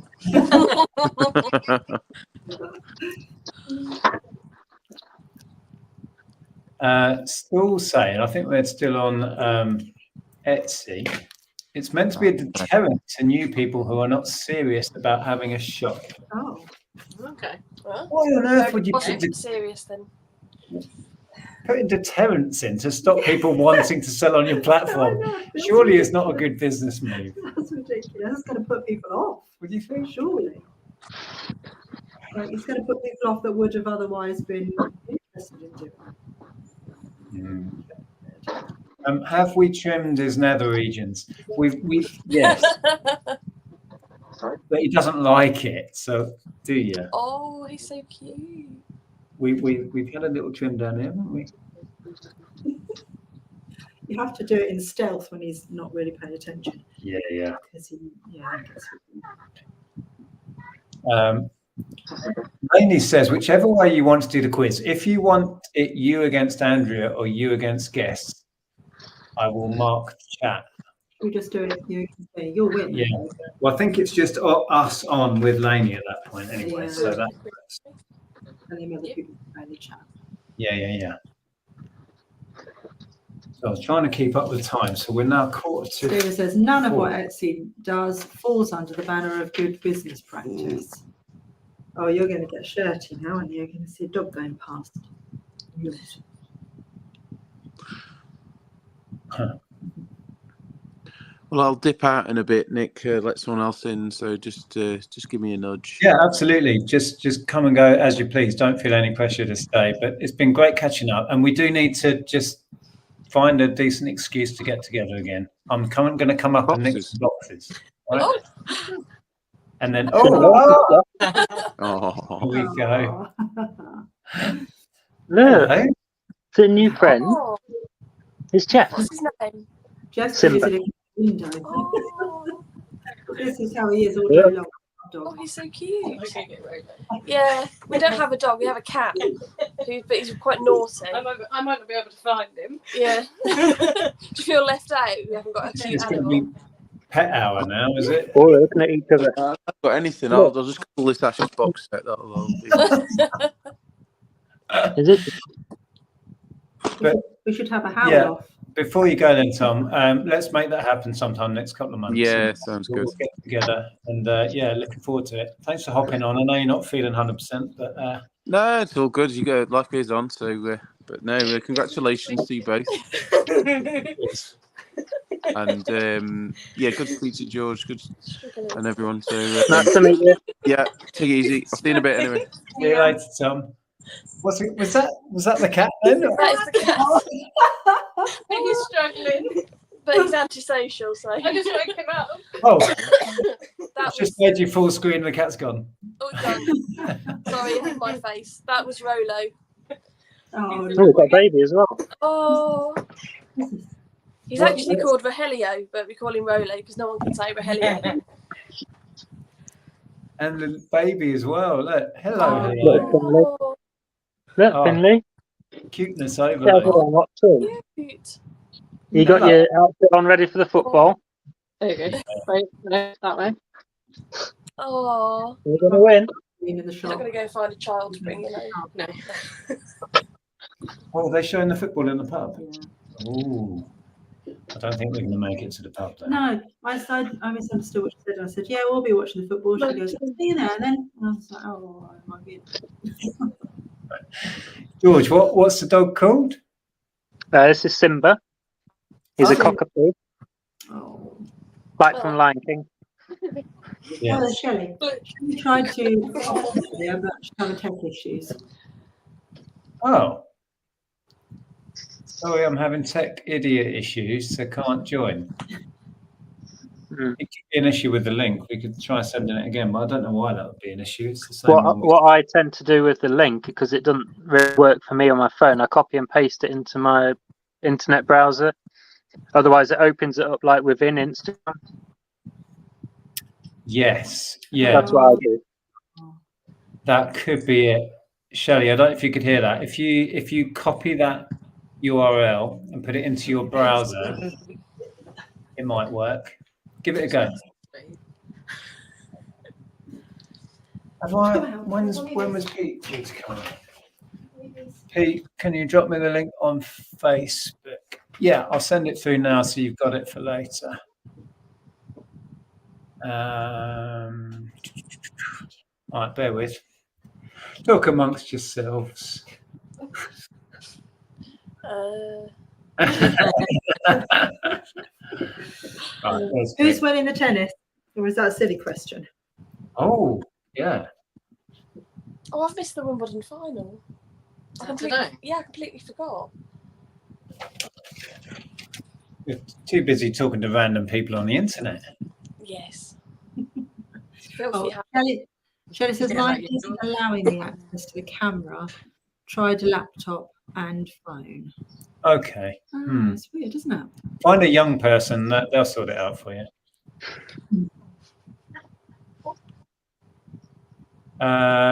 Yeah, Pete. Alcaraz is winning. Ooh. Oh. Yeah. Or as your mum and dad call him, Alcatraz. Alcatraz? No, that's his real name. Yes, Pete, if you want to drop on now instead, absolutely fine. When I watch tennis these days, I just don't know anybody. No, I'm the same. I remember Andre Agassi. He used to be my favourite. That was about 20 years ago. Yeah, I used to watch it with my mum. Yeah. Yeah, I watched every match of his. Boris Becker, Pat Cash, that's my era. Yeah, I remember those.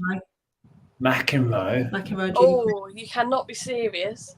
I can. He's comments now. He's quite amusing. There's Pete. Hello, Pete. Hello. How you doing? Well, hello there. Yeah. Been a while. How are you? I'm all right. Should I be singing "Happy Birthday" to your YouTube channel? No, not at all. Please don't. In the style of Marilyn, but no, I won't do it. I won't go there. I definitely won't go there. It's funny you're talking about the tennis. I used to work in Wimbledon, and that was absolutely mad when the tennis was going on.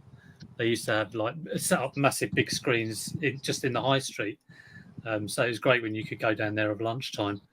But I'm like you. I don't know any of the names. Don't recognise any of the people. I thought you meant you actually worked at Wimbledon. No, well, I do know somewhat. A couple of people. I know a guy who works in IT there, and one of my old friends from school. His son is a ball boy there, so a lot of the time people will go down there and watch a few games. So I've actually never been, which is shameful, really, seeing as it's just down the road. But yeah, he's bonkers. Mute the dog quickly. Oh, it's gone. Yeah, it was dog hour, but our dog, I don't know where he is, probably asleep somewhere. Sales. Never work with animals. Anyway, yes, guys, this is Pete. I don't know if you follow Sales of the Unexpected. George, Flipping Retro Ladies. Are you still enjoying your channel, Pete? You still putting regular stuff out? Well, I do the lives on a Monday. I'm pretty strict doing that. The occasional day I would take off. Actual other content I haven't done for a while, and I keep promising I will do because I should do, but I've just been busy with other stuff really. So I mean, I do like it because when I do the live, it's like the same crowd there. I don't know how many people I regularly get, but it is like that Monday morning, always the same people in, and it seems like a bit of a club. So I quite like that. But it's funny you saying about the trolls. I did get a troll a couple of weeks ago, and it is quite. I find it quite amusing when that happens. We haven't had any trolls. I'm looking forward to it. Well, I always take it as a sign that you're doing quite well if you've got some trolls. That's so when you get one, yeah, it is funny. Yeah, I'm used to working with idiots because I used to work in the NHS. It is a little bit like a badge of honour when you get trolled for the first time, but don't wish it upon yourself. Honestly. No, that's true. Yeah. I mean, unless you want to go the Ricky route and just make content out of the trolls. I mean, that's... Yeah, well, I've already stickers and everything like Ricky does. Yeah. Well, when a couple of weeks ago when I had one and he was making accounts and kept sort of spamming, I was saying to the chat, there must be a channel devoted to people who just want to do this all the time, and apparently there is. I think it was called Troll Island or something, and there's a couple of places where all these people can go and just sort of troll each other. It's mad. Troll Island. I thought you meant a place where you put them on and then blow them up. Yeah, that would be good. I was just imagining like the trolls, Oh, the little furry gonks. Trick trolls, yeah. Wandering around an island together. A different sort of trolls. Yeah. You're just away in fairyland, aren't you? Yeah, if anyone does want to troll us, please do, because don't invite. Careful what you wish. You deal with them now. Yeah, I mean, we'll have the view in the comments. Myself enough that no one can match that, so it's fine. That should be your channel tagline now. Flipping Retro. Come troll us if you like. Yeah, a place for trolls to congregate. Yeah. We can be the courtly love of the reselling ones. Has Peter Ray been on yet? I was at the boot fair this morning and Pete was there, so I was chatting away to him. I did drop Pete the link. I'm going to double check. I have. I think he'd be watching the football a bit later. Oh, and Edward said he can hop on now. So let me keep up with time. We've got Married to Reselling from about 4:30. Oh, we've still got a good time. Okay. I'll disappear when someone else wants to come on. we're going to head out. So when you got someone else lined up, I'll switch with them. Yeah. Okay. Well, I'm gonna send the link to Edward and just check that Pete's got it. Where is Pete? Why can't I find Pete? My hair. Oh, because it will be on Insta, maybe. It's still on here. Okay.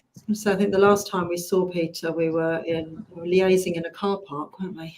That sounds so dodgy, don't? Is that what you call it? Oh, I did a dodgy title on my video for it. So it was like dogging shocker or something. Because we did meet in an area that is famous for dogging. So. Well, you picked the spot. So. Yeah, I know. It's true. It is true. Yeah, but it no, wasn't. clickbait, It was in the true. middle of the day. So. Okay, I've sent Edward the link. Where's Pete on here? Peter Ray. I thought I'd already sent Pete the link. No, Oh, I hadn't. Okay, right, cool. Pete, if you're still with us, feel free to hop in. Right, I'm back there. So I always love to know what Pete got at the boot fair. You know, when you go to the same boot fair as another reseller, it's always like I'm hoping he's going to send me some photos. He normally lets me know what he got. You get a little sneak peek before he does his haul video. I was going to say, are you thinking of bringing back the what was it? The something panel thing that you used to do? I don't know. I found it really hard to maintain, you know, the little live gathering chats that we were doing.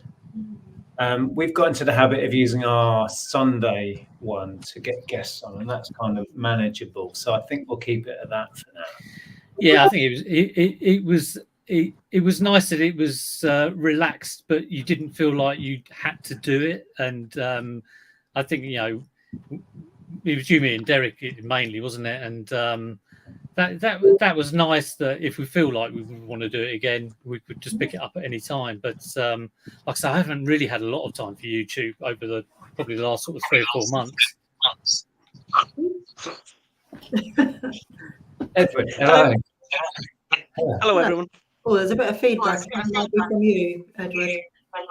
Right, hang on. I might have to go to headphones then. I'll mute you for a sec. Let you sort that out. Did you? I noticed did you read out another? Oh, we're behind on. There's too much going on. There's George's. Yes. Oh, did he say? Yes. Then? All right. Okay. Well, it went past when Ricky was on, and I forgot to go back. But thank you so much. That's really kind of you. Right, let me unmute. Oh, now Jeff's kicking off here. It's all going on. Oh, hang on a minute. How do I? Oh, yeah, it's his nemesis going past. Come on. Okay. There's a dog in the village that's his arch nemesis. Whenever it walks past, Jeff gets all like angry about that. Welcome. How are you, mate? I'm all right. Thank you. Hello, everyone. Hello. Yes, everybody. This is Edward Antiques Arena. Has an incredible channel. We've known you now for I don't even know how long it's been. A long time. But good to see you, mate. Thank you. How's life in Wales? Interesting. It's been a strange old couple of weeks. Okay. I took on a few battles and things that, they took up a lot of time. Was this because you had some sort of controversy thing going on with the boot sales? Is that what you mean? What it is, in London, they're trying to ban all power tools being sold in car boot sales. Yeah. But the councils are using it as an excuse, and police using it as an excuse to shut the car boots down. So I took it upon myself to try and fight their methods. You know, I know there's a problem up here, but I'm trying to fight their methods to say there's another way. So I went on a live podcast just to embarrass the police and the government. Well, yeah, they got off their arse the following weekend, but then they shut the boot anyway. So what's the point? Oh, yeah. Huh. It wasn't great. Yeah. So, because we were talking about looking back and celebrating time on YouTube, how long have you been doing YouTube now? I've been on I've had the account about 7 years, but I've been using it for about 5.5. And I've just broke quarter, something like that, and 2.25 million views, something like that. It's all right.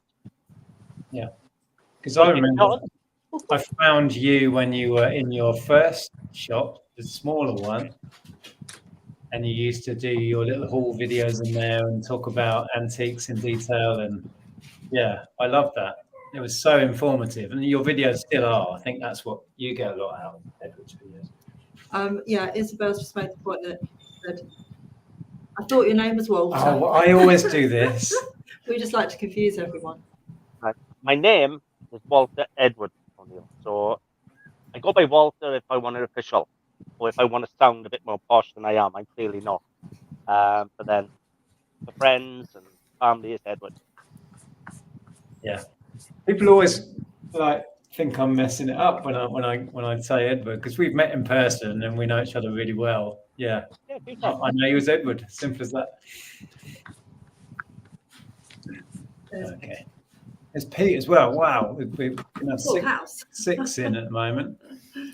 Hang on. I'll say hello and then I'll disappear. Leave you to it. Okay. Hello, welcome. Hi everyone. Hello, Peter. Hello. How are you doing, mate? I'm not bad, mate. Peter, have you had a nap? Yes. Ah, good. I know you have. Oh yes, always the nap. Boat sailing this morning together. So who got the good stuff then? Come on, I want to know who actually found the good stuff this morning. I've actually got what I got down here. Ah.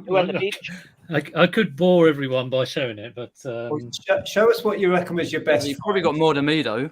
I got a few things. Go on. I'm so eager, Beaver to. I've got PS4. That was all right. Okay. PS4 Slim. Right. How much? How much did you pay on one of those? Paid up, Nick. Paid up. You have to around here. Did have a controller with it. I wouldn't even know the going rate to sell those. I would literally have to up a PS4 and have no 70, 80, I think, probably. I'm just I pray it works. So nice pair of trainers. Oh, nice. And another nice pair of trainers. Yeah. Sorry, Pete. Did I nab him? I got him before. That's why I never saw you around the boot sale. Yeah, I was like whizzing around. Yeah, don't interrupt me. I'm in the zone. But I got a load of stuff. Yes, I got a couple of interesting bits, which didn't. Meanwhile, Edward's thinking, I wouldn't have touched any of that. Well, I was just thinking. I often think, and I don't know if you think this, Nick. Oh, I wish I was a bit more of an expert in something. Here I am. I'm a master of no trades at all. I'm not even a. It's not like I'm fairly good at a variety of things. I kind of think, oh, it's just like I tend to get the same stuff, and I watch Edward's channel because you think, oh, wouldn't it be great to be an expert in like antiques? Or a couple of years ago, I was thinking I must make the effort to maybe. I had it in my head to learn more about like military antiques and stuff like that. I never did. I just carried on picking up Wii's and stuff. But anyway, a couple of quirky items. So Harrods apron and another Harrods apron. I just thought these were only like £1 or £2, I think. But I just thought they were quite quirky and sellable. So, I just run around looking for sellable stuff, really. That's my aim. Yeah, that sounds familiar. I'd have grabbed those aprons, though. Harrods stuff can do pretty well. Yeah. Well, old vintage aprons like that. Like I've had like Snoopy aprons and old like Perishers, old 70s cartoons. They always tend to go well. Yeah, so we'll see how they go. I mean, they're not huge money, obviously, but it'll be £1 to 10 or something. So I don't mind that. Easy to pack. I went to the early one that's near us this morning because the last time we went, I bought a tapestry kit off a lady. The Laura Ashley one had a fair bit of value.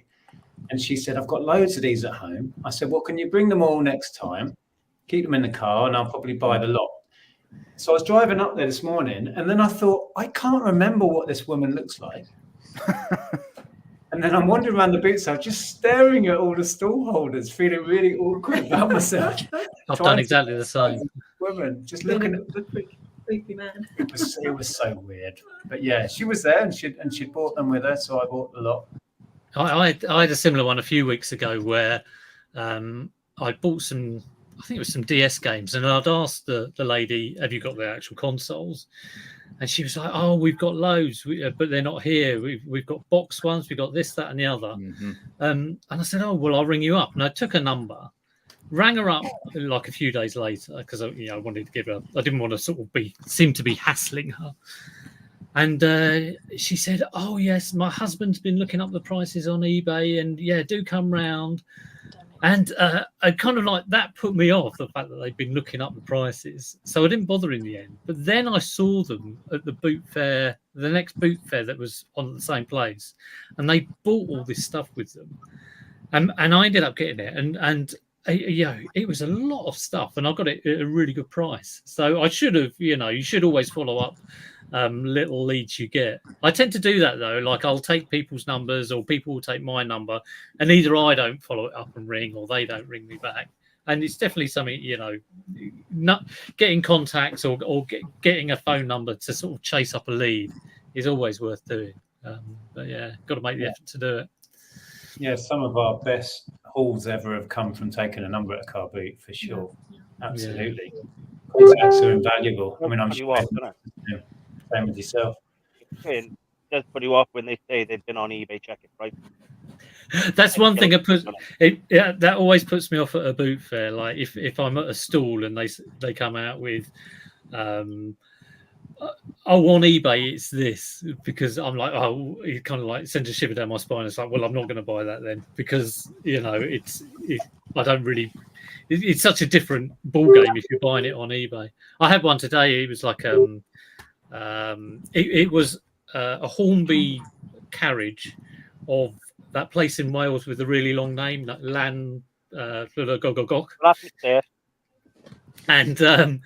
that's quite interesting. It's not a locomotive engine, so I know the price for carriages isn't that great, but I might pick it up if it's a quid or two.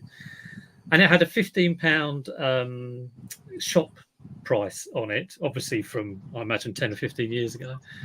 And I asked the guy, how much is that? And he said, oh, it's £10. You can see how much it costs new. And I was like, yeah, I can. And that's why I'm not going to buy that. It's so it is funny what people can say at boot fairs to make you not buy something and just sort of go off and go and have a look at the next table. So it's good to have you on, Pete. It's been quite a while since we've had you on. I wanted to, because we're celebrating YouTube and all of our various efforts on YouTube. How long have you been making content now? I can't remember. It was over, for reselling content, over 7 years. Really? 7 years this May, just gone. Yeah. So yeah, a long time. Are you still enjoying it? Still putting lots of content? I still enjoy it when I get time. Just time is very restrictive. Yeah, absolutely. Going on, but I do enjoy it. And even before I came on here, I was working on the latest boot sale video. Yeah, is that today's boot fair? Yeah, today's. Yeah, excellent. I look forward to seeing that. Right.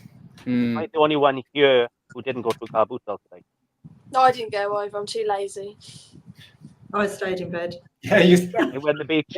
Lazy one's here. Lazy one's here. They went It's to the beach women and who've built got the common sandcastles. sense, you see. All that, yeah, sure. We're going to have to head off now, guys. But we'll be watching the quiz later on. Okay, thank you so much for spending.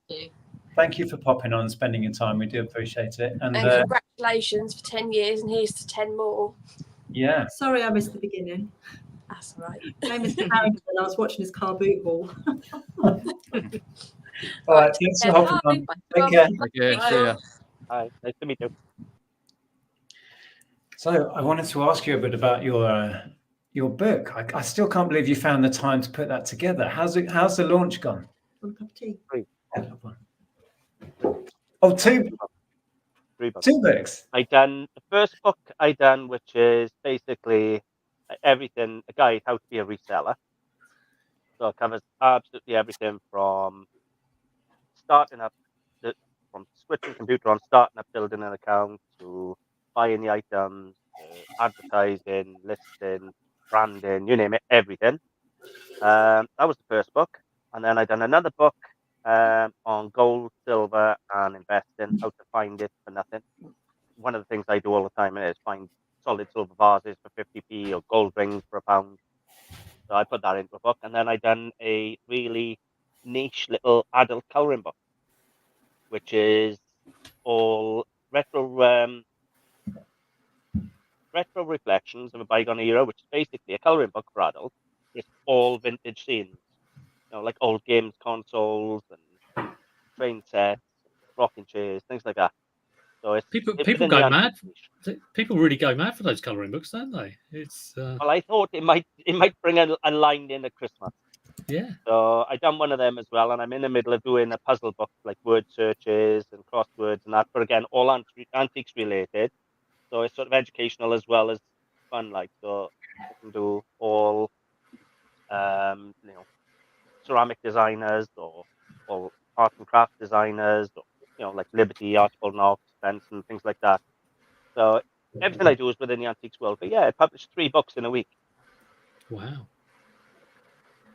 Good stuff. I was just going to read that. How's the back holding out on them stools? Ask me in a few more hours, but they're not the comfiest things. We're sitting on kind of bar stools, solid wooden bar stools here. Yeah. And I'm on a beautiful leather recliner. Oh, I don't. I can do that right now. That's what you need, Nick. A nice leather antique chair. Yeah. Oh, a pipe and a smoking jacket. Cushions, like curled up in a ball, and I'm just chilling out on my leather recliner. Nice and comfy. So where can people find your book quickly? Is it through Amazon? It's all on Amazon. Yeah, I got a dedicated page on the website, but yeah, it's on Amazon. Right. So actually, I've done about 120 books in the first week. All three of those books are like a paperback book. Obviously, the colouring book is, but they all do paper. Yeah, they're all paperback, They're all and the other 2 you can also have Kindle. Yeah, incredible. So it's Kindle or paperback. I didn't do hardback. Printing costs on Amazon to self-publish is crazy. For like a $24.99 book, you only get like £3, or £3.5, £4 back out of after they take all their printing costs and commissions and everything. Yeah, absolutely shocking. But yeah, they're all on Amazon. So yeah, thank you. Good stuff. How long does it take you to say the the beginner's guide to reselling on eBay from Starfish? How long did that take to write? And how much did you spend on it each day? It took me months. Yeah. Did you just put an hour aside each day or something? Or no, I put more like 3-4 hours a day. It became an obsession. I'm a workaholic anyway. Yeah. So I work till 2 or 3 in the morning most mornings, and then I'm up 6, 7 o'clock. I'm always working, just like Nick. It's funny because people say to me, well, how do you find the time to do this and then to do all the app work and to do this, that? And I think I say, I don't know how I fit it in, but then I will still be sat. Well, ask Andrea. I'll still be sat there at 3 a.m. Must be all those. It's all those drugs you take, Nick.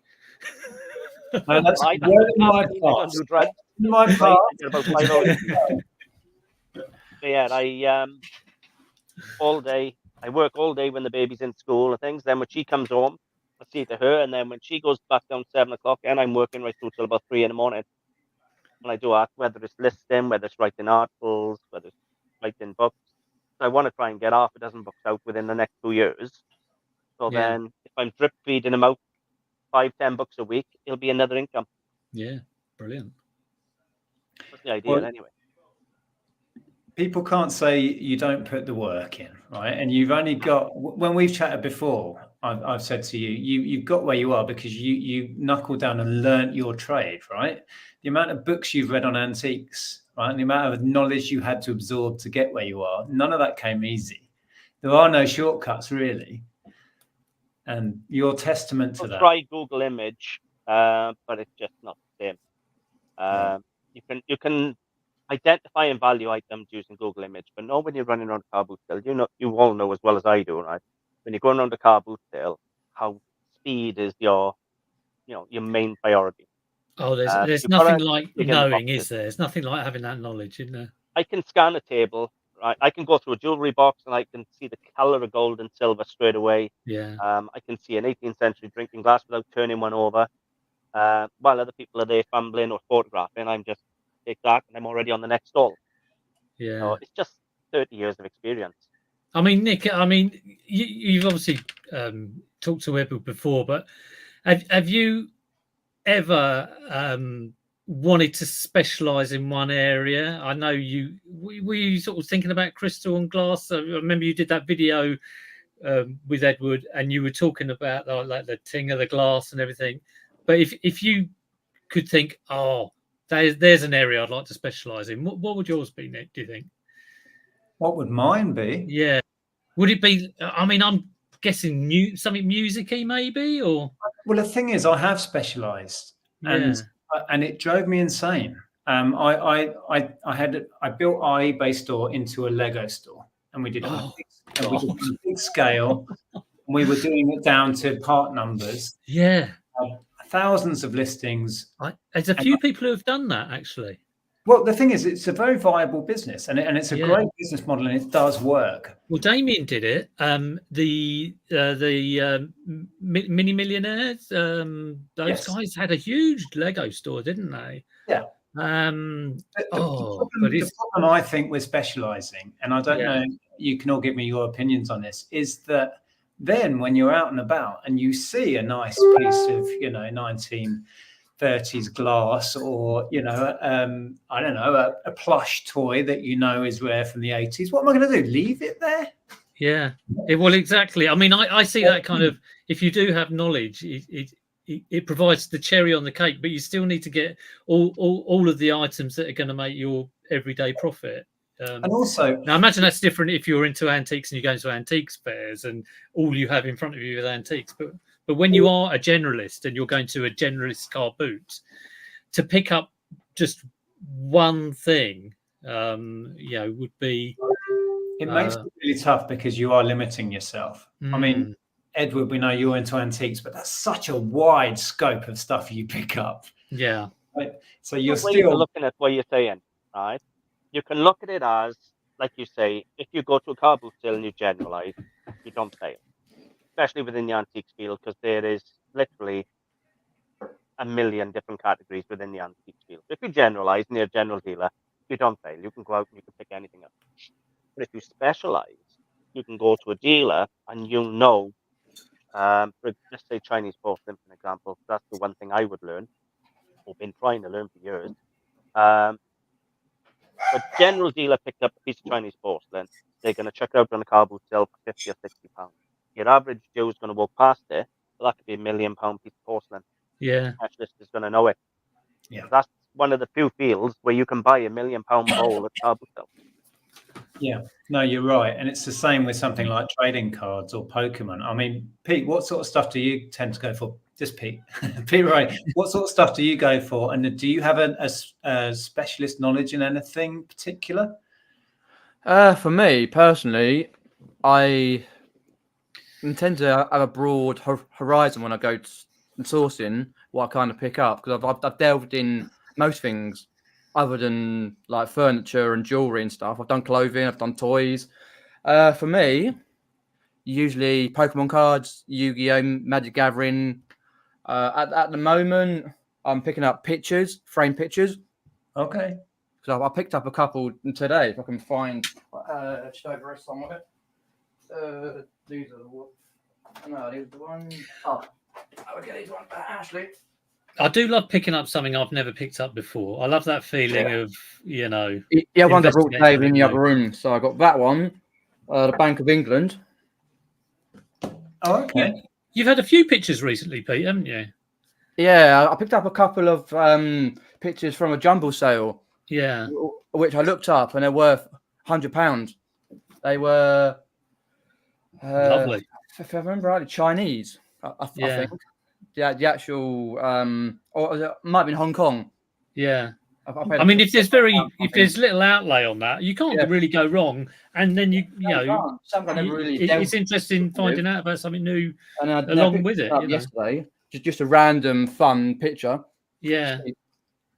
So are you literally just taking a punt on things and seeing how it works out? Or is it pretty much, yeah. trying to learn? Pretty much on these, yeah. Because I've got my specialist knowledge for like trading cards and wall plaques and beer steins and wrestling figures and usuals. But I like to every now and then take a punt on something, whether it works out or not. Well, every day is a school day, as I think. It is, yeah. And the moment you think you know it, you realise you don't. Oh, I'm very much like Manuel. I know nothing, and like if I try and remember anything, my brain's like a sieve anyway. So, you know, it's.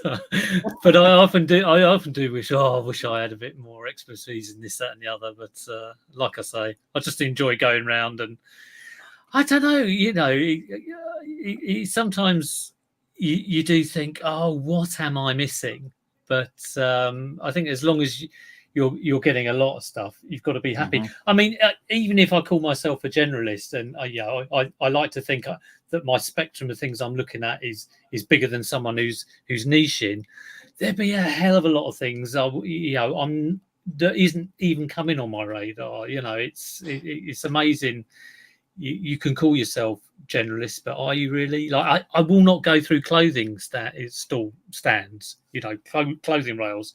I just will not do it. I used to do a bit of clothing, but I wouldn't do it now. I don't look at records, and again, I think I should go through that box. Really, you know, why wouldn't I?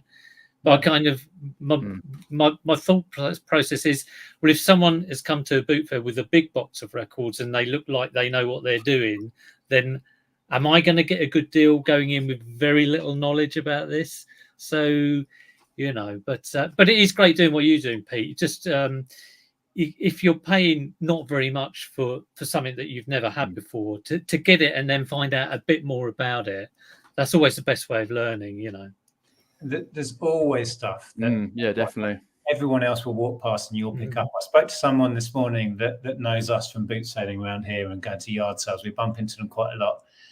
And he said that he was at the same boot sale, the same one we were at, the week I picked up a hair curler that I sold almost instantly for £100.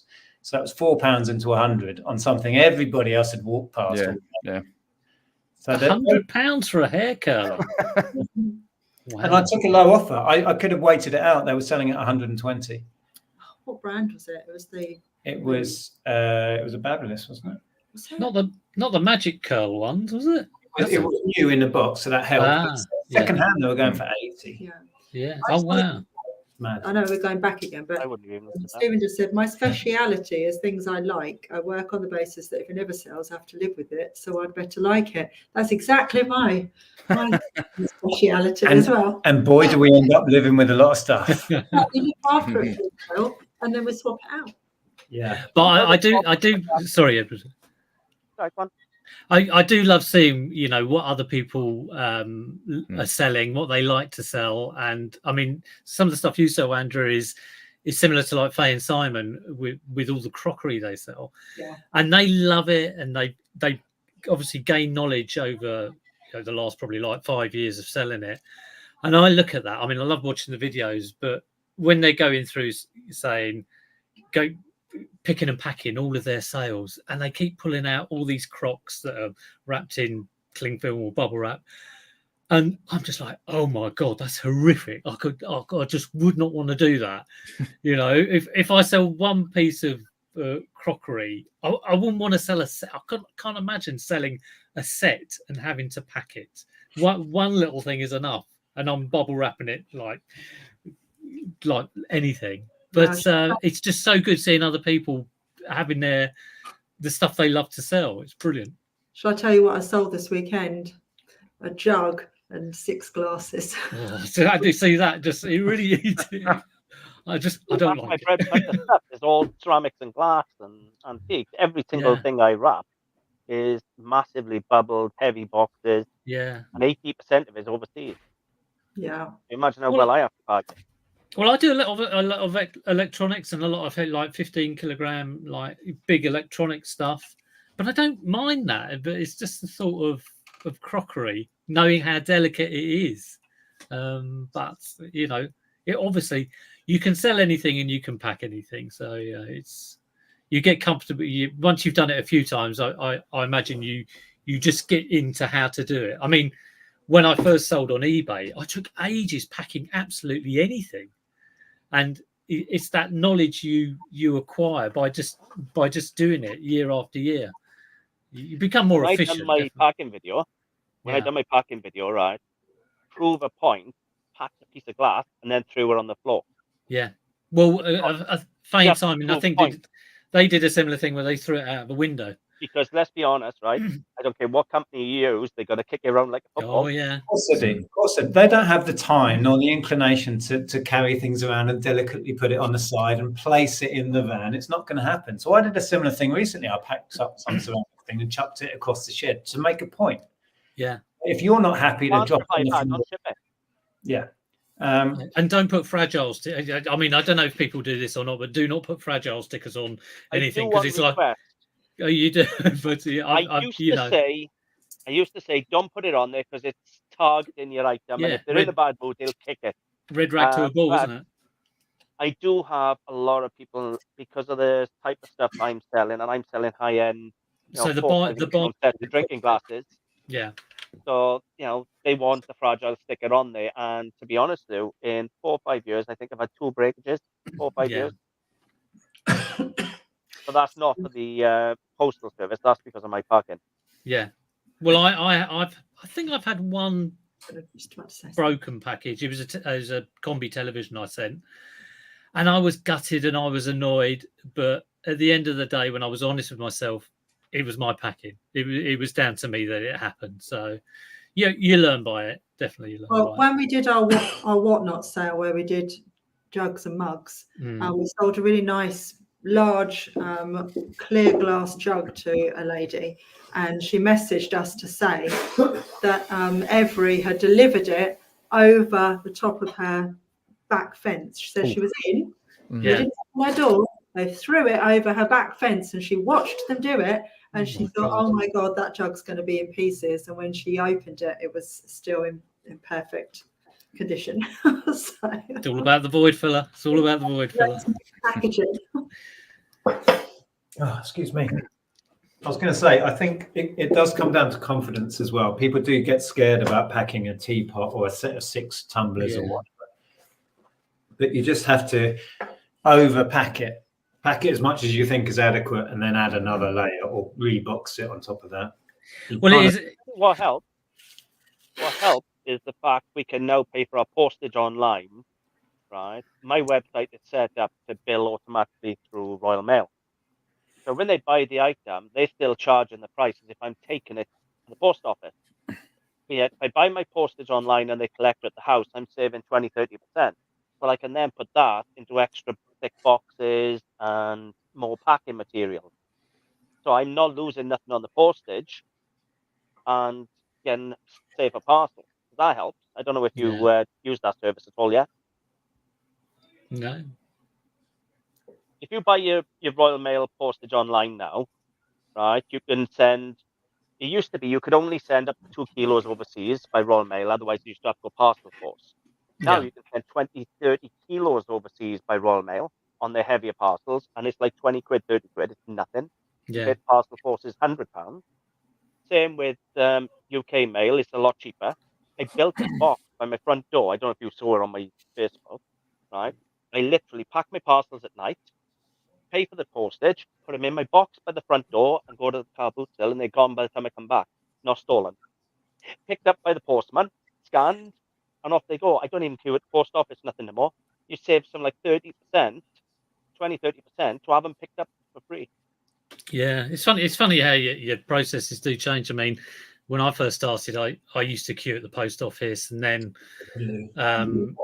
I got speaking to the people at the post office, because I mean, it's nothing worse than being in the post office queue waiting to drop off some parcels, and everyone hates you because you got a lot. And then I got into an arrangement where they gave me some sacks. I filled the sacks and just took it in. They'd print the receipts, just a proof of process, and give them to me later.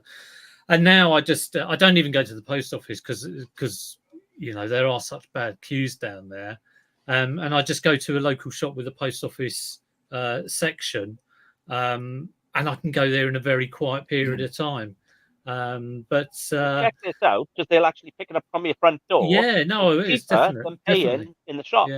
Yeah. I've been doing that now for the last 3 to 5 months. Something But like that. it's amazing how, you know, when you first come into reselling, how many things are just a mystery, even from the very beginning of like, oh my God, can you actually make a living out of this? It didn't even occur. And you do think of the things that seem really simple to sort of a reseller who's been doing it for a few years, like how does the postage work? Is that a small parcel? Is that a heavy item? Is it a large item? And like you go to a boot fair and know your antiques, you know, I would look at an item and go, well, I know how much that's going to cost me in postage, or that might be a bit awkward to pack. And it's you only get that through experience of doing it. But I mean, I would imagine that Nick and Andrea get a lot of viewers coming in from people who want to be a reseller and just don't know those simple things. And that's another good reason why YouTube is such a good thing, to explain those simple things you need to do to just start off selling stuff online. I mean, like Amazon is another example, you know. That is true. Those simple things are not really as simple as we just take for granted that they are. You have to learn them as you go. Yeah. You know? I mean, sort of eight years ago, I would just like, how do you do that? How do you even, you know? And I imagine a lot of people have made mistakes about, I don't know, charging free postage on something heavy. The postage has ended up costing like £8 and then losing on the item. But yeah, it's all things you get through experience, which is great.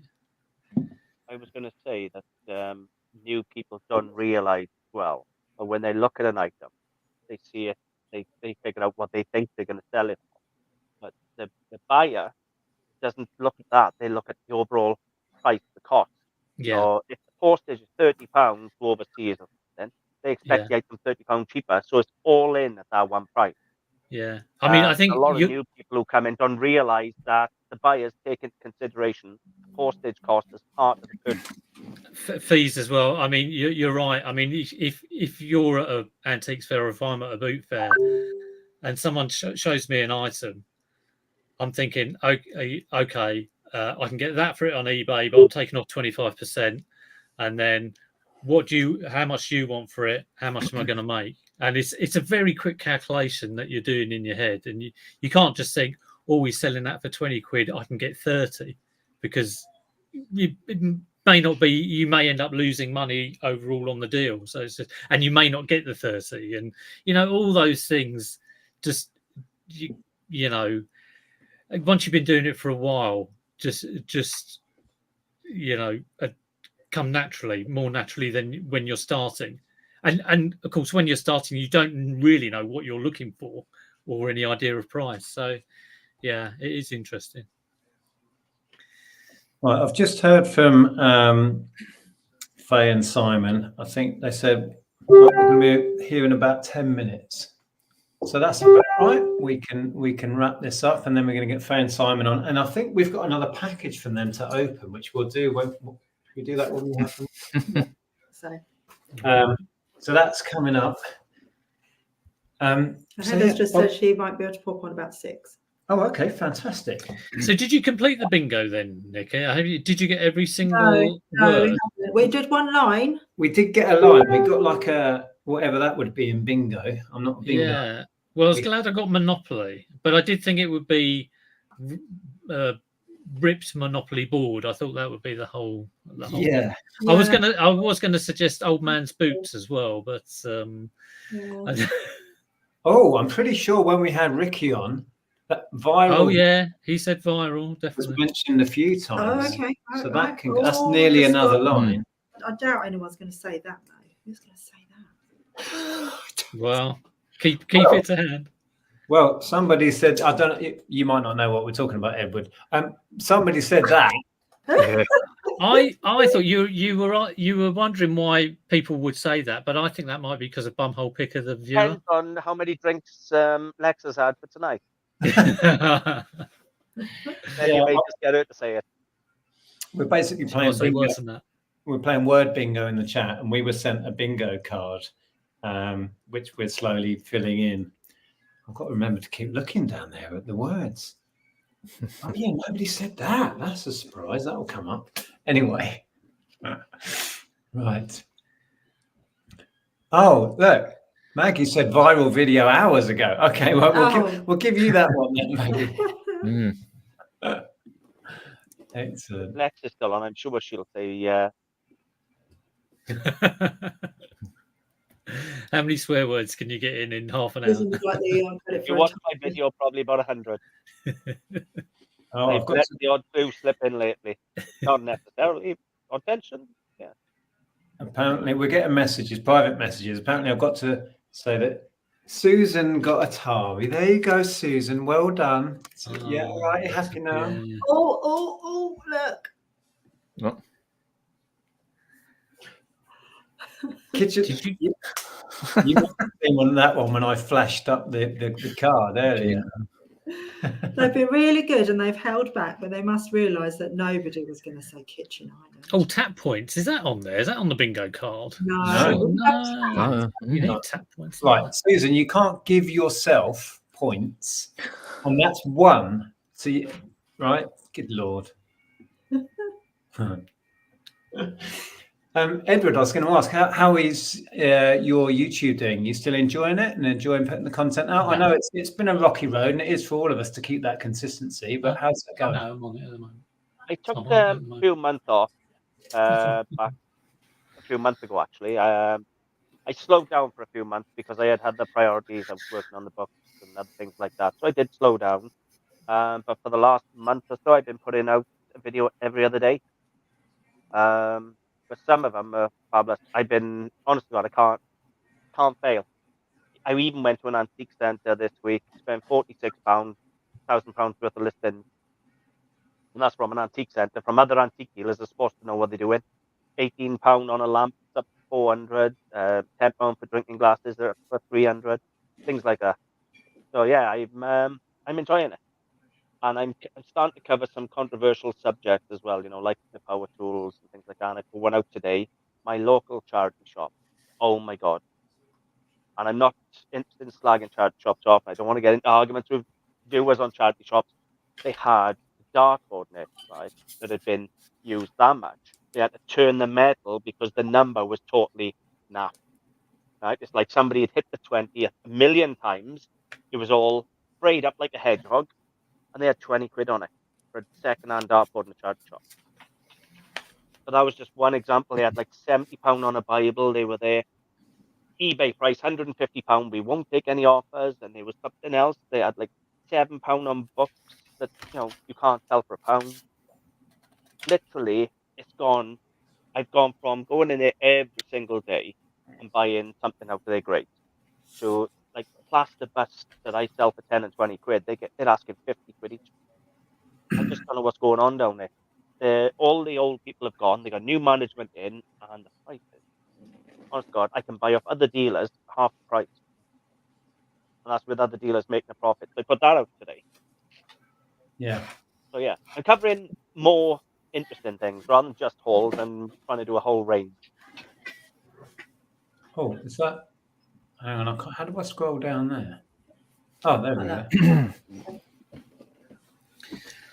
Oh, was that Shelley? It's Shelley. Are we going to put another person on? Go on. Oh, there we go. Hello. Oh, you're on mute. Oh yeah, she's on mute. Yeah. You're on mute. So your mic isn't connected, it says. Someone's muted Shelley. Oh no. Hello. Got the IT expert. Sign language. Tom. Yeah, you are mute. Yeah. Hit this, buddy. Excellent. Oh, well, we've got about another 5-10 minutes before we get married to reselling on. Oh, they've vanished again. Oh, it's disconnected. Oh, that was brief. They just did it in the form of mime, and that was it. They were gone. Yeah. You've done 10 years then. What's your plans for the next 10? Plan for the next 10 years? I can't think that far ahead, mate. I just enjoying life. Yes, we do have.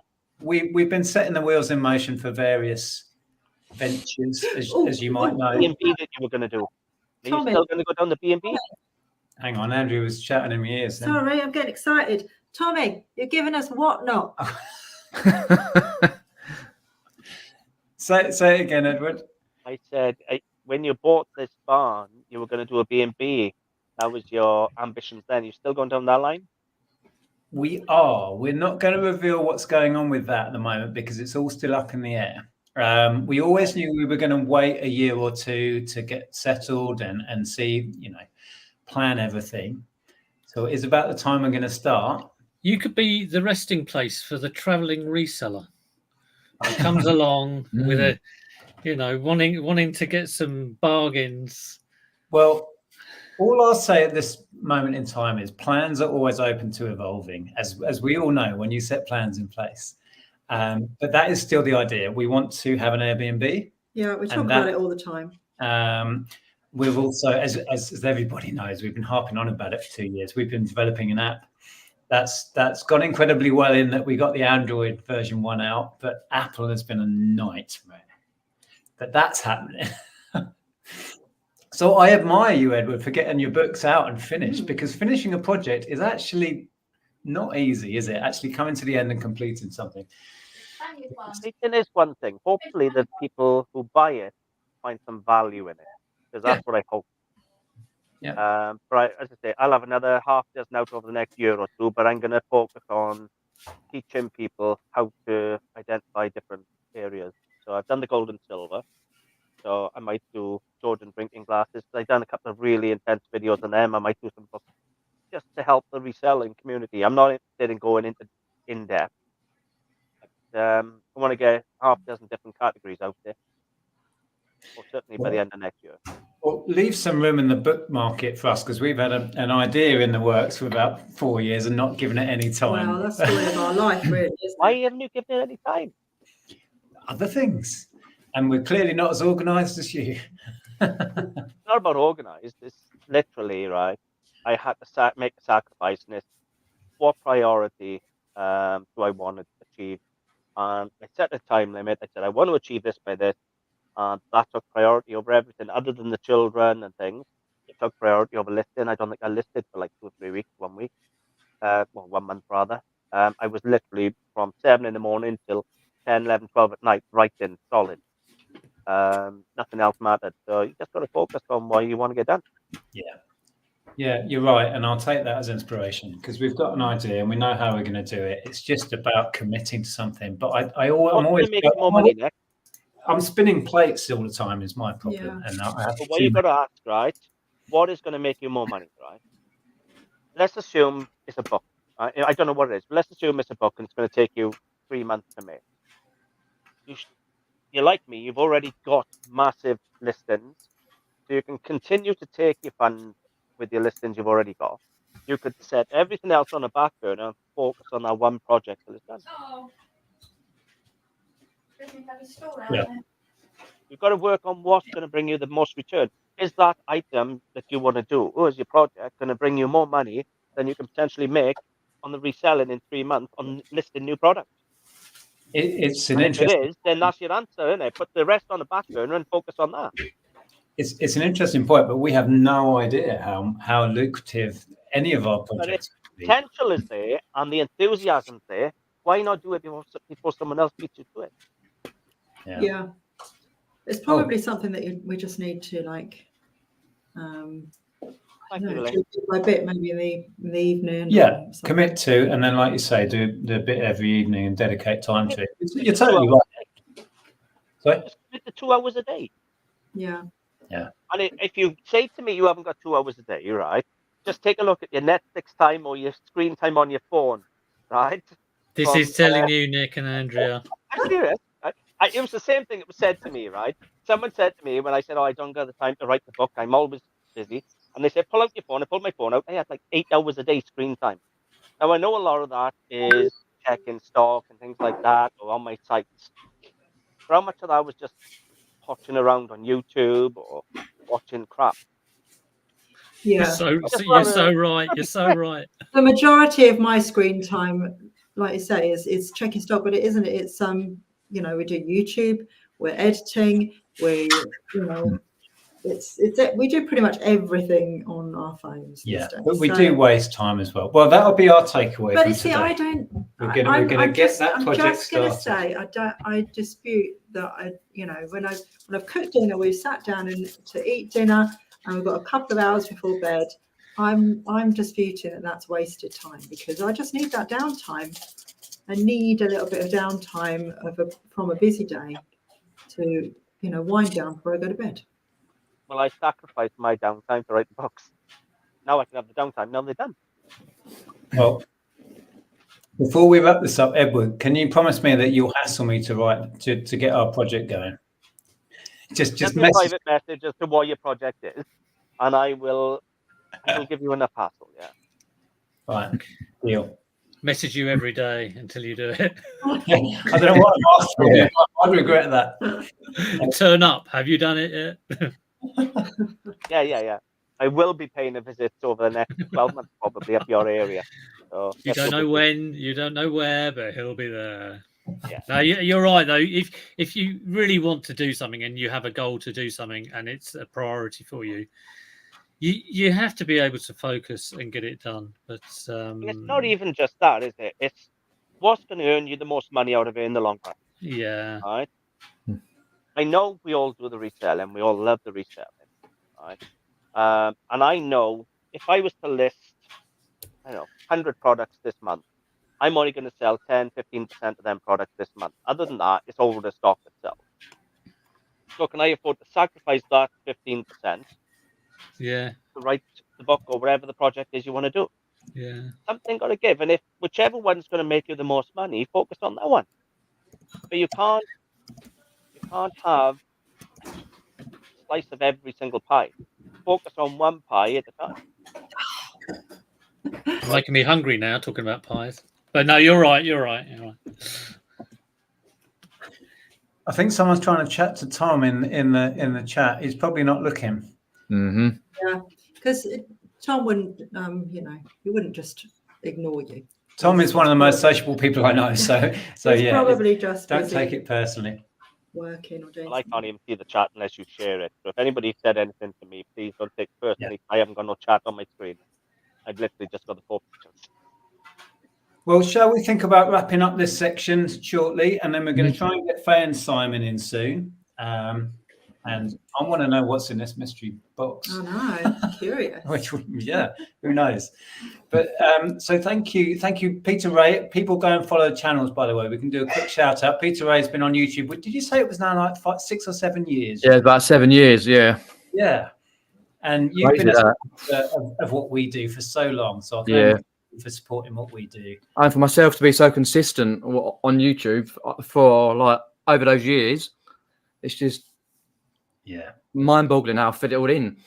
Exactly. It's a lot of work. Just running a channel. Mind-boggling how we fit it all in. Yeah, exactly. We have to give ourselves credit for the things we achieve. Oh, we'd 100%, yeah. And Pete, also sales of the unexpected. Go over and give Pete some love over there. Thanks for joining us. Thank you. Congratulations on the 10 years. Yeah, congrats on the 10. Cheers. And of course, Edward, Antiques Arena, there's a wealth of knowledge over there. So if you're not subbed, you should be. You can guarantee to learn something from Edward. Definitely. Or Walter, see. Whatever his name is. I answer to anything. But honestly, congratulations, 10 years, fabulous, and massive channel. And I know I've heard some of the stories people have shared over the years where you've been an inspiration to them to start reselling. I know when myself and you've done that video on depression, we touched and helped a lot of people. So you've helped a lot of people along the way as well in them 10 years. So congratulations. Yeah. Yeah, absolutely. It's all been worthwhile, and we will persevere. Is the plan. Okay, well, thank you everyone for popping on. No, it's been an absolute pleasure. Thank you for spending your time with us. Yeah, no worries. Hopefully we'll catch up again soon. Right. Cheers, guys. Yeah. Okay. Oh, what's that one there? Oh, that's to Edward. Oh. There we go. C. Bloney says, is word bingo over? No, it's stalled though. We have 1, 2, 3, 4, 5, 6, 7, 8 words left. We got a line. We are one away from another 3 different lines, 4 different lines. I just don't know how anyone's going to say that. No. I don't know how any of this is going to. Nobody says that. No one says that. Or that. What's that about? Oh, don't worry, Tom. I think someone was trying to chat with you. It's not like, yeah, it's fine. Right, so I'm just going to message Faye and Simon again. Oh, there they are. I don't need to. They've appeared. Hello. Hello. Can you hear us? We can. Yes. Yes. Woohoo. First time. Sorry about that. That's all right. Not at all. We sort of were all set up, and then next door decided they're having a party. How inconsiderate. So we moved a little bit, but yeah, we're outside, as you can see, and there's a air show going on. Well, we thought we'd give it a go. Yeah, how's it going? Good. I was going to say, in that vein, the best laid plans, right? We had this planned and thought out for a while, and then we've got the football final and Wimbledon final. It's just like, seriously? Yeah, It's fine. It's very inconsiderate. How's the? Does anyone? I don't even know how the tennis is going. Is it even on yet? Oh, Alcatraz has won. Oh, Alcatraz. Did he win? I thought, oh, okay. Yeah. Spoiler, I was recording that. I was going to watch it later.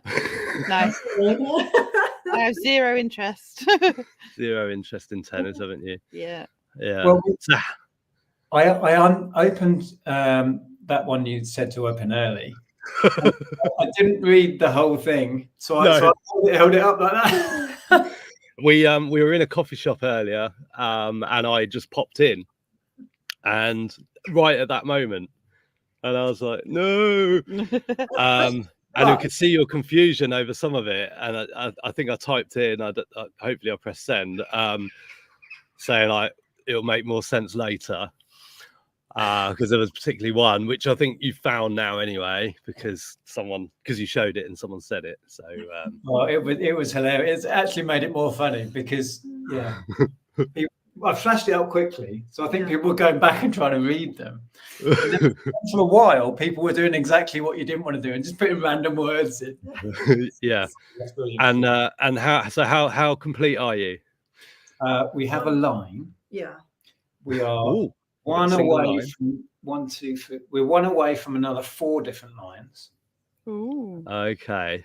But we're down to the words that are doubtful they're going to come out. Yeah. Well, that's the challenge. You got to encourage people. You got to try and make it happen. Yeah, you got to say. So, who remembers that video I did about the?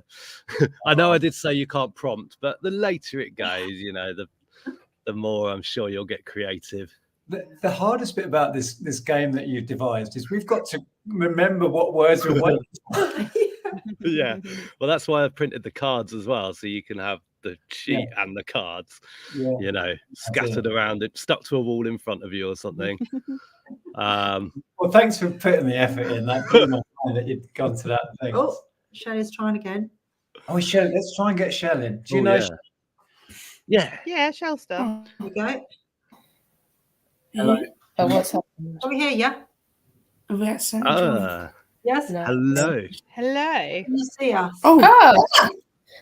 Hello. Hey, finally. Big technical issues. Oh yes. Oh, look, it's that young lady who saw on a train. Congrats on 10 years of YouTube. Thanks. Yeah. Congratulations. For showing me your new tattoos. Yeah. Is that the volume? Oh yeah. Sorry, I'm on Connie's laptop now. Okay. Should I do this one now? Do you think, guys? Oh, do you want him to open that one? You can open it now, or you can open it after. You can open it now, or you can open it after a couple of beers later. I would suggest go down the beer option, or cider, or whatever you may be drinking. All right. Maybe after 9 o'clock. Yeah. We will tease everyone with that for a while then, and open it after the after the watershed. Yeah, I think. Okay. Because we might, depending on what we're doing, we could jump back on after the football. Yeah, we'll certainly be in the comments, and Yeah. we'll definitely be back after the football. Yeah, But I think you know, there's no real plan for after the football, so I think like Lainey, Susan, maybe Stephen, and others will be in. But you're more than welcome. But yeah, but you do realise, you know, if it goes to extra time and penalties, that could be sort of 10:30, 11:15 that you're coming back. Yeah. So have some drinks during the football, because otherwise you're going to be speed drinking. We'll be trolley by the time we get on. Well, are we all watching the football together? Yeah, Well, could be interesting. Break. We're going to have to eat as well at some point, so I assume we're going to try and do that then, are we? Yes. Anyway, hello, Shelley. Sorry, I'm being really rude. Hello, how are you? That's right. Sorry, I've crashed Faye and Simon as well because hello. No, because I was just who's that? Sorry, that's Snoopy. My voice, intruder. Yeah. Oh, he everything's gone. Yeah, it's quiet. Oh. Yeah, Snoopy's quite reactive to noises, so he's we were just filming a video for YouTube and or to my voice. No, but he just kept barking through it, so we had to keep stopping and picking up where we left off. So recording like a 20-minute video has taken us about an hour. Yeah, that sounds like Jeff. As soon as he sees anyone out there, he's off. Yeah. Yeah. You do it. As soon as you try and film in here, he'll come running through because he's seen a dog. Well, the other day, Snoopy trumped everything by bringing a dead rat into the house. Oh, lovely. Yeah, and he's like the size of Jeff. He's small, and I was at the top of the stairs. He's at the bottom of the stairs, like whining, like, well, he's sort of screeching with happiness, and he's just got this dead rat and this long tail dangling across the floor. And he's like running in the lounge. I was like, oh no! That's not what you said. No, it's not what I said. You swore. I tell you what, that's marginally better than still being alive. Yeah. I did wonder if it's live because I wasn't 100% sure. It hadn't been dead long, let's just say. Yeah. Oh, yeah. Gross. Yeah. So, well, it's good. Chat, Shelley. Neil says hello. Oh, hi, Neil. Oh, don't worry, Neil. He's missing a. Oh no, he says, "Hey, familiar faces." Oh, yeah. He sees us all the time. He's bored. Yeah. He palms his unwanted goods off on us. No, we've actually had a good sale of stuff from Neil today. I just happened to bump into Neil at the auction. He's like, "Do you want this stuff? We're going to take it to the tip." Yes, please. I'll have it. Yeah, Neil was great for turning up with random stuff. And I'll be like, sure, yeah, I'll take your stuff, Neil. Much appreciated. Hey, sending us 35 kilos of stuff in a box. Yeah, now we just got Stephen sending us God knows what in boxes. Random. Yeah, that's intriguing. So have you opened the box yet? Yeah, we've done a video on it. Oh, okay. Ooh, we were unpacking it for like an hour. It was a 35-kilo box of stuff. It was insane. That's a big box, or is it full of very heavy items? No, it was a big box. Just a lot of stuff. Yeah. Wow. Stool sent me a couple of boxes of boxes, which were really useful. You like jewelry earring boxes and stuff for posting. Well, sounds like we better send our address to Stool if he's sending stuff. Yeah, let's just see what turns up. Yeah. Stool's like, I'm drowning in stuff. I'm just going to send it to other resellers. It'll be fun. I love his Instagram, like the way he lays out everything that he's picked up. Is that Stool 69? Yeah. Yeah. Oh, Stephen. I thought that was a female-led account. I'm very surprised. Like, if you know me, I don't watch YouTube. I don't really remember anyone's name when it comes to Instagram accounts. I am useless. And I just wrongly assumed that was oh, here we go. That one. Yeah.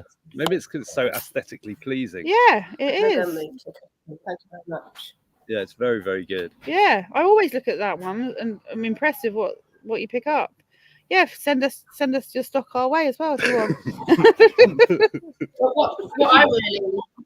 What I really want Stephen to do is like show us all of his hoarded stuff, because he put a picture on one day of like just a tiny lot of drawers of jewelry, and he's like, that's the tip of the iceberg. So like, we want to see it. We want to I'd see love the to see all the iceberg. hoarded. Yeah, the iceberg. Yeah, it was this one I saw, the glass pumpkin that you just found by the side of the road. Yeah. Wow. Yeah. He says, it's okay, I've yet to explore my masculine side. There you go. Yeah. Oh, the There's glass another one. pumpkin, Actually. yeah. Yeah, I love that.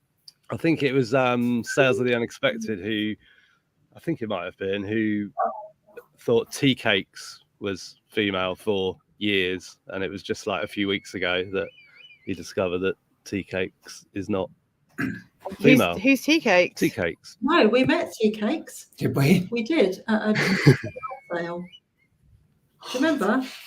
I mean, He came up to us and said, "Oh, hi, I'm tea cakes." Oh no! Yes, we did. Yeah. No, yes. Yeah. The thing, you're right though. Sometimes you have no idea genders or whatever. It's just a random name on the internet talking about tag. You have no clue. Yeah. Well, it's like when people on the radio, like back in the day, sort of before the internet, you kind of just had a vision of what the DJ looked like.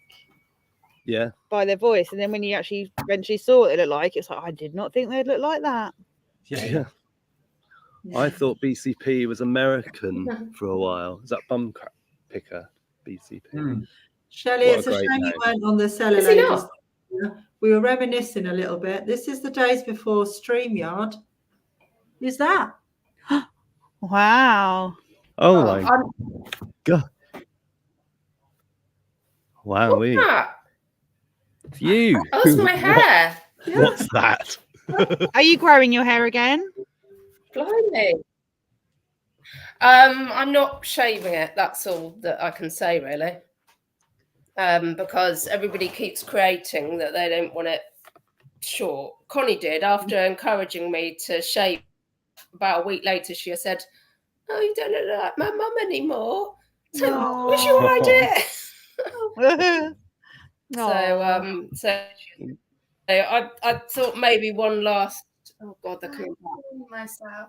You look cool, but then you had long hair. Oh. Anyway. Connie, who have you had on? Right, she's got bat ears. You're breaking up really badly, Shelley.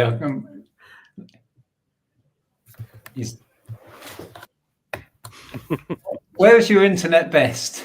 When we guided tour of the house. you were better in the kitchen, I think.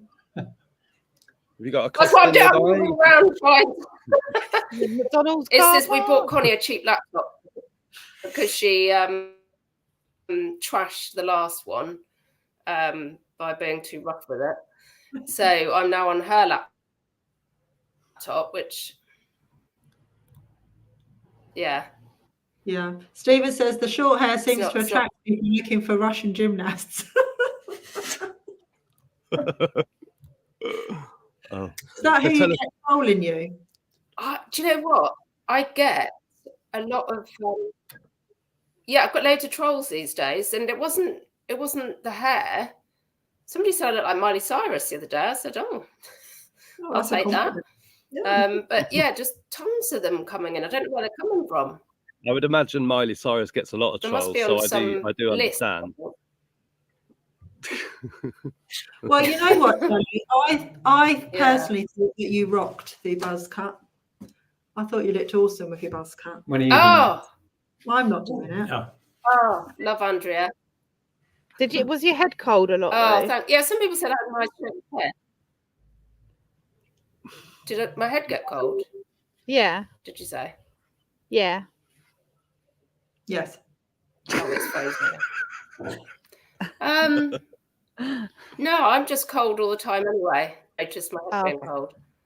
The only thing, is that what you said? Yes. Earth to Shelley. Yes. Earth to Shelley. Come in, Shelley. Is I couldn't really wear hats anymore, because if you wear a hat as Hello. We're just, you're sorry, you keep breaking up, so we're just intently. You're breaking up really badly now, Sharon. We're trying to find out what the end word is. here. We are listening carefully. See if we can string a sentence I might have together to at all. go. Yeah. No, just get. Can you switch to 4G? Pop in again later after the watershed's going to be fun anyway. Pop back later. Yeah, drink in hand. But we do appreciate you coming on. Yeah. Julie. We know that you've really struggled to make it happen. And then Funny it is almost never going to become an internet Yeah. sensation. Yeah. Bye. Bye. Bye. Bye. We heard that. Yeah, you come back. We can hear you.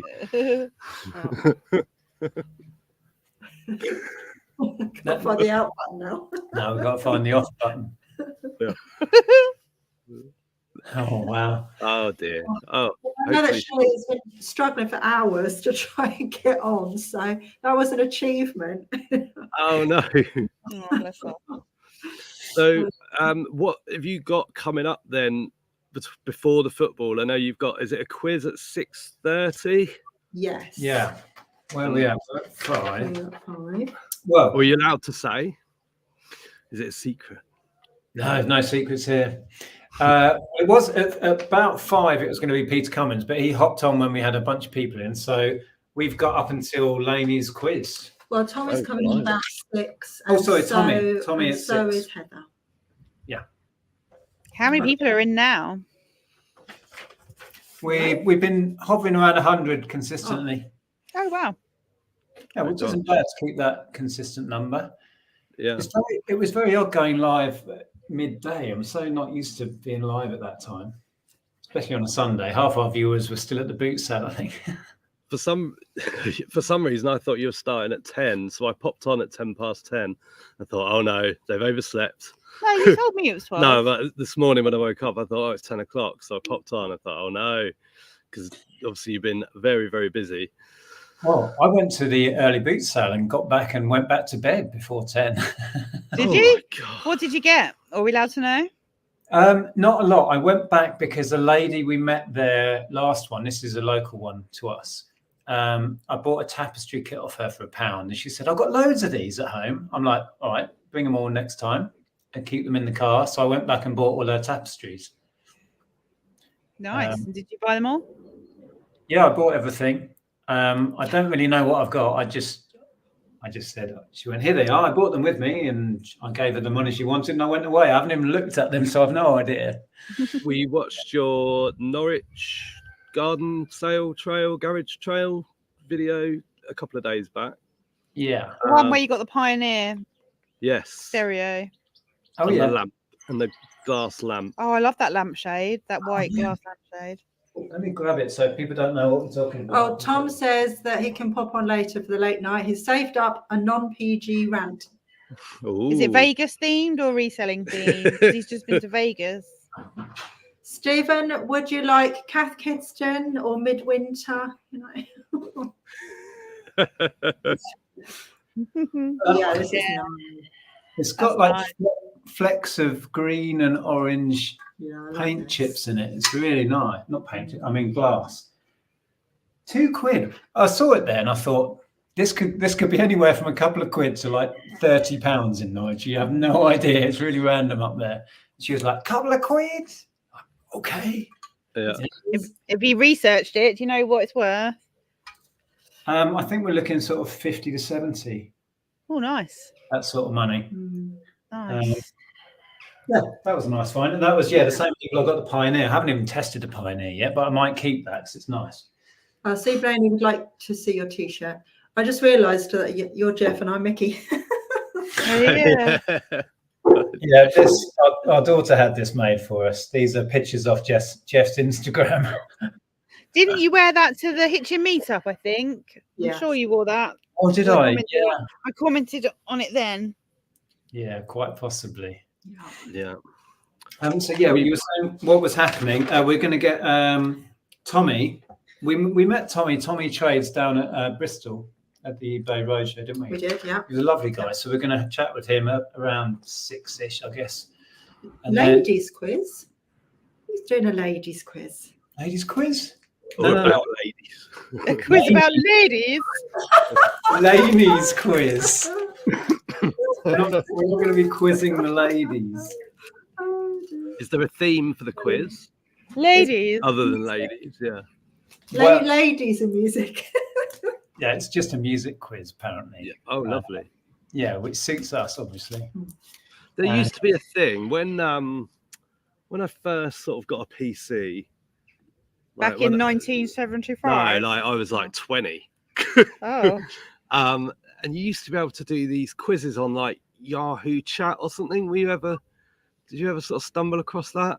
It was like a sort of forums, like a big chat room, that were designated for kind of music quizzes and stuff. I spent hours on those things, but I can't find them anymore.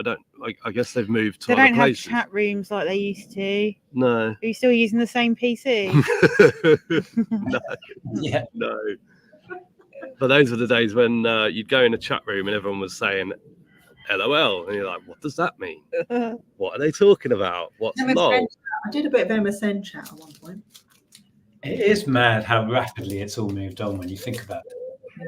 What was I saw the place that was really big where everyone shared? And it all went under. What was that early days social place? Oh gosh! You all had your little space. MySpace. Yeah. That blew up to be the biggest social media platform, and then just went. Yeah. Mad. Yeah. Along with Friends Reunited. Friends Reunited, yeah. I've probably got an account somewhere. Bamboozle. Still. I used to play Bamboozle. That was on CFAX, Teletext, wasn't it? Yeah. You could cheat Bamboozle, couldn't you? Because you could see the numbers going around the pages, and it would sometimes skip. And if it skipped, that was. I was normally drunk. Come home after hanging around down the park, one eye open, lying in bed, trying to do it.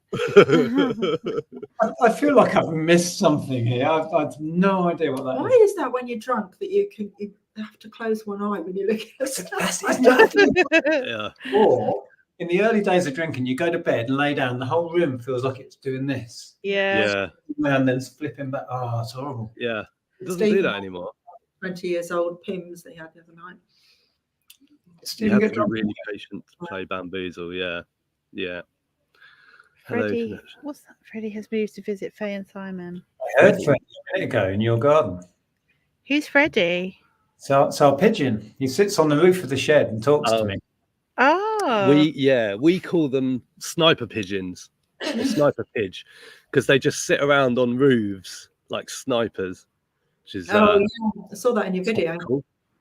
Yeah, they sort of sit around and we'll be like, we'll sort of say as a sniper pigeon, but there's lots of crows around at the moment, so I'm running around the garden like a madman, clapping every now and again. I don't know what the neighbours think I'm up to. He went one step further, decided to come and visit us in our living room the other night. Oh, really?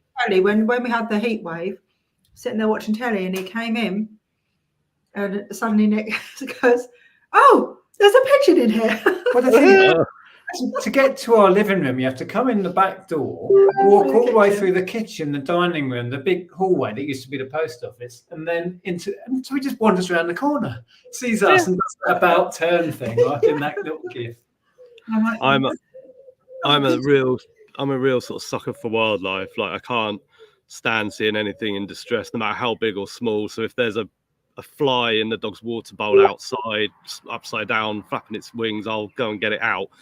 You know, the world doesn't need more flies, but I just can't watch anything suffer. We had it in our old house. We had a pigeon, and it had a really injured wing, didn't it? We called him Pidge, and he was hanging around. He'd hung around for a day or two, but he was basically a sitting duck because of cats in the area. So I built him a little ramp. A mobility ramp. Yeah, I built him a ramp up a fence into a bush, and he would go up the ramp, sit in this bush overnight to keep himself safe, and then in the day he'd come back down, and he'd sit on our chimney. He could sort of jump, but he couldn't really fly. He'd sit on our chimney, and he'd be sort of waving his bad wing around. And then I had an old cable, so I tied a cable from our fence to a tree in a field next door. It was like waste ground, and put a a box, like a nest in the tree, so he could shimmy along this cable into his little box at night to keep safe. And that went on for like probably about a week, a couple of weeks. Yeah, because we said to my mum, if it's still here when we go on holiday, you're gonna have to come and feed him. Yeah, you're gonna come and have to look after Pidge. And then one day he just sort of turned up. He actually sort of flew in. We could tell it was him because he had a really bent beak. He flew onto our patio, landed on our chimney, waved his wings around at us, and flew off. We never saw him again. Wow! But he was fixed. Yeah. Yeah. You nursed him back to health. Yeah. Yeah. Just a wood pigeon. I did take a tiny clip, or I got you to film a little clip, didn't I? Bamboozle. Oh yeah. Oh yes. Yes. Love it. Is that live or is that a screen? Is that Google image? Oh right, okay. So we could play Bamboozle. I can't find the clip of Freddie in the house. I'm sure I got you to film because he ran upstairs or flew upstairs and was in got a big window at the top of our stairs landing, and he was just trying to fly out of the window. All the pot plants were going everywhere. He pooed on the carpet. Pooed all over stairs carpet. So anyway, I grabbed him, and then it's like, now what do I do with the pigeon? Quick, start filming. Can't find the footage. It's somewhere on my phone. I've just got endless footage. You must find this with filming content. Do you film on your phone? Do you just end up with We have a burner phone. We call it the burner phone. Yeah. For illicit dealings and YouTube videos. Yeah. We do our drug deals. We do our drug deals on that and YouTube videos. I can't. It's untraceable. I'll try and find it and edit it into a video at some point, but it was mad. So Yeah. after evicting Freddie, I then had to clean the blooming carpet because it pooed everywhere. Oh god. Do you ever, just talking about filming, do you ever get asked if you're filming when you're at car boots and stuff and get told to turn it off? At car boot sales, there was only one occasion where a stall holder didn't actually approach me. They went to the organizer. And then the organizer came up to me and he said, "Are you filming?" I said, "Yes, I make YouTube videos." And then he had nowhere to go with the conversation. He just went quiet. I said, "Are we done?" And walked off. That tax dodger over there doesn't like you filming. Yeah. I sometimes feel uncomfortable, and we got told off in a shop the other day in Luton, didn't we? Apparently Keach don't allow filming in their shop. Keach's head office, yeah, we're like that. That's not true, but we'll respect your decision, yeah. So that was filming on a phone, was it? Yeah. I walk along with it sort of down by my side. Yeah. I don't walk around with it like that. I'm holding it in my left hand. So I've got the burner phone in my left hand, my eBay, Amazon phone in my right hand, and I'm just wandering around. And I think the thing is, to be fair, I was pointing it in the back room. Oh god! At the time when she spotted me, she probably thought I was going to rob her. See, there's a line. If there's a line, Simon will find it and just cross it. Right? Yeah. What are you lot doing in there? Yeah. Where's the safe? Yeah. I've done fairly well. I'm not very good at making relationships with charity shops or asking if I can go in the back room, but we were in one in, I think it was Watton near here. And I happened to just peek through and I could see a Hero Quest on the shelf waiting to be processed. So I just leant in. Hello, can I buy that game up there? No, that's sold quick. No, I parted it out, that one. Oh, yeah. Because it was missing the figures. Yeah. Got home to get your tent so you could camp out overnight in case they put it out the next day. Yeah, it's one of those things, isn't it? Because we've got, the whole charity. We've got charity shops here that regularly, can't take any more donations because they're so full, and you can see it all out the back, and yet their shop's also full and overpriced, and the staff don't look that busy. So you sort of think, I know I'm sort of going down the realm of sounding like a spoilt reseller, but because it's not for us. Charity shops aren't for us, but we're happy to pay their prices if they're prices we want to pay. Yeah. You know what I mean? But when you see it all out the back, you're just desperate to say, come on, look, that shelf doesn't need polishing anymore. Go and process some stock. Yeah, well, I do genuinely think that they've taken the model too far of pushing the prices. We went, for example, yesterday we went to Thetford and we went to one charity shop. Basically, we went there to go to a charity shop because they price stuff to sell. Yeah. And they turn it over. They never turn away donations that I can see. While we were there, people were bringing it in and they were happy to take all of it. Yeah. Amazing. And that's the model they need to look at, because we will go to Thetford and perhaps only go to that one because we know that we'll spend, what did we spend yesterday? 35 quid something? Something like that. Come over Yeah. 3 bags. There was another reseller in there. He bought a stack of stuff. Yeah. We went to a rag house in December. Yeah. And it was like a big warehouse, and they just had literally, you know, a mountain of clothes just from the floor to the ceiling of a warehouse, just a massive pile. They get it all in from the charity shops, you know, and send it off around Europe, Dubai. Which one was this? The one in Ben? No. The other one. The other one. They send it all off, you know, pallet it up and send it off around Europe and sell it, recycle it. But also they take all the breakables. All the bric-a-brac, yeah. All the bric-a-brac. And it's just heartbreaking because we knew that they had bric-a-brac. So we went there to sort of see the clothing and also see the bric-a-brac. And it was just all lying around in piles, broken and everything broken else. Glass on the floor. And you're just like thinking, you know, all these valuable pieces, you know, valuable to somebody, not monetary value necessarily, but someone wants that stuff to replace a piece from their set or something they've been looking for, or reminds them of a member of their family, all the different reasons that people buy sort of antiques and collectibles. And, you know, yet we're in charity shops where it's just falling off. There's so much of it falling off the shelves, and it's all priced at kind of, you know, £8 for a cup. And you know, at the end of that life cycle in the charity shop, it's just going to one of these places just to be smashed on the floor, just to be left to rot. And it's a really sad part of that whole process, isn't it? It is like you say, when they're pricing too high, and then the next step for that is, oh, this isn't selling, get rid. It's so daft. If they just had a system where it's after a week, half price, after a week, half price again, and then it's the 50p bin or whatever, right? Yeah. That's the way to turn it over. Not. I think when we talk about that as resellers, I think people sort of think it's due, you know, when you say things are overpriced, it's not always about, you know, that we're saying that because, you know, we can't then line our pockets with it. But it's not, for me, it's not always about that. It's about just seeing the stuff that's just going to waste. Yeah, exactly. And yes, we could make money from it and it would benefit us, but also it will benefit someone else. It's just getting damaged because they don't store it properly.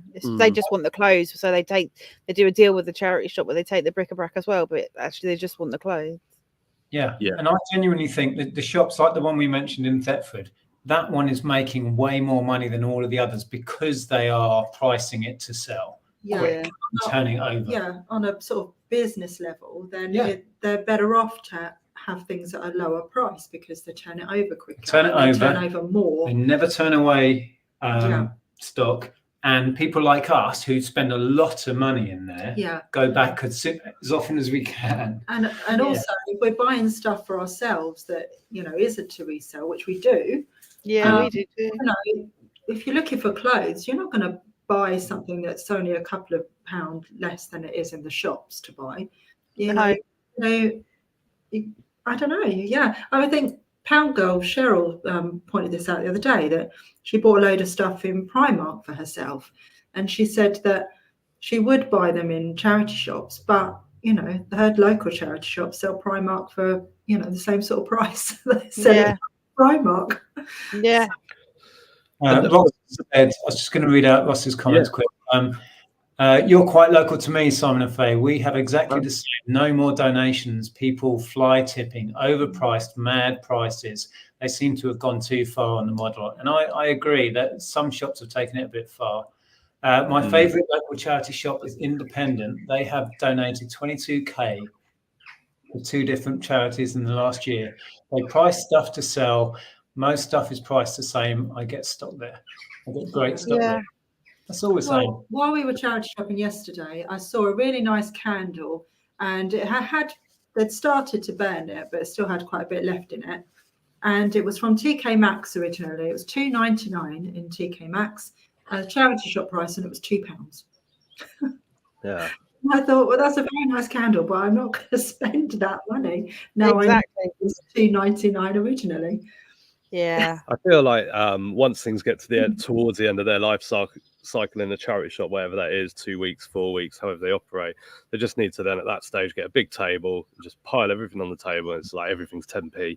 Yeah. Because that they're still gonna get more than the rag man or any clearance people that buy it by the kilo, and give people an opportunity to sort of reuse the stuff. But those charity shops that you talk about, like the one you've got, when you find them, they're so good, but you only need a change of manager or something to completely turn it back round. They start seeing, oh well, maybe we can creep up our prices a little bit more, or I don't know, another charity shop in their area makes a different margin on a different category, and their area manager's going, yeah, you could do better on that category, and it all changes. The exact same charity have got a shop in Dis, and they used to be a really good shop, and we'd go in there and get quite a lot in there most of the time. But now you go in there and you see the same stuff just hang around for months. Yeah. Months and months and months. And we barely ever find anything in there that's right for us now. Yeah. Personally or for the business. There was Cath Kidston, for instance, Cath Kidston teapot in there, and they wanted £20 for it. And, I looked it up, and it was going for £20 on eBay. So I thought, well, I'll wait and see if they mark it down. It was there for nearly a year, and then it just so either somebody finally bought it or they just got rid of it, but they never marked it down. Yeah. We've got one local to us in Biggleswade. It's a Garden House Hospice. Is that the one that's just changed? Just been bought by Keach. It's just been changed to Keach. But they had a Big Bang Theory board game. Every time I went in there, I'd see it, and it was like brand new and sealed, and it wasn't worth. It sells for $5 on Amazon new or whatever. So I'm never ever interested in it. Just the only interest I have is that we've lived here for 4 years. 5 years, and I swear it's been in that shop since the first time we walked in there. It's it is just insane. It really is. But there you go. I was just going to quickly read C. Blaney's comment. I said earlier, as an ND, is that neurodiverse? Yeah. I make an assumption. I feel huge discomfort at being filmed or photographed, and I would have to ask you to stop. And if anyone ever asks me to stop filming, of course I will instantly stop filming. I'm not trying to put anyone in any discomfort. And we have been asked once in a charity shop, do you remember, to stop filming? And I said, absolutely, 100%. And I won't publish it if you don't want me to, all of that stuff.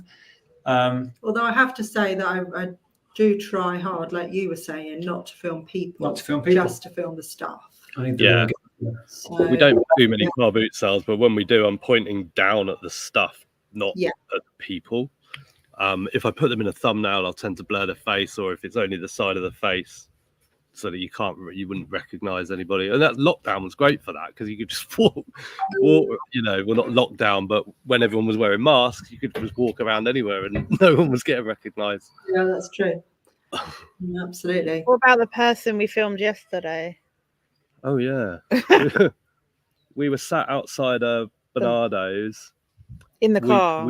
Faye had been in, and I was waiting because we had the dogs in the car, and there was a girl just going up and down the rails. There's rails out the front, and we were parked we were facing the front of the shop, and there was rails outside the front. I mean, how would you describe what she was doing? Well, I said to Simon, I reckon she's going to nick all that stuff. And she was like taking clothes off the rail, looking at it, holding it up, and then like sort of walking over to the end, taking the price tag off and dropping it on the floor, and then throwing the item over the rail. But down the side of the shop was an alleyway. And I just thought, she's just going to nick it all. And you're like, no, she's not. And there was a police car parked like just over, like behind us, and she was looking at them. She was like looking at these clothes, looking again. Faye was saying, go and tell them in the shop. And I'm like, well, we can't see exactly what she's doing, and she hasn't done anything wrong yet. She's only done something wrong if she actually runs off with it. But she was trying, like, she was putting her head through the coat hanger to see what stuff looked like on. But she was doing it with school uniform as well. I was like, does she know that she's doing that? She's got kids' clothes. She's in the school uniform section. Yeah. Yeah. But yeah, then she saw us. She saw us, and I just had the. It looked. I was trying to make it look like we were taking a selfie. Yeah, or just talking to the camera. But she went in the shop then, didn't she? Saw us and then went in the shop, and we drove off. So I don't know what happened. She was going to nick it though. She was making a run for it up the alleyway. That's what she was going to do. Yeah, yeah. I just wanted to follow up on that because I've witnessed a similar thing. Nick was in a shop with Ellen, and I was stood outside with Jeff, and I was watching this girl, and she was with her whole family, and they were making it like that. They were very brash. They were, peacocking around a lot, and they were like, very loud. Yes, they were distracting. Quite a bit aggressive as well. And I watched this girl, and she'd just walk up into the corner and like shove something up her jumper. And I thought seriously about going to tell the lady in there, but it was an older lady, and I thought, well, she's got to deal with this whole family, and I just didn't think it was fair on her. And I thought, no, it's not going to say anything. Just let them go. It was a classic distraction thing. So a couple of them were just making a lot of song and dance and noise and kind of distracting the poor old lady. The other one was off in the corner nicking all the whatever she was nicking. Oh, dear. Funny enough, while we were on that subject, back when I was a police officer for the shortest period of time, I was off duty in a charity shop because we were already reselling by then. And I was stood next to a guy, and he was just pocketing like trinkets and bits of jewelry and stuff. So I just went up behind him and I said, I'm an off-duty police officer. I suggest you put all of that stuff back, or I'm going to arrest you, because you can arrest people off duty. And so we couldn't get the stuff out quick enough. Oh, really? Yeah, it's happened to be right place, right time. Yeah. Well, Is that the only time you had to do that? Did you have to? It was the only time off duty I ever. You didn't find yourself chasing people down the motorway or anything? No, oh God, no. God, no. I didn't care about it that much. But, he's doing 75. Get him. It's funny because yesterday at this Bernardo's where it was right next to a Tesco's that had a security guard out the front the whole time. Yeah. Yeah, JP Whale says, my local charity shop has a Crusoe pot for £100. It's been there weeks. Charge eBay prices and above now. It's getting harder. A similar story to that Kath Kidston one. Yeah, but they don't look at eBay solds, do they? They look at eBay for sale prices. And well, I'm sure some do look at sold, but yeah, we've caught people out on garage sales. There was a textbook that you were looking at somewhere, and she said, "Oh, I want £30 for it because it's £30 on eBay." And you were like, "Let me have a look." Right, let's see. And you looked at solds, and you showed her, and they're like, "No, they're selling for like a £5." And she was like, "Oh, okay." I'm really sorry. I didn't mean to. What's the word I'm looking Rip for? you off? Yeah. Lie? Yeah, and I was like, that's all right. Funnily enough, we weren't sourcing it for eBay though, because we bought it but sold it on Amazon for 20 quid. Yeah. But since you mentioned eBay, we just thought we'd sort of check that out. It's when you go to garage sales and jumble sales and car boots, and you're like, "Oh, how much is that?" And they're like, "Ooh," like they didn't expect anyone to ever ask them that question, and they're like, "Ooh, don't know. Oh, well, they're on eBay for like £30. Oh God." Yeah, that, and then the other thing that really winds me up, because we're all kind of in a hurry trying to get round and that, and I'll say, "Oh, how much do you want for these?" And then they'll tell me the life story of where they bought them, how many times. Yeah. I'm like, "No, I just want a price." Or, "Well, they're in really good condition, and this one I don't think I even." No, I just want a price. Yeah, just tell me. And then me. they go, "Oh, I don't know. I haven't really thought about that. Oh my God!" And then they're on, "I haven't thought about it." You're trying to sell things. Have a thought about how much you're going to ask. Yeah. Really? And then I think if you're really that emotionally attached to it, perhaps you just need to keep it. And I was trying to negotiate with a guy about something. I can't remember if it was probably a jug, and and he was doing this thing. He gave me a price, and it was a fair price. And I said, "Yeah, okay then." About to give him the money, and then he goes, "Actually, no, I've decided I'm going to keep it." Oh God! Thanks for wasting 5 minutes of my life. Yeah. The one thing I'd say about that, I'm not sure who it was that said about the Le Creuset. For sort of new resellers, everything goes around and comes around, and it can feel disheartening sort of seeing things like that £100 Le Creuset. But what I noticed, particularly with Amazon and eBay as well, is that things that 4 years ago we were all picking up and going mad for that just don't get anything value now, like the Ashes DVD box set, for example. I saw he found a new one the other day. And on Amazon, when I'm picking up board games, things that were maybe fetching sort of £20 on Amazon 6 months ago are no longer selling, and now it's the time for something else. So I think the more, obviously the charity shops are cottoning on to things like the Creuset and stuff, but there's always other stuff that they're missing. Yeah. So I think if you can sort of try and circle round and try and look for those other opportunities. Definitely. I don't disagree that it isn't getting harder. It is getting harder, but there is still a lot, to find. We found some really good stuff yesterday, didn't we? And we were saying that, people say a lot these days that you don't find anything in charity shops. But we're very selective about where we go. Yeah. And I would also say people need to, source differently. Go to yard sale events. I swear by them, they're amazing. And we get endlessly people saying, there's none in my area, start one. All the yard sale events we go to are just started by an average person deciding to go. So start an event. You could start an event in your village, the next town along over there. All you need is a Facebook group or whatever. And once the app is fully launched, that will promote it for you as well. It's like, it's all there. Yeah. Well, it's Peter Vinegar. Oh, he's not Vinegar Jar anymore, is he? Sales of the Unexpected. He always says, "Oh, the charity shops around my way are absolutely rubbish. Can never get anything." And he was always sort of like down in the dumps about it. And we went to see him a couple of years ago. We were in the area, so we went round to see him. And I was like, "Right, I'm going to go to your charity shops, and I'm going to get stuff." Didn't get anything. They were awful. They were really bad. Yeah, there's always we always sort of say, like, when we're going to the post office, I have a really bad habit of turning up at the post office between 5 and 5:30, and there's one charity shop in the town that I go to and it shuts at 5, so I always miss it. But if I could get my act together, I would always say I should go in, because you just need that one time when they've got something sitting there that Oh, I just put that out. Exactly. Yeah. We found today we got a brand new and sealed Ravensburger puzzle from 1996. No, it was 1994. 1994. Ravensburger sealed not West Germany, sorry, Germany, with the blue barcode. So the really old ones. It's a Magic Eye one, only 500 piece. This is an Oxfam, and Oxfams are, in our experience, are quite sort of keen on their pricing. They're quite specialist. They look stuff up, particularly the book ones. They know what they're doing. This was a book one as well, and this was a book one. It was £3. From 1994, still sealed, and it's a Magic Eye. Yeah, never seen one before. It doesn't exist on Amazon because it's too old. Didn't even bother looking it up. Just pretty much snatched it out of our hand, didn't we?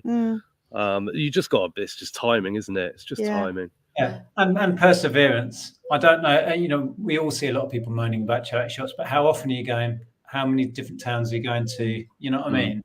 There's legwork involved. There's work. Yeah, there's towns near us that we just kind of won't go to now, unless we just happen to be walking the dogs there or something. I think it's one we spoke to you about before, actually. St. Neots. We've said to you, I'm sure we've spoken to each other about St. Neots before. We went there yesterday because we said no to St. Neots, didn't we? We weren't going back not for charity shop, but we did pop in yesterday because we had the dogs and we were picking something up from somewhere, and we did get a couple of bits. But at least half of the charity shops have shut down there. Yeah, they have. And that tells you everything you need to know, that they weren't getting the good enough stuff, or they were pricing too high, and the businesses just weren't viable, or the charity businesses, whatever you want to call them, weren't viable anymore. And we could see that 6 months ago that was basically what was going to happen, because they were just not doing it. going back to that topic quickly, there was some comments coming in. Did you read stalls? I didn't know. I was waiting to say. But yeah, that ties in with what you just said. That good point from Stephen is that charities are a business, just like the ones that we have. If our shops were not selling and stock levels were too high, we would reduce our prices to get stuff moving. Yes. Yeah.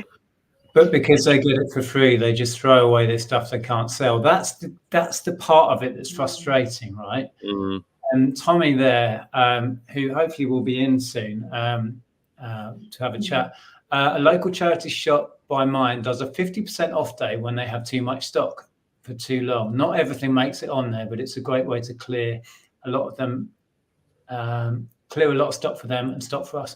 We used to have places where they'd have always have a pound rail outside when we were doing clothing. So stuff would be reduced. That was a garden house actually, and they had a great system of it would be at a set price for a amount of weeks, then they would halve it, and then it would be reduced, and then it'd be on the pound rail, and everything would get churned out quick. It's a bit like what they do in Goodwills in America, isn't it? They have clearance days where everything with a green ticket is 50% off or whatever. Yeah, seems like a good way to go, but you know the Americans are a little bit more advanced when it comes to making money, I think. Yeah. I also charity shops around here have such a high paid staff turnover, and in one town near us, the manager of one shop has been the manager of all the different charity shops in the town. He just moves around. Do you know, in Biggleswade? Yeah, the guy. Yeah, and it's just like that's strange as well. But now the last one, the one that we know he's managed last is shut down. He's sort of the little one shut down in the precinct that he managed. Didn't you say the cancer researchers? Oh, it was shut, but I don't know if it's shut down. No, I wouldn't be surprised. I just saw El Reventa mentioned Stony Stratford. Yeah, we ventured up to Stony Stratford because we've got a friend up there. I'd agree with that. That's a tough place to go sourcing. Well, I was just reading a different comment from us. I caught someone taking tags off in a charity shop. I was at the till and saw him do it clearly. So I asked him why in front of all the staff. He got angry and kicked up a fuss. 30 minutes later, he came in and tried to buy the trousers that he'd taken the tag off. Staff recognised him. Yeah, good. And told him they had to check the price. Oh, Bletchley. Okay, right. Yeah. Oh, yeah, Bletchley. Oh, good old Bletchley. Yeah. Well, we went to Bedford Flea Market today. Have you been there? No. Don't think we ever did. Wasn't it? Yeah, sort of vintage and... It was like one bit was food, so all different food stalls, and then the other one was like vintage stuff. And do you follow on Instagram Rinky Dink? No. She's sort of, you should follow her actually. Right up the street. I do. Yes. Yeah, she had a stall there. Amy, we met Amy today. We talking to her. It was really interesting, and it was really nice vibe about it, wasn't there? Like, because Bedford's that kind of got that sort of independent kind of shop and vintage feel to it in the town, I think, and that they do try and sort of promote that. And it was just a really nice vibe. Didn't buy anything at the Flea, but got us talking. Go that way. Why? Because the sun's like right in my. I was getting a halo. Oh, little angel. Yeah, it was a nice vibe, wasn't it? Yeah, that's nice. You just highlighted Debbie's comment there. I work in the charity sector. We only throw away things that aren't fit for purpose in the shop I work in. I'm having problems with rag trade at the moment. You best price how? I'm not sure that came through right. You best price how much rubbish we get. You'd be surprised how much rubbish we get. I mean, I've never worked in a charity shop, and it's very easy to criticise, I know. But as for, I'm sure you don't throw good quality stuff away, but I watch George's channel, and he's pulling perfectly saleable and usable stuff out of charity shop dumpsters, which is another side of it, throwing it away. But yeah, we can all criticise, and I'm sure you get so much stuff that you can't physically resell because it's literally rubbish. But I know some places get so much stuff that they just get rid of it anyway. Yeah. I'm just going to say that's who you're talking about, isn't it? Rinky Dink Retro. Yeah, Amy. We met Amy today. Yeah. Oh, cool. Yeah, I wouldn't want to feel like I'm criticizing. I just sort of feel like, you know, we're in business, and so we know buying and selling. And for charity shops, they don't really do the buying bit. I know they do get stuff in, but it's, you know, that if they could just focus a bit more on clearing the stock through. Well, you've I think worked it in would benefit retail. everyone. Yeah. Your background is retail. You've managed shops, and you know it's important to turn stock over. And turning stock over gets more people in because they know that they're not seeing the same stuff in there all the time. So it's got to be a win-win. They'd rather sell, I don't know, 10 things for a £5 than one thing for 20 quid, surely. Like, well, 10 things for a £5 as opposed to one thing for a £5. Yeah. Yeah. Well, I wish they'd just sort their price out. I know they've got bills to pay and rent to pay and everything, but like they'll get more people in, more people will buy, surely. Exactly that. When we were back in Hitchin, and we knew quite a few different thrifters, resellers, etc., and we all knew in Hitchin, yes, we always go to that one and that one. We never go to that one, and everyone was the same. That's all you need to. Well, exactly, right? Yeah.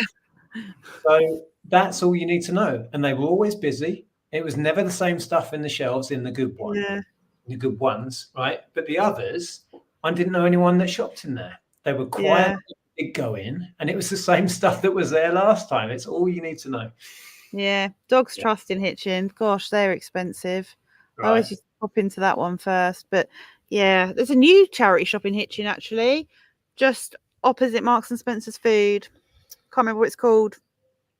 Oh, it's the one from Luton. It hasn't got any better since you left Hitchin. Not for charity shops.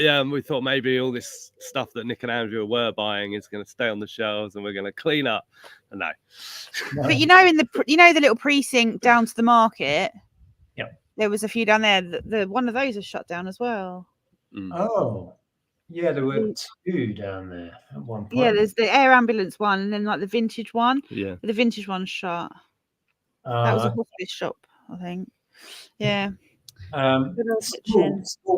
Said there, a worker at a charity shop I go to told me they had to have a meeting because the cost of the skips for the stuff they didn't sell was more than they were making in the shop. The stuff they didn't sell was going in a skip. Is that all rubbish now? So I can only assume or hope it is. Skips for the stuff they didn't sell. Well, if they didn't sell it, maybe they're just like, we'll put it in the skip. So where is this charity shop? Maybe I'll go and look in their skip. Yeah. Darren says, congratulations on the 10 tubes. Always my you're too kind. Always my #1 reselling channel. Always will be. Here's to another 10 years. Good Lord, I can't think that far ahead. Another 10. Wow. Has Ellen ever been embarrassed that her parents are YouTubers, like when she was younger? Yeah. Almost certainly. Has she ever voiced that opinion? Probably. Yeah. I seem to remember when she was at that age that the eye rolling was a bit, or if we're filming a bit in the car and Ellen happened to be with us out charity shopping or boot sailing, and she'd be in the back just like this. Because we're quite cringe when we're doing a bit to camera in the car, Imagine she's still a bit like that now, though. She doesn't like it if she's in the background. I get irritated. The rest of the prices in some choices. Yeah. I did also come from a large department store before I started working in the charity sector. Gentleman Marketeer says, I have turned away a house clearance guy who tried to make out he was donating at my charity shop I volunteer at. It was so much rubbish. Some people are awful. Oh, yeah, just try to get rid of their crap. Yeah. Exactly. I mean, there will be elements of it that we as buyers perhaps overlook. It's an interesting one. I would like to volunteer at some point at a charity and kind of see it from the inside out, just to empathise a bit more with them, but when am I going to have that spare time? Well, that's the thing, isn't it? Yeah. It says, I get irritated like the rest of you when the prices in some of the charity shops are, e.g. £5 for something from Primark. Yeah. Well, it's not something that's going to be fixed overnight. Somebody made the point earlier, a lot of charities are run by volunteers. I mean, a lot are paid as well, but a lot of volunteer workers, they have at least one paid member of staff in there, though, don't they? Surely. Yeah, the managers will be. Snoopy, don't you start. Snoopy's here to save his bit. Let's pick him up. I'm going to try and send Tommy the link. What time are we? 20. Yeah, if you get Tommy in, we will skedaddle. Okay. I've said that for a while. Make like a tree and leave. I wasn't trying to it wasn't force you out. Then. No, it's all good. Hello, We're just trying to keep an eye on the time of the day so that we. Yeah, we don't want to hog. Are you okay? Here he is. Let's have a look. I'm going to put him right up to the camera. Say hello to Snoopy. Close up, Snoops. Snoopy, look at the camera. Oh, we can't see at the moment. Hang on a minute. Right, Tommy, I've I've sent you the link. Oh, sorry, I wasn't even on there screen. we go. Oh. Hello, Snoopy. Who's that? Is it Nick and Andrea? Is it Nick and Andrea? Where's Nick and Andrea? This is what Jim does. I'm more interested in anything else but the screen. Yeah. One of the good things about Bedford Flea today actually was the amount of dogs that were there. It was great. Met all sorts, didn't we? Yeah. Yeah. I had to pick him up. Hello, Luna. The other one's here as well. Right. Tommy, if you're still in, the link should be there on Insta now. Yeah. No, Stevie. Heather, I think I put the link in our chat, so hopefully you've got that.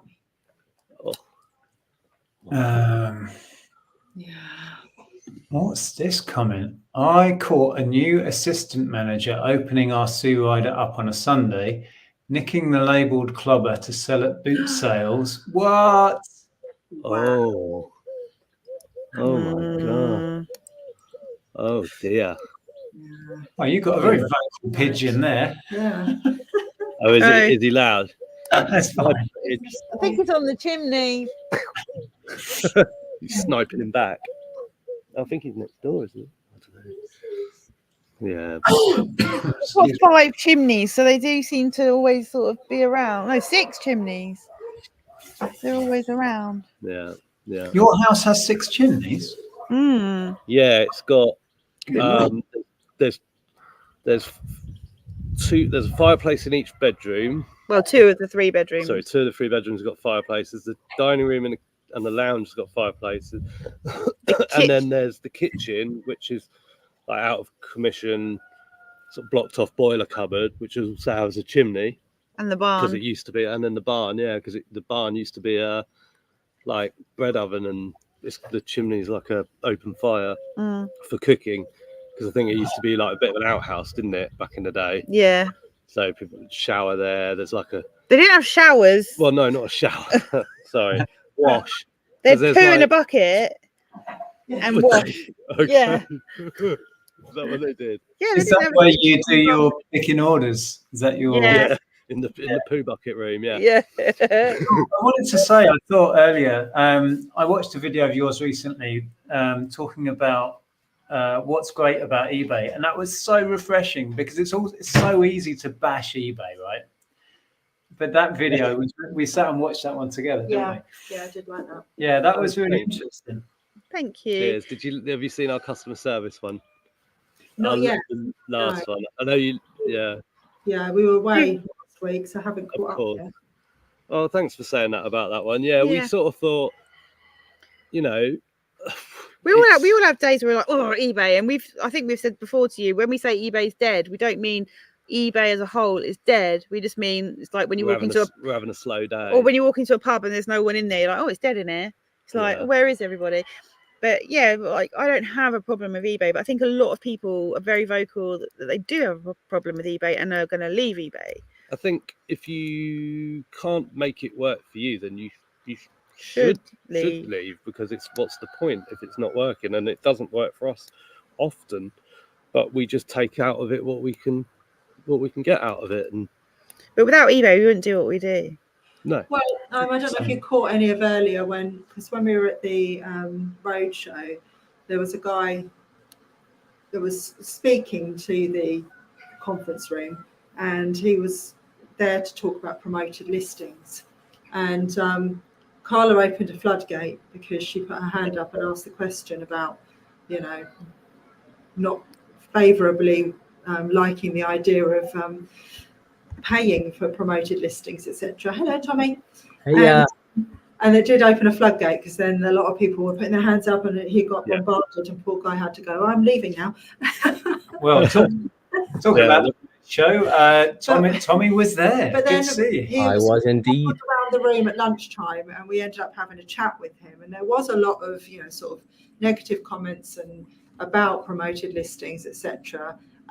But then I said to him, look, just to let me give you something positive about eBay, just to counteract all of this. And, you know, basically,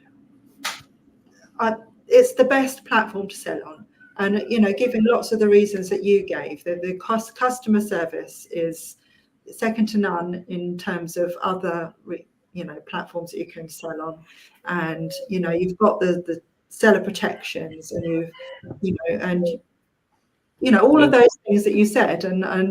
And I put that to him, and he said, well, thank you for saying that. You know, really appreciate that. Because we were giving him a hard time. We were giving him a hard time. Poor guy. Anyway, yes. The promoted listing one. The promoted listing one's one of those. Hello, everyone. Where it's like, you know, if they scrap promoted listings tomorrow, then it's all down to like you're vying for top spot, like how, you know, it goes down to organic SEO, and that's fine. But then there's always going to be people that are willing to spend to promote those people, you know, and then once that starts, if you can't beat them, you got to join them. And then once you do that, then you got to factor it in. And, you know, we say when we're showing us stuff that we sell in the barn, you know, we were only selling this for $9.99 plus post or 50 because we bought it so cheap, because it cost 28. If it had cost a $5, we'd be making no money. But because it costs 28p, then it works for us. But there's lots of scenarios when it doesn't work, and you've just got to use it. You've got to adapt it to make it work for you. And if various categories or whatever don't work for you, then just don't do it. Sidestep. You know, do something that does work. None of us have a right to be successful on eBay. We don't. You know, you're only as successful as your last sale, I think, really. Like, we can go days with really crap sales, days and days and days. They're not great at the moment, but they are what they are. We understand some of the reasons why that is. Anyway, sorry, I should. Hi, Tommy. I watched your roadshow video. It was really good. I didn't. Thank you very much. Thanks for checking it out. Yes, welcome, Tommy. They saw the thumbnail and changed their mind. No, I don't. I will watch it. I don't really watch YouTube videos. They do my head in a bit, but I will watch it. only because basically I can't work and watch at the same time. He can, I can't. Yeah. So I've got to have something on in the background. Yeah, I might put it on at 8 p.m. on the TV. Actually, that's what I'm going to do. I'm going to watch it at 8 p.m. in the lounge. Get some crisps, a drink. Nothing else on tonight. That's a headline: Tommy trades versus the Euros. Yeah, there you go. I think you'd leave me if I did that. Yeah, one of us would be leaving. Well, you are very welcome, Tommy. We mentioned you earlier because you got your roadshow video out so quick. It's like I can't out that quick. That's amazing. I really wanted to try and get it out the same day as well, but I was knackered by the time I got home. And then I just made it my like day's objective the next day. So I just committed that day to get the video out and tried to make it the best it could be and do some justice. I wanted to try and like include some value in there as well. That's why I like put some text over the top of the bits of the video and like try to include things that I'd learned, stuff that the one-on-one rep like told me about how I could improve certain things, instead of just sort of like fluffing it and being like, you wish you were here, I hope you feel the FOMO. Be a bit more informative with what they told me, basically. Yeah, you did a really good job. It was a good watch. Yeah, very good watch. And hello, Heather. How are you? Hello. Yes. Well, yes. Back from Birmingham this time, so I'm a bit knackered, but I've landed. What were you up there for? Sorry. That was a family barbecue, not helped by the fact that some of the M25 has been shut. So yes, quite an epic journey. Oh, blimey. Lovely. Right, well, I think we'll say goodbye, and thanks ever so much for having us on. And we'll try and pop in later. We will pop in later. At least we'll be watching, because I want to see you open your envelope. Yeah. Okay, well, that's a reason for everyone to come back after the football, because we have no idea what these two over here have sent us. So come back later and we'll find out together. But yeah, thanks for spending your time with us, and we'll catch up soon. Thanks for having us. A lot. Bye, everyone. Bye. Bye. See ya. Oh, how many hours are we in now? 6. 6. Where's it? How are you doing? You're knackered yet? We're getting there. It's good. Oh, I don't want to have caffeine because I just want to sleep. I do that now. But yeah, so you clearly enjoyed the roadshow, Tommy. It came across in your video. You were pleased to be there. How was it? Yeah, I really enjoyed the day, and like I'm not sure if you saw, but I got to do like a little exclusive interview with the eBay team there as well. Literally, as I was waiting to come in behind you for lunch, they were talking to me about what do I do, and I said how for cardboard I wait until Thursday when everyone puts their cardboard out for the recycling to come on Friday, and I just take 2 IKEA bags and go around the street and grab like whatever cardboard's still good. And as soon as they heard that I was like trying to be environmental, they were like, we need to get you for an interview. You sound like the kind of person that we want to talk to. So maybe just like trying to do more things that were green and be a part of like the cyclical economy seemed to be something they were really going on about at the event. So it seems like natural that sort of fell into play. But then the thing that I was trying to tell them in that interview was that the main thing I kind of got from it was sort of feeling validated, like especially since like starting the reselling journey and sort of trying to learn bits of information from different people online and piecing together this sort of messy-mashy way of doing things. There's definitely some fine-tuning in the processes that I could do. And sort of going there and them telling me, well, there's not really a lot you can do to improve your listings, or there's only a few sort of things we should tweak, or maybe this is the next thing you should look at. It sort of just made me feel like, well, I do know what I'm doing. I can trust in myself. I've got myself this far, and I'm the only one that's going to take me further. So it's just sort of getting a little nod from them to say like, yeah, you know what you're doing. Just keep cracking on, and eventually you'll get there. Well, that's nice. Yeah, exactly. And you learned something as well. So yeah. Yes. Yeah. Oh, that was I was just going to read this comment. That was yourself, Heather. That's you. Yeah. Yeah, Alex did get a bit of a grilling from some of us, because the thing with promoted listings is we all have quite a strong opinion about it, positive or negative. And I still feel like it was a very clever way of generating more funds. And I think eBay, of course, can't just come out and say that, but that's all it is. Of course. Because all their job is to match us up with a buyer. And in the past, the algorithm just did that, the search engine did that, but now there's a fee you can pay to bump yourself up. It still does, though. I honestly think the algorithm does far more than promoted listings. I mean, I sell weird shit, basically. It's, it's vintage, it's quite often one-off. If you're selling one of where you've got 100 other sellers selling exactly the same thing, I understand why being at the top of the list is important. But if you're selling something that's very unusual, what value is there in trying? You know what I mean? It doesn't apply across the board.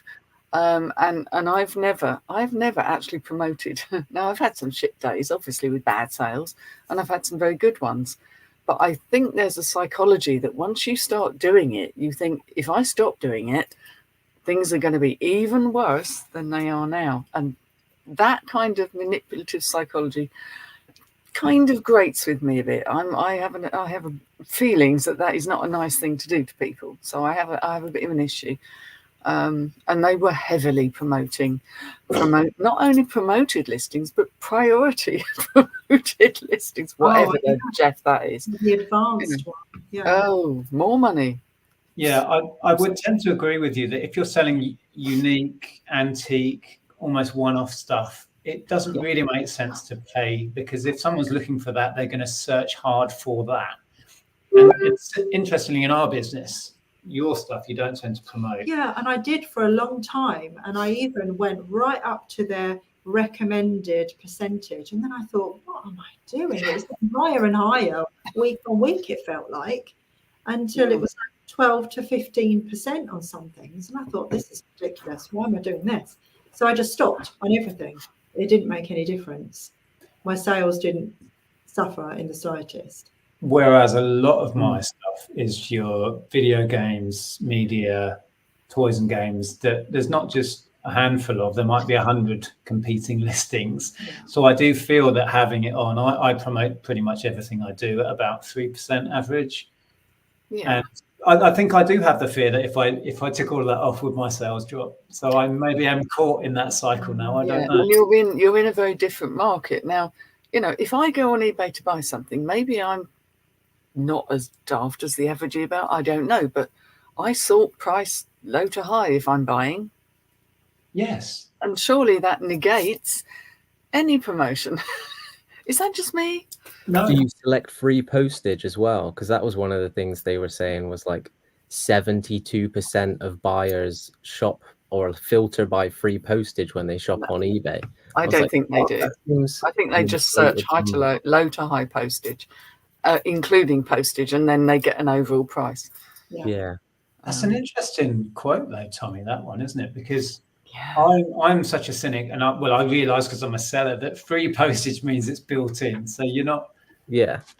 It's but I think also if you're talking about the sort of scarce type, you know, weird shit, as you put it. That's my business, dear. Yes.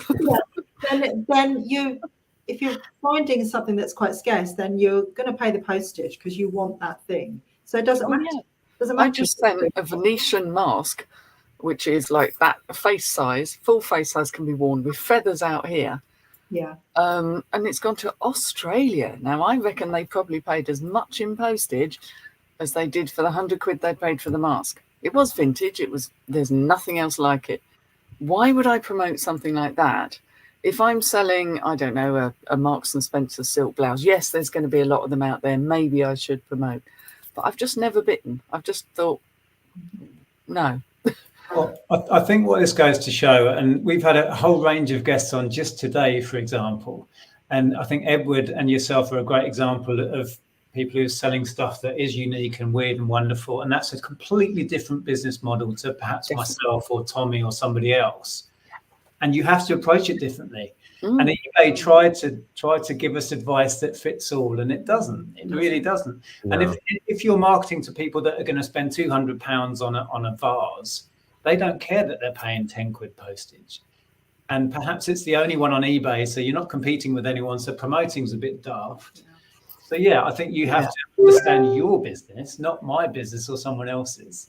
Yeah, there is no one size fits all. And I do think this blanket approach of promote all your listings and you'll succeed it's a bit shallow. You know, as I was saying to a lovely lady called Inga that I met who's new to reselling, who told me she learnt more from me in the half an hour we were chatting than she did for the whole day, which is very sweet. But I did say to her, if you ask 3 different resellers what they're, you know, for their advice, you will get 3 very different answers because we are all very individual. We all sell quite different stuff. Unless you're that big company that's selling, I don't know, you know, all of this. We know who those are, the big companies that all sell the same stuff. You know, the rest of us are very individual and need to work out, and it takes time to work out what works for us. And you're never quite sure if you're doing it right or wrong, but you just have to hang in there and give it a whirl and not get frightened too early. Yeah, I chatted to Inga for a little bit after you, I think. Yes, you did. She was lovely. Yeah. Really. I was going to ask Tommy, are you dabbling with Promoted? Have you used it much? Yeah, that's what I was gonna say. I'm in the same boat as you, Nick, I think, where I've used Promoted across the board. So I've put Promoted listings on everything. It automatically assigns it when I list a new item. I think I've got it set up to a 6% dynamic promotion for everything. And I'm in that same sort of boat of like, I don't want to lower the percentage because I'm fearful that my traffic's going to drop, my conversions are going to drop and this kind of thing. And I can't remember who it was, but I spoke to someone a long time ago that said they went up to 10 or even 15% at one point. And they noticed a boost at first and then an instant drop back down. And you sort of get like a spike of reach for everyone that might have been interested in your listings. But then after that sort of search happens, it drops back off again.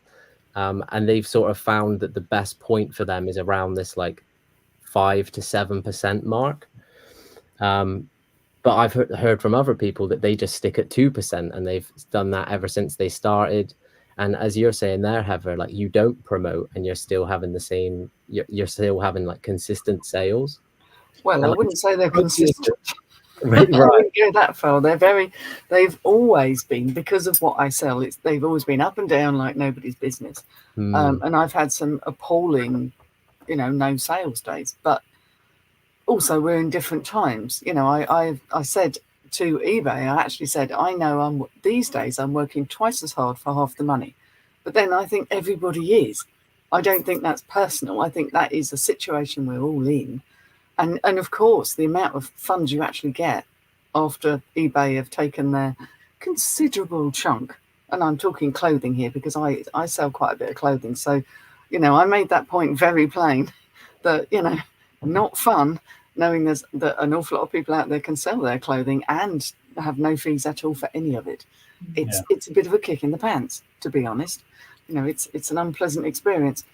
So all we can do is say, I mean, are they going to change it? Probably not. But, at least I feel like I had a chance to have an opinion and have it heard. I was just noticing in the chat there talking about different opinions on just promoted listings, for example. You've got Bargain Bucket saying, I never promote. You've got Gentleman Marketer, I promote every item at 7. Project Games, I promote everything at 12. So clearly, we all have a difference of opinion on this one. The other thing that I find interesting about it is we can see the results because you can go into your metrics and see how many you've sold on promoted, but you never know, would you have sold that anyway to that person? It's a really tricky one to grasp. And I like Tommy, so I feel a bit scared that if I suddenly switch it all off, will I lose all those sales on a really common game or whatever? I don't know. And the very advanced stuff had me incredibly confused because they're talking about, well, you pay extra and you pay per click. I was like, a click is not a sale. A click is someone having a look. It's like, why are you going to pay them for that? I switched off at that point and just slunk down in my chair for a snooze. It's like in the hopes that you can kind of convert them once they see what it is you've got, but then not if it's a whole different way of promoting. It's a whole different way of promoting than like the final sale. Yeah, of course it is. I mean, and your bottom line is not sales or turnover, because I heard a lot of people who probably have a massive turnover, but if the profit isn't there, why would you work that hard? Effort. Someone mentioned they were on a 10% margin or something at the event. I was like, what? Yeah. How is that even working? Why? That's tough. That's back to our retail days, trying to sell brand new software at profit is. That wasn't where we were making our money, though, tough. was it? Yeah, we made our money on the used stuff. Yeah. The new stuff was there to bring the customer in and bring the trade-ins. If we'd have had just a shop with new stuff, we wouldn't have made. We'd have closed a long time ago. 10% margin on eBay, when you take out the fees, the promoted listings, the returns, it's like, wow. How do you cover your costs? I don't know. Leanne, good to see you, Leanne. Question, did anyone challenge eBay about giving free listings to private sellers? Yes, me. It came up. It was interesting because the lady at the beginning, the kind of opening, I can't remember her name. We spoke to her. Kirsty. Was it Kirsty? Kirsty. Made a big thing about this offering free clothing listing. But she's in charge, she's head of fashion. Yeah. But to a room full of business sellers, this was the business roadshow. It was like we're singing the praises of offering free listings to private sellers. It didn't go down well in the room, I'll be honest. The atmosphere went very frosty, very fast, and there was a literal from the crowd of what are you doing? I could feel the steam coming out of Heather's ears. You were over there. Heather was next to me. I felt it. Yeah, the energy was there. Yeah. Did you guys get a free eBay notebook and pen? We did. Yes, and a bag. Yeah, there we go. There we go. Right there. Collar was raging. Yes, Josh. So yeah, well let's put promoted listings to bed for now. We could talk about that for hours, and we'll all have a different opinion at the end of it anyway. I wanted to ask you something about YouTube, because you're relatively new to the YouTube game. How long have you had the channel? I've had the channel for about a year now, just over a year, I think, really, of the Tommy Trades channel. I have like dabbled in YouTube a little bit before, trying different things that never stuck. But I always enjoyed sort of like making videos and trying to tell different stories, but I just never fully like connected with anything I wanted to commit to. And then when I sort of stumbled into reselling, it was like the perfect combination of like, I can document this, I can be myself, and I can show cool stuff that I enjoy. So it was kind of like the best of both worlds when it all came together. And then, yeah, I'm about a year in. I've just crossed the 1,000 subscribers mark. And I'm closing down on getting my watch time. I think there's about 600 hours left I need to get before I get monetized. I'm just subscribing. That's what I'm doing. Oh, bless you. Thank you very much. I didn't know you, so I do now. Well, we subscribed on our... Did we subscribe on our main We subscribed since meeting you and chatting and stuff. I've subscribed, and we both. I said to you, I think before, we both watched your video from the roadshow, and you're a natural on camera. It's good. It was really watchable, really enjoyable. So yeah, you're doing it right. It's great. You are. Thank you. Well, yes. it may come from the previous experience I've had, because I used to work as a full-time video editor before I made the transition into YouTube, into reselling full-time, and I may have picked up a thing or two about being on camera. Yeah. Okay. That makes sense. That's that what showed. John Luke was telling us. That did you edit any of his or something? Yeah, I've edited for John in the past. I've done a few patches. I've got some for him coming up actually as well. Someone Well, who can edit. what we can do quickly right now, we have 144 people in. Can you go and sub to Tommy right now? As you can see, I don't know if you get a live sub count on the app or anything, but yeah, go and give Tommy some support. And Heather, Treasure Pirate, has a channel, of course, as well. See if we can get the numbers up. But we'd love to get you on at some point, Tommy, to chat about your business and channel on our regular Sunday show, if that's something you're up for. 100%. That'd be loads of fun.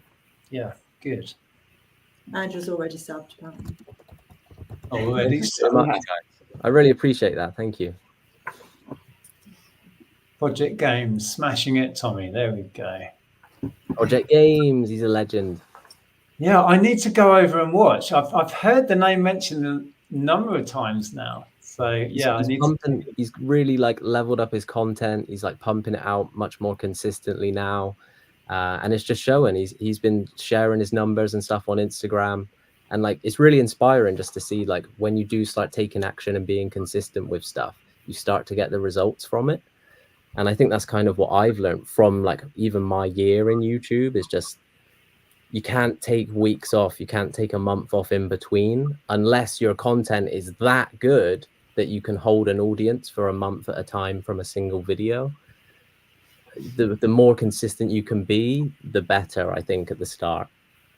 I think someone told me in the past, like, don't even worry until you've posted 100 videos. Then you should start considering yourself and what to do next. So just get the groundwork in, get the experience in. Yeah, I think that is good advice. Lainey's comment here. I subbed because Tommy is so smiley. Oh. Yeah. Thank you. A couple of people have asked today, like, what is the secret to longevity, or what is the secret to building the channel, asking me. And all I can come up with is consistency, really, as you were saying. But the other thing that I think was important for me was to not take it too seriously, because you can burn out so quickly if you're really overthinking it. And that's helped me. And I have taken a couple of little breaks, but apart from that, I've consistently put out 3 or 4 videos a week for 10 years. And that's what built the channel. It's as simple as that. It's just a numbers game sometimes. And then occasionally we've had a video pop off, and that's when the channel really lifts every now and again. Yeah. When you say like not take yourself too seriously, do you mean of like not to be super analytical about yourself and thinking, oh, I wasn't looking at the camera, or oh, I didn't mention every word? Or do you mean in the sense of like, you feel like you have to be the expert at all times, and if you allow that slip up, then people aren't going to consider you like legitimate?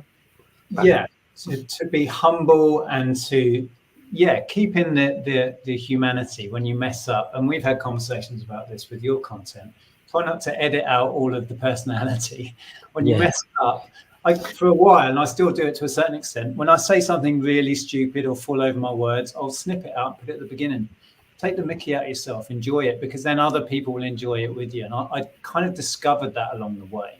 And I started analyzing the channels that I enjoyed, and it was those that were enjoying themselves and putting it out there, warts and all, and just not being serious. You can be talking about a serious subject, but still in an enjoyable way, right? I take my business very seriously, but it's still a bloke selling stuff in his shed. You know, that's kind of what I'm getting at. And I think that keeps it fresh for me, and it makes it enjoyable. I think people watch because they're interested in the content, but ultimately they get to like the person.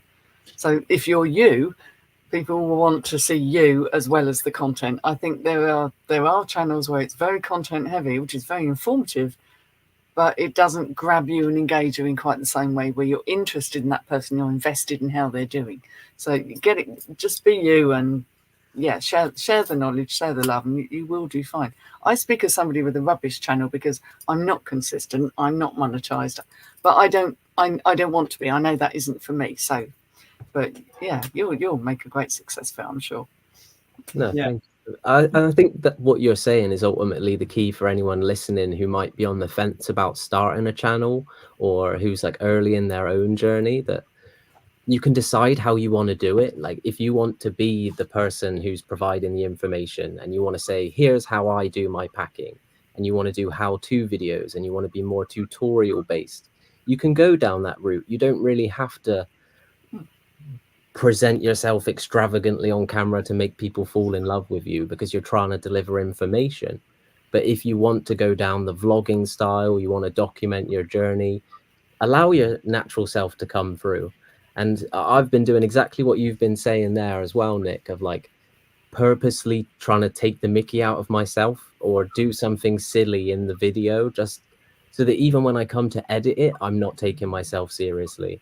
And it allows me to edit the video in a way that people, I think, might enjoy it, rather than me trying to protect myself or get all self-conscious that I looked silly or something like that. Yeah, that was something that I really had to learn along the way, because in the beginning I did feel really self-conscious about messing up or saying something stupid or getting something wrong, or whatever. And I really over edited everything because I was so conscious of that. And now I'm more relaxed about it. And well, it is quite freeing as well, isn't it, to just kind of let the ideas out and flow, because I still don't find that very easy, actually.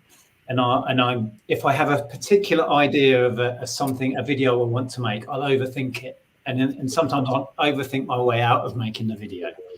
So, and we were talking about this with Ricky earlier about just doing the stream of consciousness kind of rant videos, or pick up the phone and talk. Don't think, talk. And those have been some of my best, most popular videos. The ones I didn't even plan, picked up the phone and ranted about a scammer or something. Virtually no editing, put it up. And that's now our biggest video ever, over 500,000. And that was no planning, no thinking.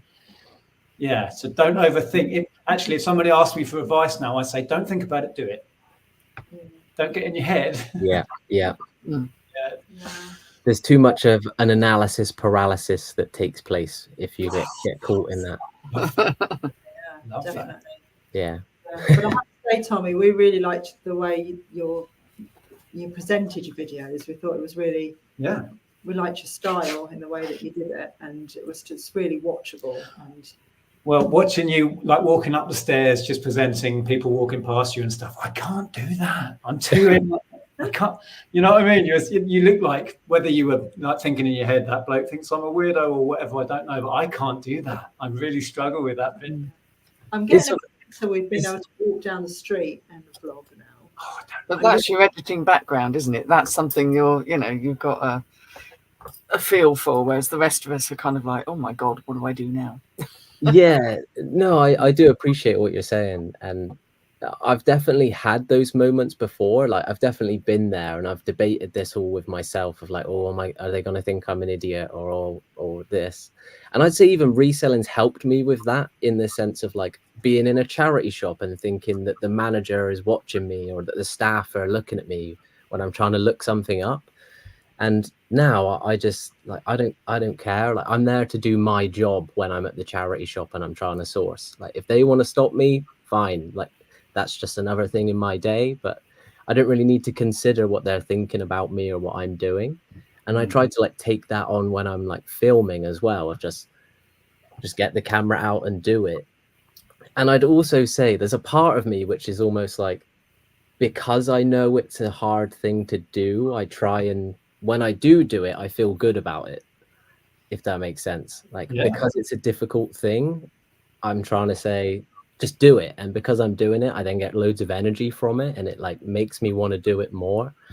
And then I get over myself and realize that all I did was just record myself. Like it's not actually that big of a deal. And then it becomes really easy and natural to do. But the ability to give ourselves credit for what we achieve is actually a real positive thing. And I think I beat myself up about stuff way too much, and I should, but that's what this whole thing today is, kind of patting ourselves on the back, which we should do. Again, right? Celebrate. Yeah. And on that note, I've actually got a gift for both of you two guys for your 10 years. I've got you some chocolate truffles, so just send me your address and I'll post them to you. Oh my goodness. Congratulations for 10 years. You've absolutely smashed it. You've inspired me, many others along the way. You deserve plenty of gifts to come your way too. I don't know what to say. That's amazing. Oh, that's lovely. Thank you. Fantastic. Thank you You're so much. You're very welcome. Leanne's got a question for you. How and why did Tommy switch from being a video editor to reselling? It's a good question. So it wasn't ever my plan, to be honest. When I was video editing, I was working for a content agency, and I was basically subcontracted through them to work on different podcasts. So I was working on some of the top podcasts in the UK at the time. I can name drop them if you want me to, but things like Diary of the CEO and the High Performance podcast and things like that. I was the guy behind the scenes doing some of the work there. I can't take credit for everything, but I was doing some bits. Wow. And for me, I really saw that was where I wanted to go for the next 5 to 10 years. And I was trying to put into a place of this grand scheme of learning these different skills of Adobe Premiere, learning After Effects, of how to create the different animations. And I was really trying to dive in and expand my knowledge into all of this stuff. And then there sort of reached a point where I couldn't put up with how needy some of these things, or like how much, not needy, but how demanding on time it forced you to be. So I would have like worked from Monday to Friday, maybe from 9 until 7 in the afternoon, editing the entire time. And then we need the video ready for Saturday or ready for Monday. And I'm sort of trying to finish on a Friday. And they'll be given reviews on the Friday evening and told to work through the weekend. And it just ate up all of my time. And it didn't become as like, it lost the joy. I lost the pleasure from doing it. And I thought after the Christmas break, everything's going to be fine. I'll be able to reset and come back to it like a fresh start over again. And I was talking with my sort of boss at the time about moving on to a different client so I could like calm things down. And then lo and behold, in January, I had my first meeting and I was sacked. They terminated my contract there and then with no like,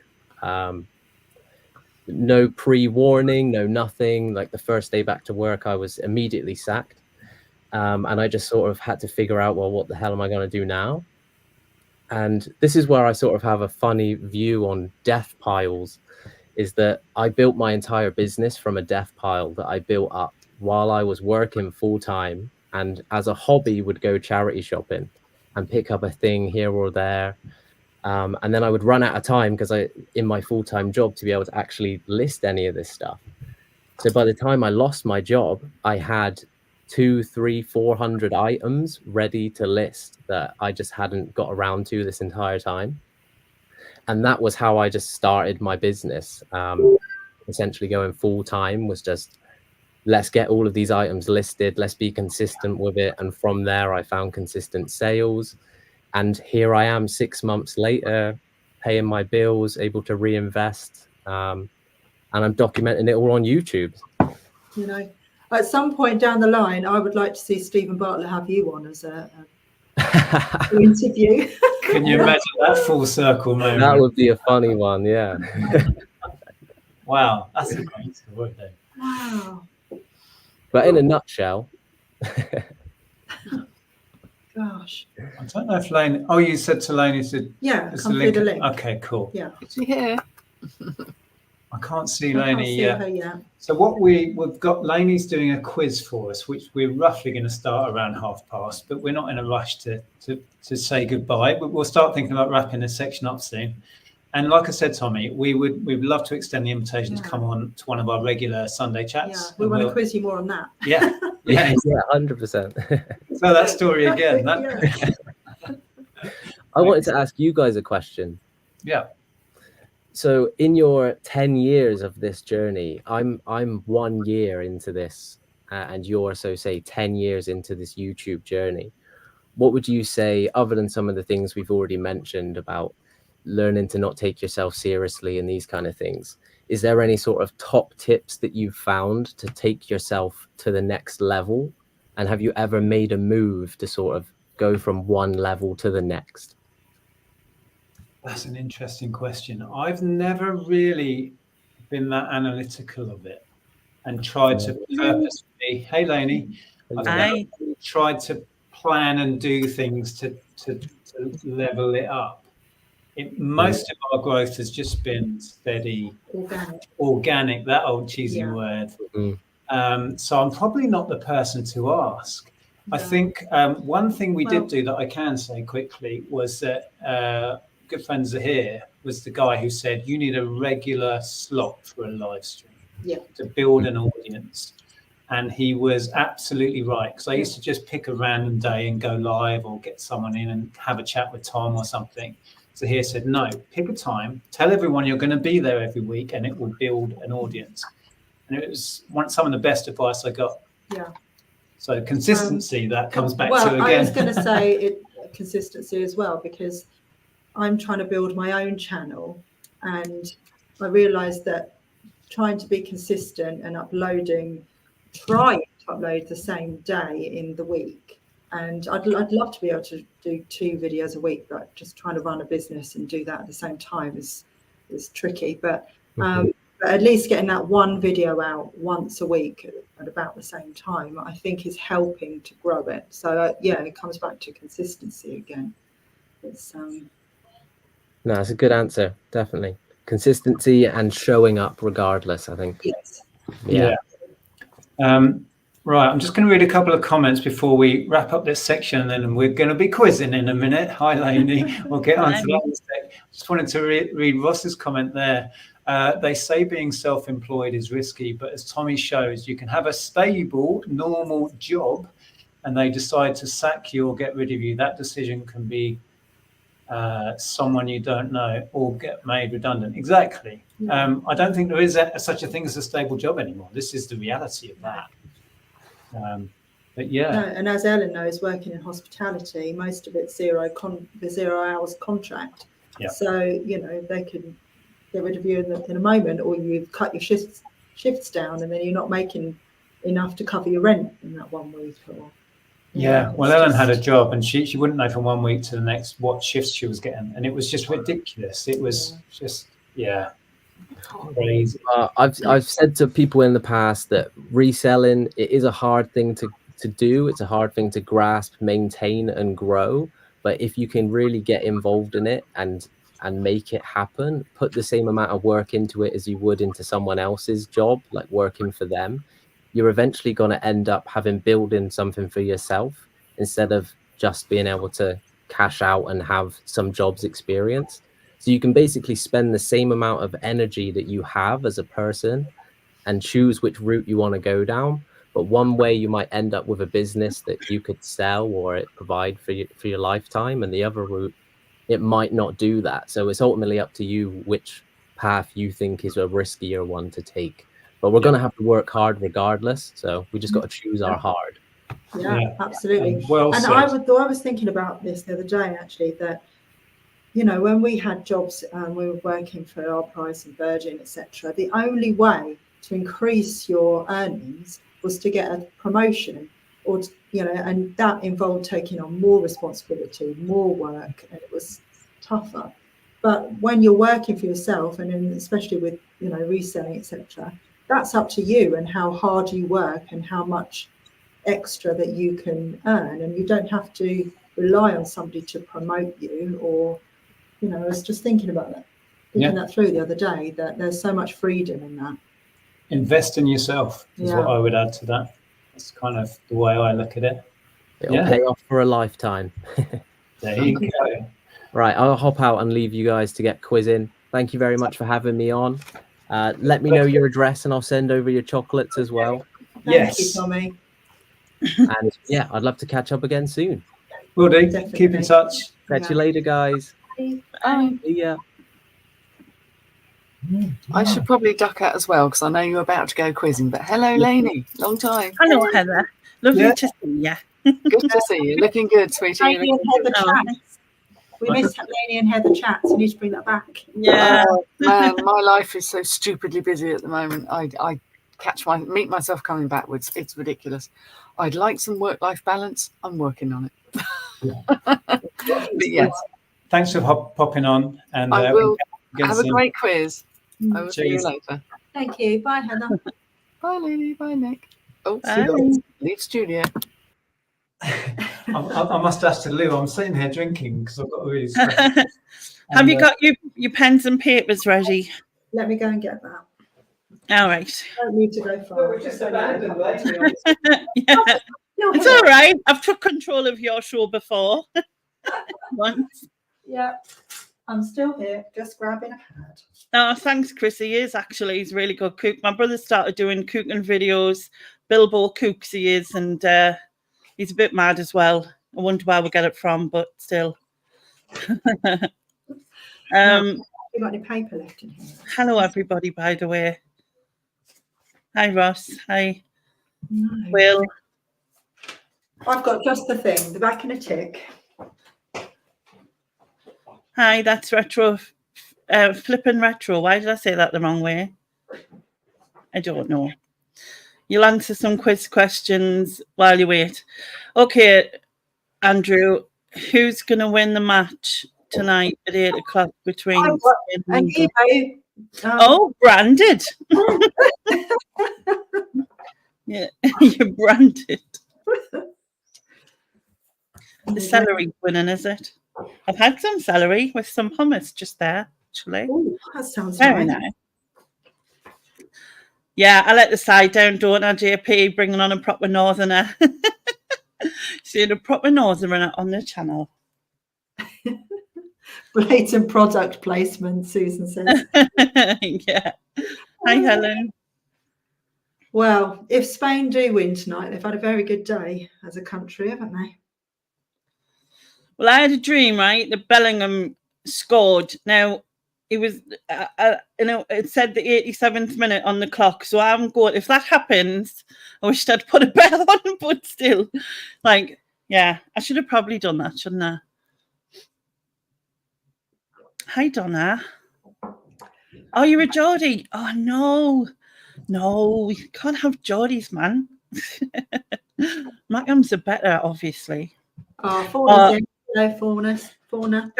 It was caramelized hummus as well. It was just amazing. That flipping retro says hummus is life. I do like hummus. Yeah, caramelized onion hummus is the best thing ever. I've got just. I don't know if I should christen my eBay book. I might save that for like a prize, a giveaway. Are you going to do that? Oh, I'm going to use mine. Still over an hour. I couldn't find another one, so that's what I went with. No, that is our cash book. Yeah, I can write in the back of that. I've already written loads of notes in the back of Caramelized what? No, caramelized hummus, the onion one, caramelized onion hummus. There you go. Get there eventually. Right. So, for those that are just popping in, Lainey has kindly put together a quiz for us. So we're going to be quizzing for the next, I don't know, half hour, however long it takes. How are you going to work this then, Lainey? Let's know what. Well, I've got 5 rounds. A couple of them are longish. So if we get to the point where the time's ticking down, I can just stop it. We can either do it when you come back, or we can do it another time, whatever. You know what I mean? Yep. Because they're all music, but I changed it a little bit. I have a glamorous assistant in the side chat by the name of Susan, so she will be marking the side chat for me, which I'm really pleased about, because yeah, it just and one of the rounds was going to be fast, but I'll slow it down for the basis of the side chat as well, because obviously you know what that's like. Right, good. So everyone at home can play along, is what we're saying. Okay, so I better switch our chat off then, so we can't see the answers. Yeah, you will have to have no chat for that. What do I do? It's getting really dark here. By the time we get the end of this, I might be just in total darkness. But it's like it's been a miserable day. You're going to slowly fade away tonight. Yeah, I'm just going to blend into the darkness or something. Okay, so we're going to be competing, and then the chat is kind of a separate thing. Yeah, so no peeking. I wouldn't peek. So like I said, 5 rounds. The first round, shall we just go straight into it? You ready for that? Yeah, let's do it. Okay. What I would say to the people in the chat, obviously Susan or Mark, whoever's first on hers, it might show us you're first on yours, but that's just how it works. It's not actually, it's because you're right there, if you know what I mean. I don't know how the internet works properly, you know, through the atmosphere and all that, but so I would suggest you mark yourself as well, and then that way, like, if you are right, and even if you're not first, you still know how well you did overall. Do you know what I mean? Yeah, kind of thing. Because if you were like doing that in a pub, you'd still be right, wouldn't you? You would still get a point for it, essentially. So yeah. Yep, makes sense. Yeah, we always question our score in the pub. Okay, so what is round 1 then? Round 1 is guess the year. Oh, and it's 90s, so you're fine. I decided to go with your favorite decade, and I went with 90s. Yeah, but I'm saying you're fine. So do we get a point if we're spot on? Is there any point for 1 year out? No, well, I was going to do what I did before, which would be 3 points if you spot on, and then a point if you're out. However, the side chat, Susan will only be marking who's like 1 point even if you spot on. The first person who gets it will be spot on. Everyone's already putting years in, by the way. But no, like cheating, is that? Susan can put a start once you've asked the question. Otherwise, yeah, she'll see. However, okay. Okay. What was the question I just heard? It's going to be like it's guess the year. So basically, I'm going to give you a song and band name or artist, and then you have to guess the year that song came out. That's the basis of it. Right. Yeah, Susan's going to start once Lainey starts the question. No problem. Okay, so number 1 is White Town, Your Woman. Oh, I know that you know exactly what year this is. I bought it. Oh. Well, I think I know. Like, I've done this before and gone, I know this. Right, well, and then been wrong. Okay. Oh,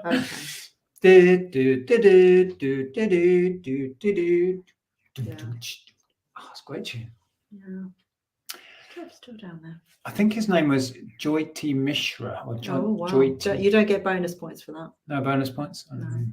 No bonus points. Unless I say there's bonus points. So do you want us to reveal our answers now? If you both got them, I've gone a bit blurred, haven't I? Or is it my eyesight? Hold on. I'll just a little bit. Fix the thing. Well, I've gone with 1997. So have I. And you're both correct. Ooh. So you both got 3 points. If you want to mark yourselves. Yep. And then that's fine. It makes it easier as well. Well done, chat, if you got it. Isabel's never heard of it, so she's sacked, she said. And I can see a few people have gotten it right, but I don't know who was first, so leave that to Susan. That was a classic one-hit wonder. That was number one. Out of nowhere, never had another hit. That one. I think it was because of that. The bit that you sang there, that tune, that part of it, wasn't it? It was very sort of recognizable, I guess. Yeah. Okay, so number 2 is crash test dummies and It's not quite like the way he does it, is it? But still. That's hard to place, isn't it? I'm just going on instinct. I'm not sure I'm right. I'm between two.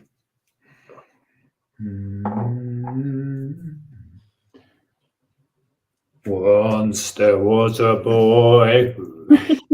Got such a deep voice. There's no Macy Gray in there, is there, Lainey? Oh, no. Macy Gray impressions. None of those. Okay, I'm not sure on this, annoyingly, because I bought this one as well. Well, it's a good job. There's no, if you get it wrong, you get minus points or anything. So you're all right, aren't you? Have you right, got I went with 92. So you're out. Oh, it's 93 then. I've got 94. It's 93. Yes. I'm a We're year both out. year out. What's that then? Point each. Point each. I was between 3 and 4. Yeah, I was between 2 and 3. Yeah. Oh. Their album, I'm pretty sure, was called "And God Shuffled His Feet." Remember, it had a blue cover. No, like a painting of this kind of Sistine kind Chapel. Of blue, wasn't it? There was blue in it. There's a lot of blue in it. Oh, okay. Well, congrats to everyone who got that right, and Thomas Maiden was first. So very good. Oh, Thomas! Anyway, Thomas will get these right. He's very good.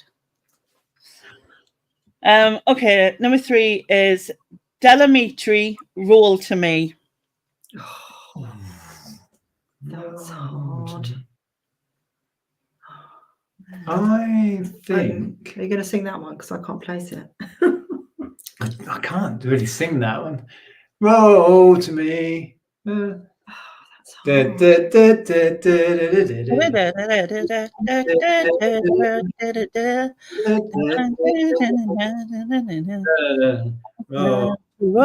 to me. Right time to roll. I'm in a kind of era of the 90s, but I could easily be wrong. Yeah. Oh no! Well, I don't know. Just gonna go with that. I think I'm wrong. Me too. Well, my probably wrong answer is 91. Oh, I went 1995. No. Yes, Andrea, 3 points to you. Oh, I'm losing. 0. Why did I think that was so much earlier? I'm pleased you did, see, Blaney, because my humming was not that good, I didn't think, but still, she got it though. You do the no idea right down the middle. Kind of. I couldn't place it at all. Oh, okay, number 4 is Len and Steal My Sunshine. Steal My Sunshine. It's between 2. I'm going to pick the wrong one. Was it which record shop were we working in? Is that how you're trying to work it out? Where was I working then? Okay. Steal My Sunshine. I'm going to go there. Oh, I'm going to be 1 year out. Hang on. Do I switch and go? Hang on. Steal My Sunshine. Oh, I've changed my mind. Right, I've gone. Shall I go first? Yeah. 98, please, Lainey. It is 1999. No. Yes, Andrea. That's what I changed it from. Oh no, I'm losing. See, should never change it. Oh God. Oh, I get 1 point though, but I'm way behind you now. You've got 3 threes. I'm so far. Could go very. So far behind. Stupid. Not on this quiz, Will. Not on this quiz. He's saying is there any lucky likeys? Because you know on Channel 9 we do lucky likeys on his on when we do that. Yeah, so he's asking if there's any. Okay, number 5. Meredith Brooks and Bitch. I'm a bitch. When was that? I can't place it. Oh, this is all going horribly wrong. I thought this was helpful because it was the 90s. Yeah. I feel like I know where I was living. Oh God.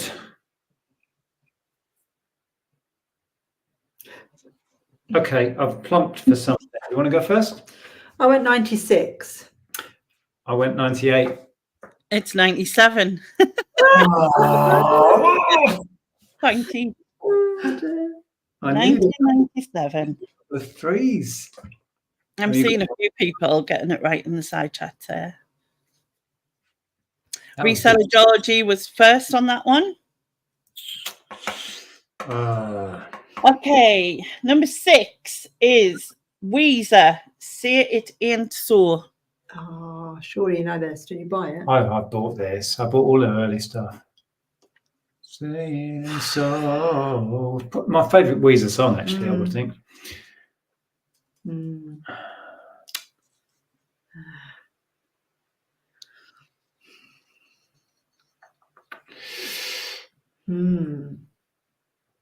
It's between 2 again, and the way I'm going now, I'm going to pick the wrong one.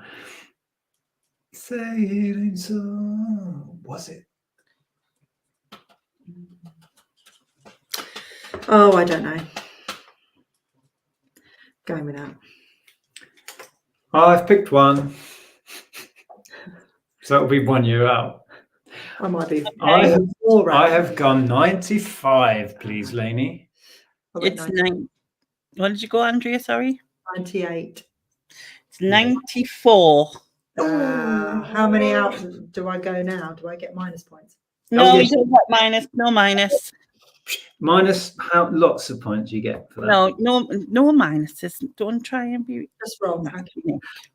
Oh, that's not helped me much. 1 point. I'm not even getting the boards I bought. This is not good. Okay.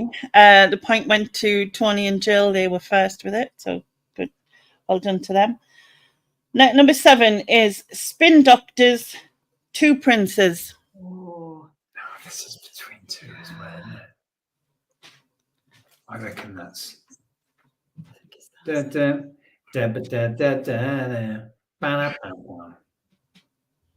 Marry me. No, was it? Marry him or marry me? Yabba dabba dibba dabba dabba dee. Yeah, that'd be the lyrics. The official words. Yeah. I'm going to be a year out again, aren't I? Hang on a minute. Oh, hang on a minute. I'm now thinking it might be later than that. I'm going there. I'm not on form today. Go ahead now. Marry me or marry me. Well, I'm sticking with it, but I'm probably wrong. Okay. What you got? I went 91. And you would be correct because it is 91. I'm glad I didn't change it. That song must have had a massive comeback then, because I remember it being huge in 95. No. Wow. Well, it came out in 91. Steve Blaney said, has Nick been drinking? Not yet. Not yet, apparently. I think he's just getting a bit delirious because he's been on the screen for so long. Isn't that what it is? 6 hours and 52 minutes. Yes, just a little bit, isn't it? I've had a lot of drink, but nothing alcoholic. Yeah. Point went to reseller George again. Georgie, so well done to him. You've got twice as many points as me. This is not going to plan, Lainey. Oops. Your plan. Okay. Next one is Republica, ready to go. We're both going. We should get this right, unless it came out. Well, when we. Oh, it might have come. Yeah. I'm not sure now, but I've gone with something. Gone with something. I'm going with that as well. Well, I might not. Well, I think I know what you've gone with, and I think I've gone with the same, because we, as a team, we set up a brand new Virgin Megastore. We helped set the store up, and we had to pick a song to go on Virgin Radio to celebrate the store opening. And we picked, and we opened the store in late '97. So I've gone 97. I've gone 97 as well, but I'm thinking it might be 96. It is 96. Yeah. Oh, see, it was. Oh well. But we got 1 point. I need to claw some points back. See, it's always between two, and I get the wrong one. Apart from that last question, I was 4 years old. Oh, I should have gone with Tony and Jill got the point on that one. Well done to them and to everyone who got it right. Number 9 is Arrested Development in Tennessee. Okay. Oh, it's between two again.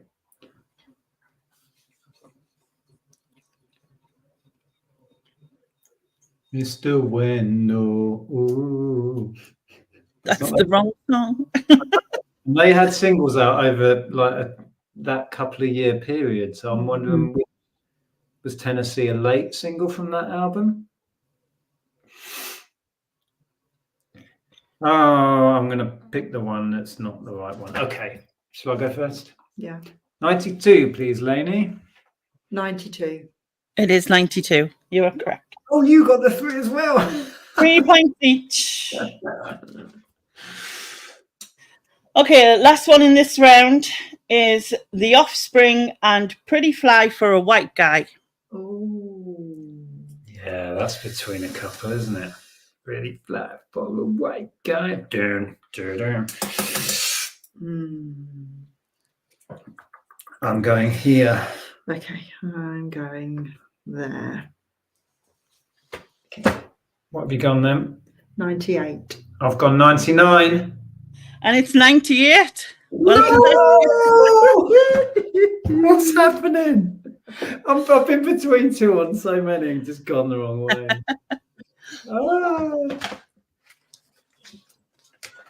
Right, what did you score then?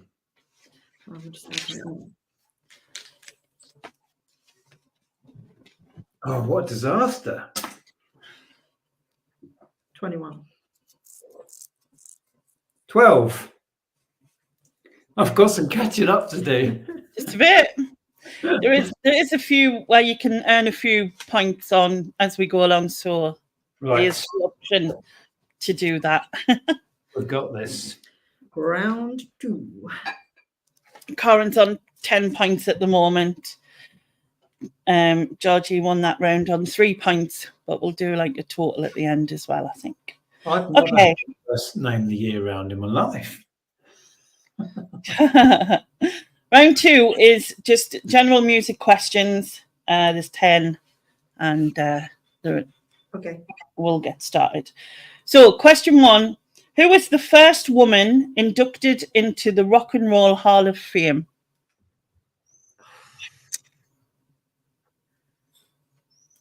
First woman. That's like, could be so many people. Oh, I don't even know what year that was. I'm gonna go with this.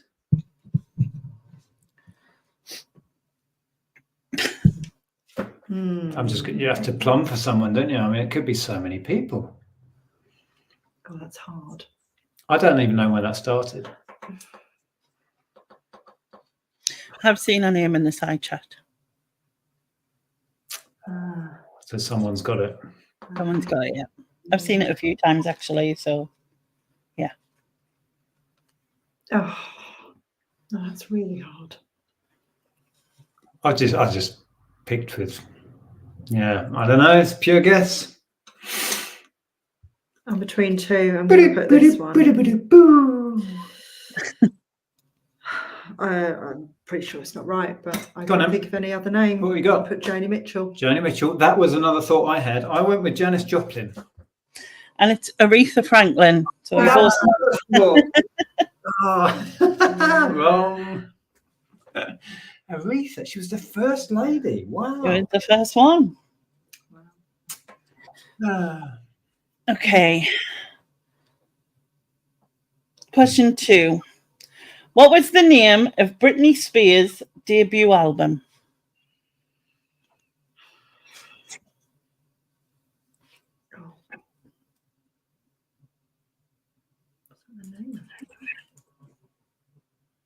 I'm confused now. My brain's telling me something doesn't sound right. I must have sold hundreds. It's really hard to like picture the cover.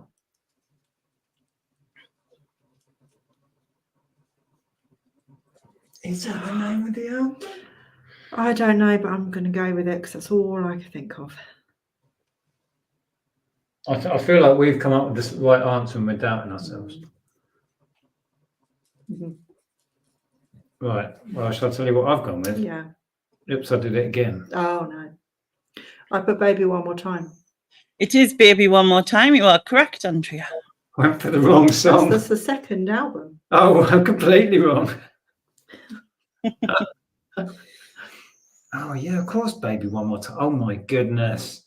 You picked it up in your video the other day. It had the CD single, I think it was, when you were doing charity shopping. Can't remember if it was in yours or Andrew's video, but one of them. Yeah, I did. Because Susan's been helping us, and I did the quiz to her so I could work out, timings and things. And it's funny how that question was in there, and then your video come out, and it was there. We watched your video straight after doing that, and it was weird. Wow. She was like, freaky. I should have got that. That's annoying. The first thing I thought of, I wrote it down, and my brain couldn't get off that then. Oh, well. Right. This is kind of a long question and possible 2 answers. So it's not kind of long, but compared to us. Up and until last year, this song was the best-selling song never to reach the UK #1 spot. Can you name it?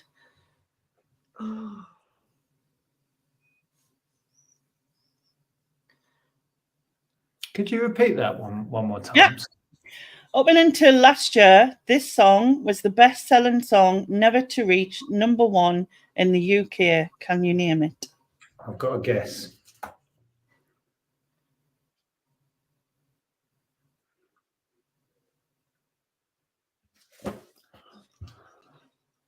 It would be a wild guess. What, mine? My guesses are seemingly very wild today.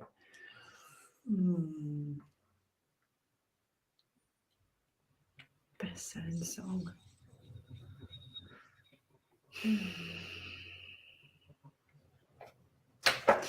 I don't know. Very wild guess. Okay. I'm going to give you a clue. Okay. Wait a minute. I'll give you a clue. You can rewrite, right? So this song was from the 90s originally, and up until last year held that spot. So just in case, I've noticed some people are going like way back, you know what I mean, and stuff. Oh, I went way back. So the song is from the 90s. The song is from the 90s and held it until last year. Okay, that's changed. Mine can't be right then. So I think it's this. But never to get a UK #1.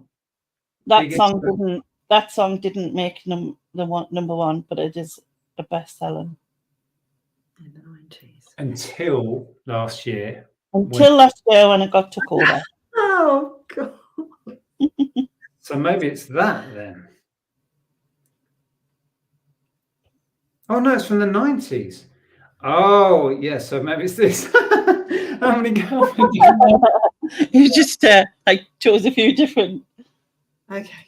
Well, have you put your answer down? Yes. Okay, I've got stuck on Christmas songs, and I think I've ended up with the right one. I hope so. Okay, shall I tell you what I've gone with? Yes.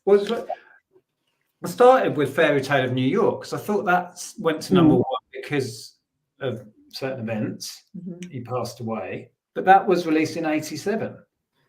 Anyway, I ended up with All I Want for Christmas Is You. So did I. It's Oasis's Wonderwall. It went to number 1 last year.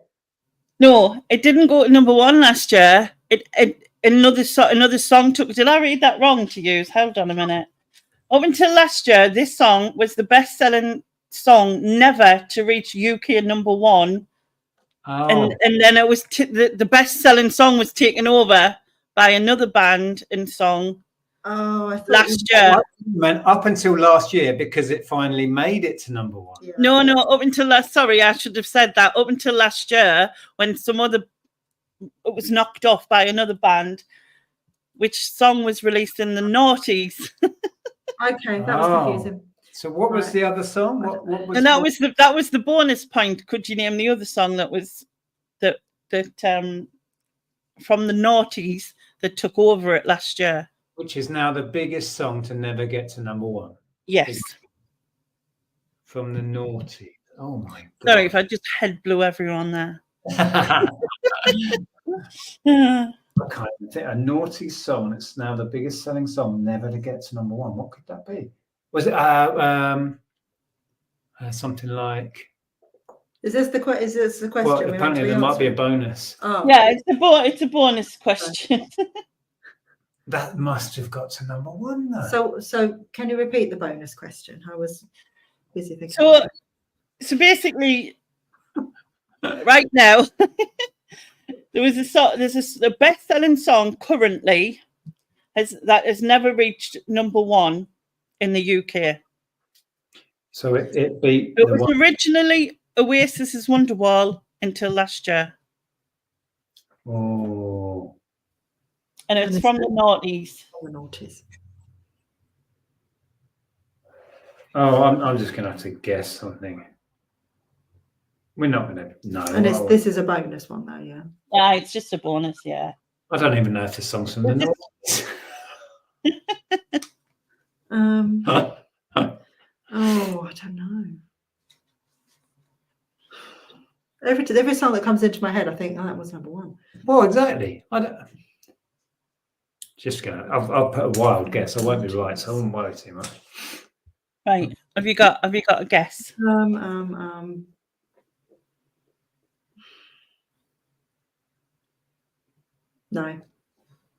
No guess. No, I can't know. My guess probably isn't even from the noughties. Despacito.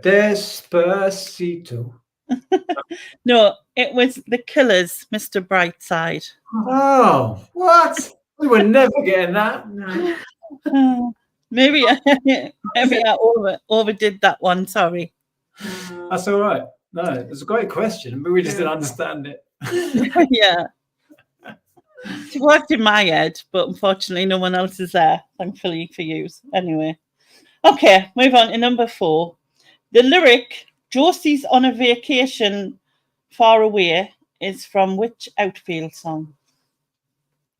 From which what song? Outfield song. Outfield song? So the band Outfield have a lyric. Outfield. You've never heard of them? No. Oh. We're never going to get this one. Well, someone's got it in the chat. I'm sure you will have heard it if you. Probably. Outfield. So we're looking for the name of a song.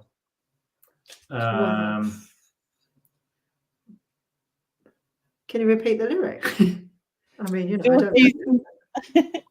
Josie's on a vacation far away. See, Blaney saying, Blaney, you overestimated our collective intelligence. There we go.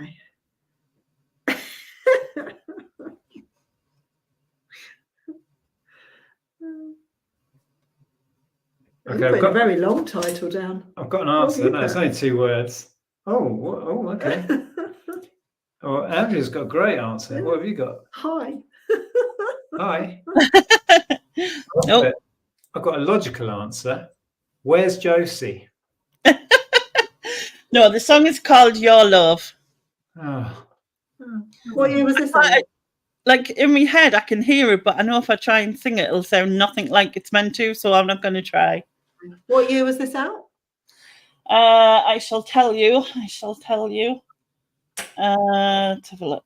Is that going to help? Grab a drink. Something's telling me 80s, but I'm just going to check because I've never heard of Outfield. That's so weird. 1986. Oh, I thought it was something modern. That's why we hadn't heard of it. Yeah. No. Okay. Fair enough. Wow. I'm going to go and Spotify them now. Yeah, you need to do that. You're exposing all the gaps in our music knowledge. Let me just tonight. write that down. So I reckon you would know it if you listen to it. I think. Yeah. Probably. Okay, question 5. Which rock guitarist played on Michael Jackson's song Beat It?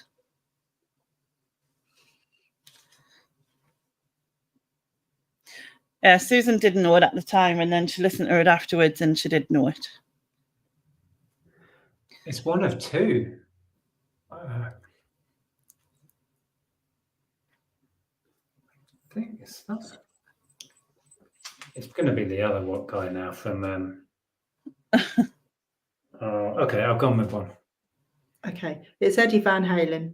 Oh, it is. That's correct. You are correct. I put Slash, but I should have known that. That's black or what? No, it isn't black or white. It's Dirty Diana, someone said in the chat for Slash. No, that's Steve Stevens. Steve. So I was between Steve Stevens and Slash, and it wasn't either of them. No. I immediately thought black or white because he did that with him at an award show, but no, given to me. Hang on a minute, I've got no points so far. I'm catching up fast. Okay, in question 6 is a possible 3 points. Okay. Right. In the girl group TLC, what do the letters TLC stand for? We'll both get this. Yeah. Oh, I'll find a way of messing it up.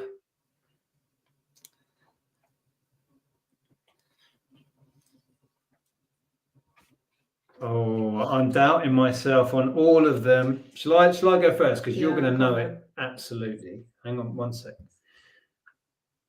TLC. I was nearly going to put on the TLC documentary last night. That would have helped you.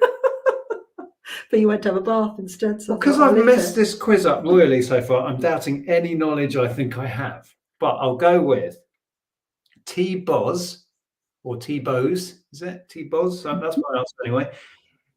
L is Lisa Left Eye Lopez. Yep. C, this is the one I'm doubting now. Chili. Yes. Is yep, it? that's right. T-Boz. That's correct. Oh. Yeah.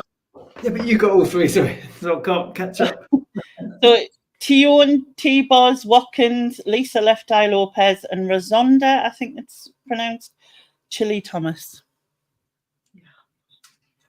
Wow. Yeah, you can give Susan's just asking this question. You can give a point for each name to the first person. And if the first person put all of them, then they get all 3, if that makes sense, Susan. You've scored way more in this round than me as well. Okay, question 7. Is it just 1 point per question? One. No, you had 3 if you got all 3 of them. 3 for that. Okay. Point for each. Okay.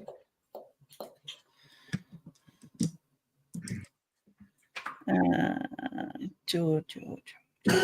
Yeah, I agree, Susan. You did. It's his favourite girl band as well. Okay, question 7. The song Don't Speak is from which No Doubt album? Can see the cover. Oh, I might be able to grab a point back You're on going to this grab one. a point back on it. I don't think I can reach for the title. Although I am doubting my answer again. No doubt. No doubt I am. Yeah. Don't speak. That's another one I bought. I know. Good one. I don't think I know this, although I can picture it and tell you what it looks like, but I can't actually think of the title.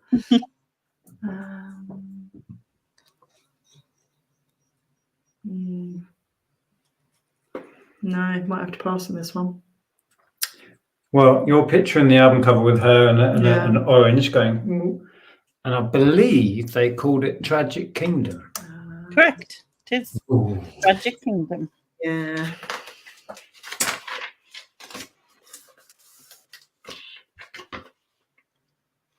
Okay, question 8. Which singer fled the stage after her track malfunctioned during an SNL performance in 2005? Saturday Night Live, isn't it?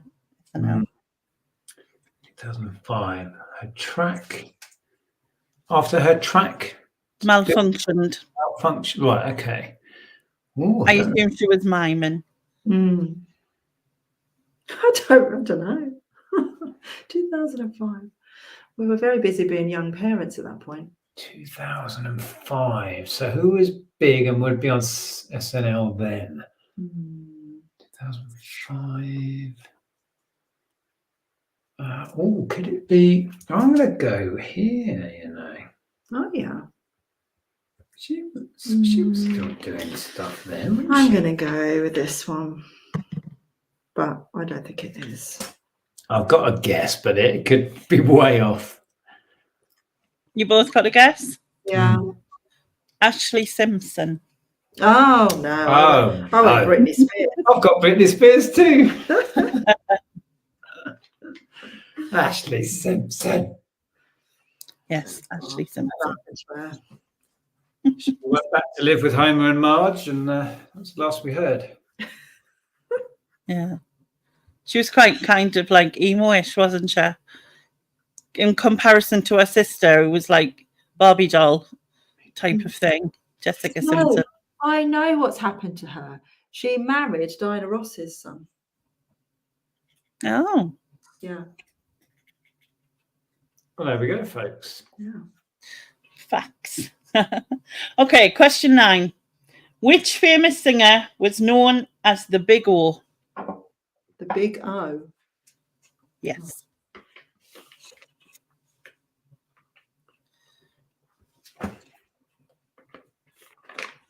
Okay.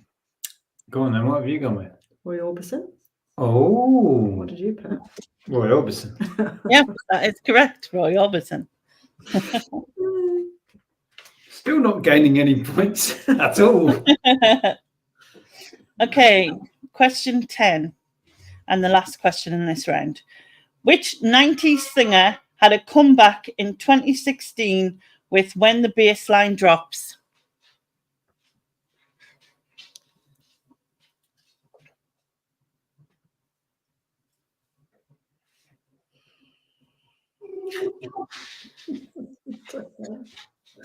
I'm going to have a guess. 90s singer, When the Bass Line Drops. I'm going to guess this person. No. Has he already come? Maybe he'd already come back. He already come back. Where? Oh, I'm going to go. Oh, hang on a minute. When the bass line drops. When the bass line drops. No, I'm not going to come up with a better answer than this rubbish answer I've got. Well, do you want to say first? I went with Ricky Martin. Oh, is it Ricky Not Martin? Ricky Martin. Not Ricky Martin. Is it Craig David? It is Craig David. Craig David. Oh, wow. I call him Craig Davis for some reason. I just find it funny. Bow selector. Was it in that? Yeah. I've got a point back. You did.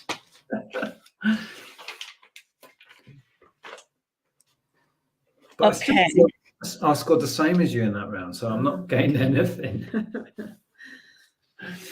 So Joe Wilson won that round in the chat with 3 points. Karen got 7 out of 12 with the help of Darren. So well done, everybody. That's a good score in that round. That was tough. Yeah. Okay, I'm just finding my timer because I'm going to time you, which is a love. Oh, no. Pressure. Under pressure. Queen featuring me. David Bowie. Okay, so in this round, this is called number 1 hits.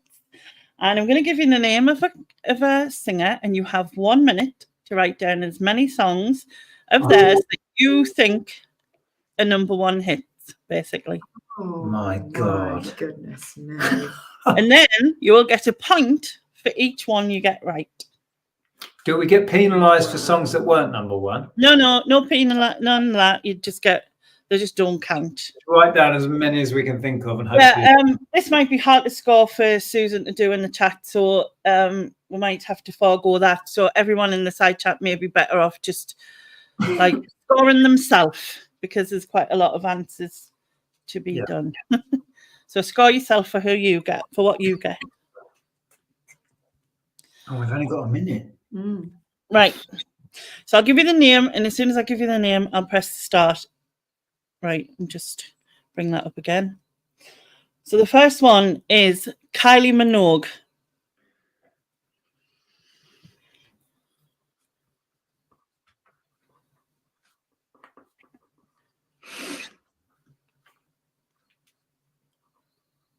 Oh my God, my brain's just frozen up. That's the thing, isn't it? As soon as you like ask something, you just go, I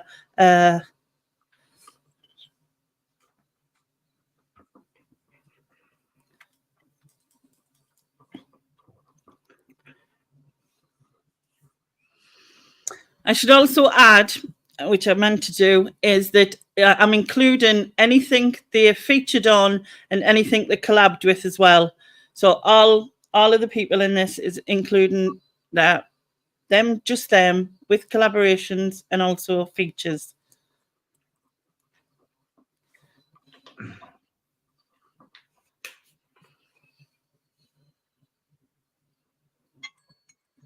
That's your time up.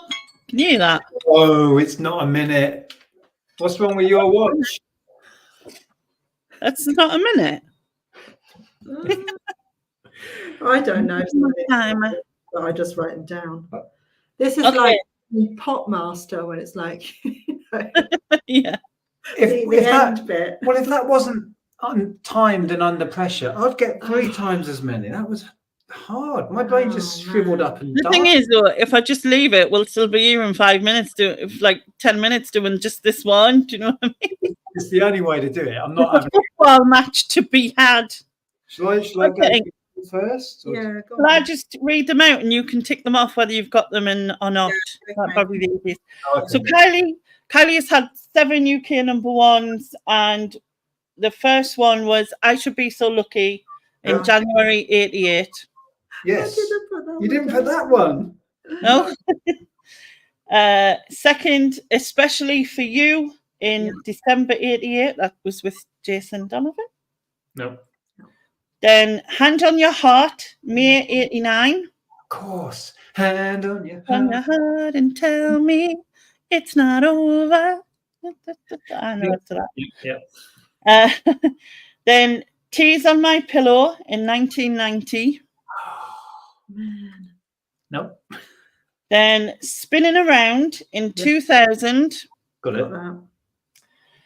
And then Can't Get You Out of My Head in 2001. Got that. It went out of my head. And the last one is Slow from 2003. Okay, I got 3 then. I thought, didn't you do Kids with Robbie Williams? Was that not? Apparently not number 1. Not number 1 in the UK. You know, Shocked, Je ne sais pas pourquoi, On a Night Like This, and none of those were number 1s. I've got What Do I Have to Do? Padam. I thought her recent one was. Number 2, Padam was. Way. Step Back in Time, Confide in Me, Locomotion. Nah, rubbish. So I took this off the UK charts, by the way. So, you know, Blame them if anything's wrong. That's what I'm saying. I think was number 1, but only in Australia. It's like the brain works, though, isn't it? It's like, yeah. You know. I got 2. What did you get there? 3. Oh no. Yeah. Susan also, when I did this to Susan, she also guessed badam as well. Obviously not. Okay, so set up another minute. Okay. And, your artist this time is Dua Lipa. Ooh. I don't know any of her song titles. Oh no, I know one. Yeah, it's really hard to reach for them, isn't it? You know the songs, but the titles. I don't know her song titles. I'm going to be stuck with one, I think. Oh man. Oh, and I really like her stuff, and I've listened to a fair bit of it. But it's weird because these days I listen to Spotify a lot. I'm not looking at the titles or reading the sleeve. It's a different experience. I think out of all of the rounds on this, there's one really hard one.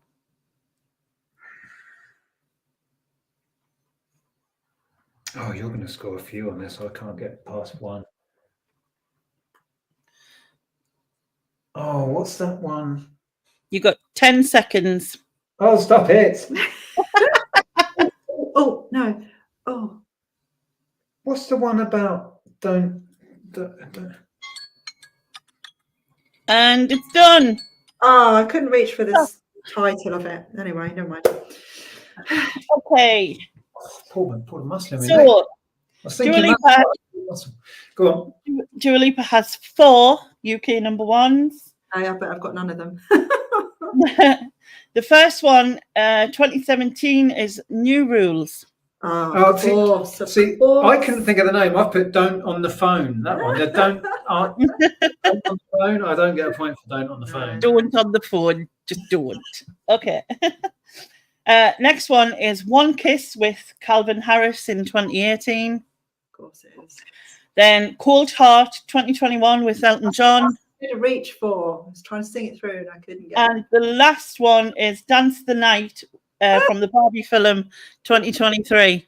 Didn't get any of those. Levitating. Then. I got Illusion, Physical, Trading Season, but none of these. None of them were number 1. Actually, number 1. No point.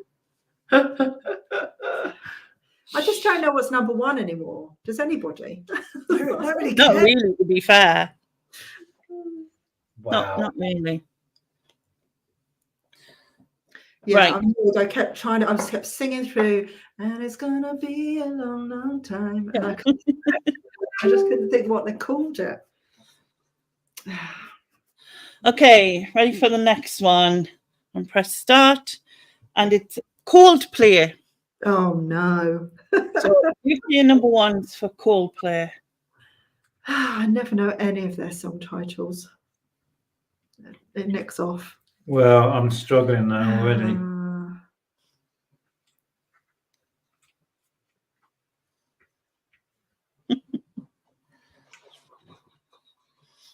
Susan saying, Andrea's reacting exactly like I did. Oh, I couldn't tell you which ones were number 1 now. I mean, oh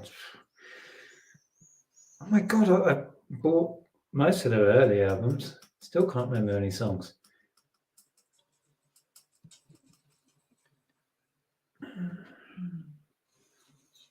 Oh, my brain is struggling with anything right now. 5 seconds left. 5 seconds left. That's it. Wow. Oh, that's a good one. I think that was number 1. Okay. Right. So Coldplay have only got 2 UK number 1s. Oh. That surprised me too. That surprised me too. So the first one was Viva La Vida in 2008. Hooray! Can I guess what the second? Should we have a guess and see if we can get the other one? There's only one, right? Is it Every Year is a Waterfall? No. Oh. So the second one is Paradise in 2011. Paradise. Man. No, I didn't get it. Okay. I thought they'd have quite a lot more than 2. Yeah, me too. Okay. Oh, this is a tough round. It's really tough. Well, you've gone blurry again. Oh, have I? I don't know why. It's weird. Let's move it again and then back. Pulled my shoulder. Thinking too hard. I'm having to stretch. Feeling in my fingers. Okay. So the next one is Depeche Mode. That was Susan's joke, by the way. Sorry, I just had to put it in. That's not funny. It's not funny. You know why that's not funny? Because they've got no number ones. They haven't had any. No. You want me to tell you all their number 1 albums? No, you don't really, do you? No, we don't. We don't. Okay, so the next one is Lily Allen. Oh, okay.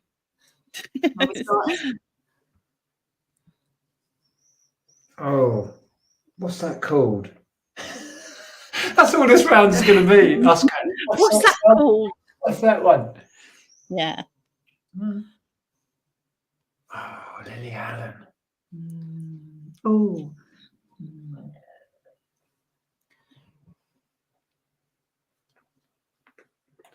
Oh, I'm going to kick myself.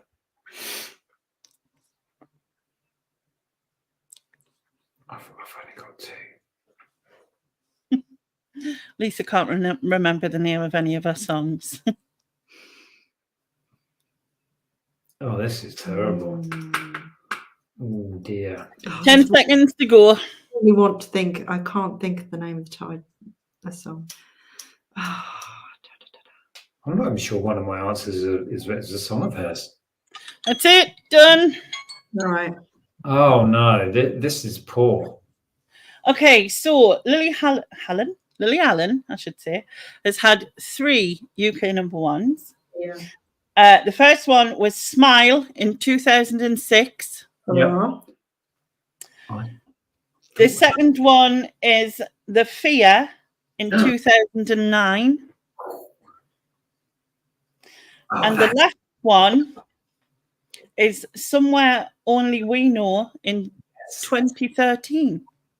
Well, we both got 2 points there with 2 different songs. I did better than I thought. I only had 2 words written down, Smile and Fear. So I got Fear for The Fear. Fear was like the one that was bugging me. I couldn't think what. That's my favourite song of hers. Yeah, it's a really good song, but I couldn't think what it's called. Well, that wasn't as disastrous as I imagined that round would be, that one, that question rather. A lot of people getting 2 out of 3 as well. Our eBay Motors got all 3. Well done, everybody. Wow. Okay, so next one is Eminem. Oh. I agree, Susan. I agree.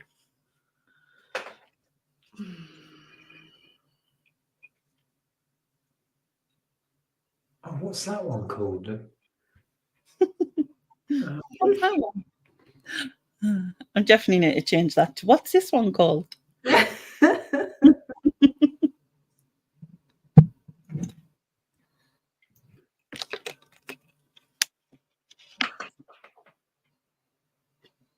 Oh, that. Oh, I've got it. Oh, that's a tough. Yeah. Oh, hang on. What's that called? Oh, man, that's difficult. 10 seconds to go. Oh, yeah, I've got that one already. That's it. That's all I'm going to get. I couldn't think of the one with Rihanna. I'm just like really trying to reach. I couldn't think of that. Got it in the end. Oh. Yeah. Love the way You lie. You lie. Yes. So Eminem has 11 UK number 1s, in which oh my god, includes collabs and featuring. So the first one in 2000 was The Real Slim Shady. I Will Take Slim Shady If you've just got Shady down, so we're allowing. And then the second one, also in 2000, was Stan. Yeah. Yep. And then in 2002, Without Me. Oh, yeah. And then again in 2002, Lose Yourself, which was from 8 Mile, I believe. Got that one. Then in 2004, Just Lose It. And then again in 2004, Like Toy Soldiers. Oh, yeah. Oh, the Martika cover, kind of. Well, not a Then cover. in 2006, he featured on Akon's song Smack That. Did he? Yeah, he did. Okay. Then in 2013, with Rihanna, was Monster. Oh, it was called Monster. No, he did 2 songs with her, actually. Oh. And I think you had the other one. Love the But I Way don't Up. think that went to number 1. At least it's not on this list, so I'm guessing. Right. And then he featured on Ed Sheeran's song River in 2017. Yeah, I couldn't think what the name of that was. And then in 2020, he had Godzilla. Yeah. And then this year, 2024, Houdini. And that's it. That's his 11. That's another Dua Lipa. I was going to say that's Dua Lipa. Yeah, but she didn't get a number 1 with it. Fortunately, I think she did 2 as well on that one. Huh. Right, I've got 3 out now. Okay. Right. Yeah, All right. 3 11. I got 2. Not the biggest Eminem fan. All right. So now we are moving on to Pink. Uh-huh.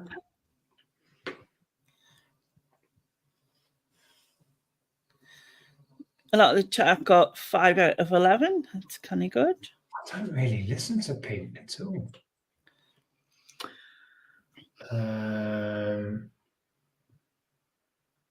Oh, what was that one? My brain's just gone to sleep now. Oh. Oh my goodness. I know so many Pink songs and I can't think of any, but I don't really listen to her regularly.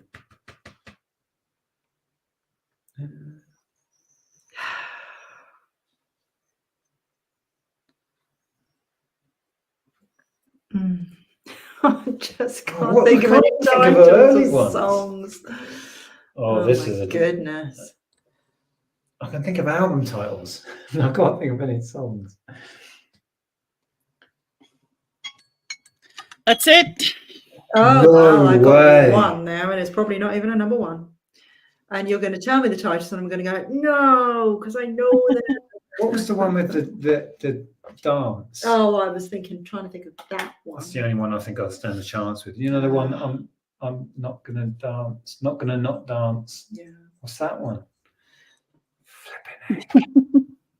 Okay, so Pink had 3 UK number 1s. First one in 2001 with Lady Marmalade. Oh. I had to say it that way because Susan said, don't say Lady Marmalade, say Lady Marmalade, because Andrea loves that. I was like, okay. I think it's marmalade. It's marmalade, not marmalade. So yeah, that featured Christina. I can't even say it. I always forget the ones that feature people. Yeah. Then the second one was Just Like a Pill in 2002. Yeah. And the third one was So What in 2008. Oh, wow. I got that one. I got Get the Party Started. I was trying to think of her early songs. I couldn't think of any. I thought that was going to be one. Susan said, that didn't wind Andrea up as much as I hoped. You have to try harder. Try harder, Susan. Try harder, Susan. Try harder. It worked on Nick, the Depeche Mode bit, though. So, you know, bonus.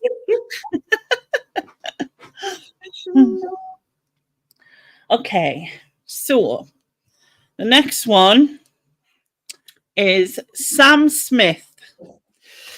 Oh, again, can't think of the titles of their songs.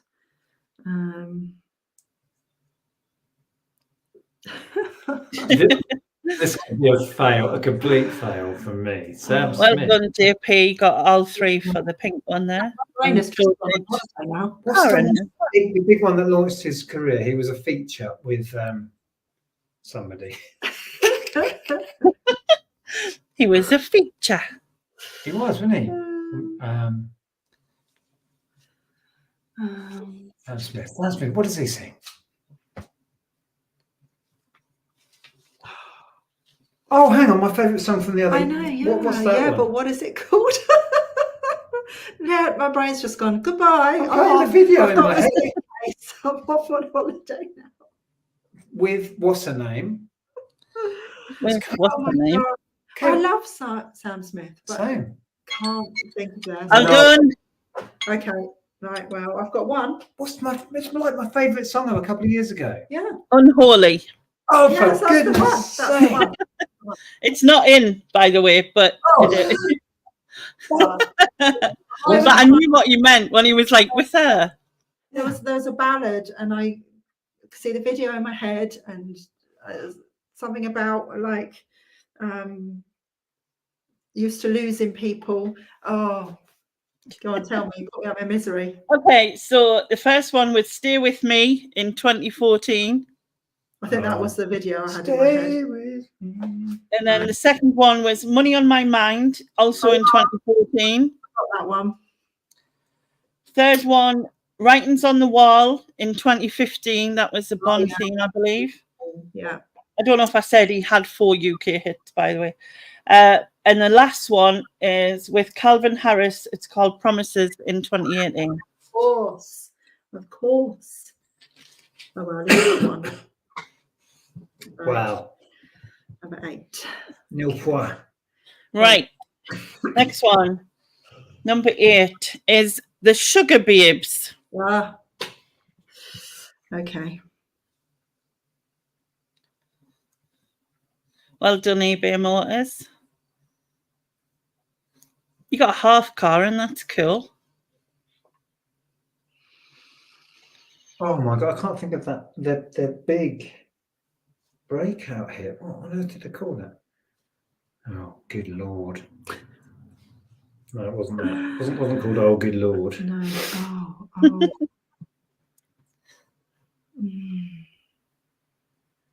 I keep getting album titles in my head again.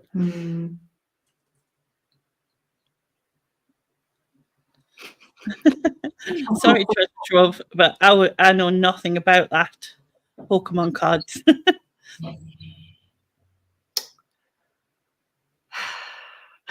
This is torture. This is a good quiz because it's that really hard. It's really hard.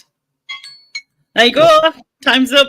But I couldn't think of the one from the Bridget Jones Diary. Was it Bridget? No. Was it Bridget Jones Diary? I couldn't get Freak Like Me. Oh, did you get push the button? I got hole in the head and pushed the button, and then my brain died. Okay. So they had 6 UK number ones, starting with "Freak Like Me" in 2002. Hurrah. Then "Round Round" also in 2002. Then "Hole in the Head" in 2003. Got that. "Push the Button" in 2005. Got that. "Walk This Way," which was a collab with Girls Aloud in 2007. Yeah. And "About You Now" also in 2007. Wow, that's difficult. Yeah, we both got 2 on that. Well, this next one is the one I thought would be the worst one. Oh, no. Look forward to it.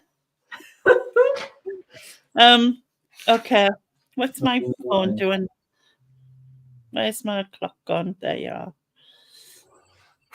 It just put me on world clock for some reason. Like that helps. All right.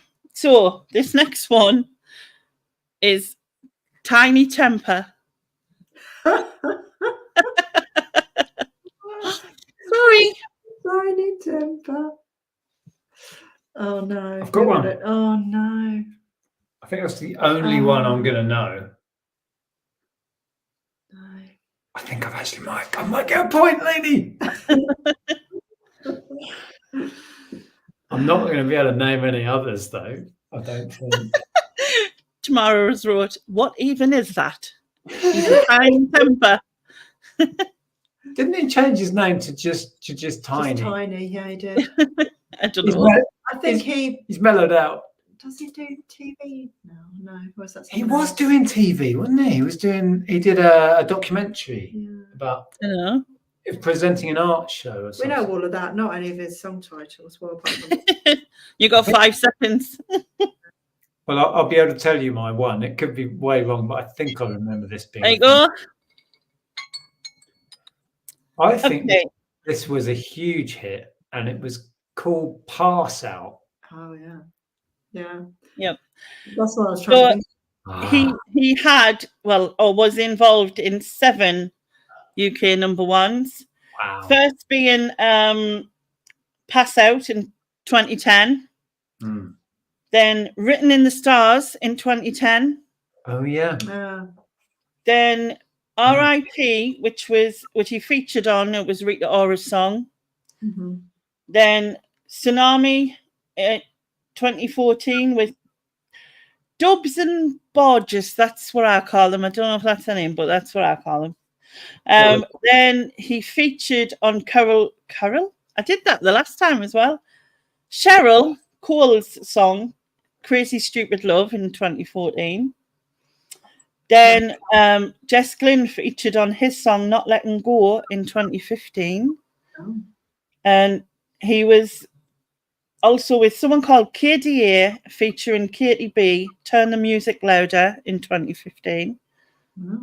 And that's it. That's his 7 songs. Wow, good for him. I'm just being pleased with one from that. Right, the one you'll be pleased to know this is the last one in this round. Okay. And then we'll have to break for the football. yeah, we probably should. So the last one is David Bowie. Okay. Or Bowie, depending on where you're from, but I say Bowie. Well done, Tiny Tears.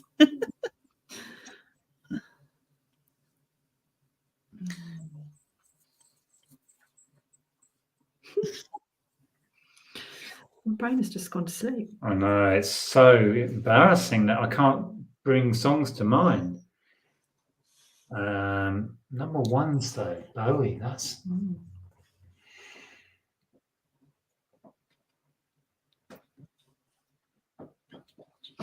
Has he had any feet? I'm going to put that just because it's come to mind. I think I've just come up with one. Yeah. I might have just made it up. Sorry.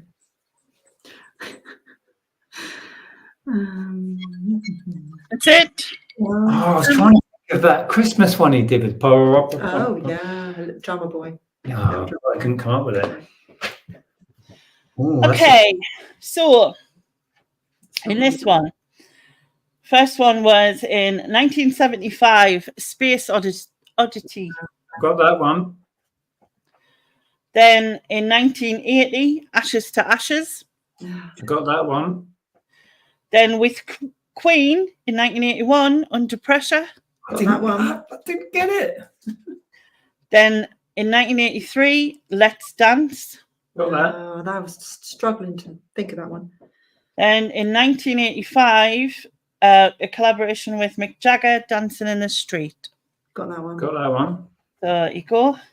Is that it? Is that it? Yep, that's it. 5. He only had 5.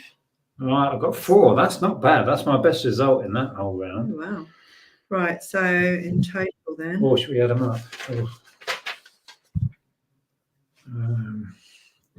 2, 3, 4, 5, 6, 7, 8, 9, 10.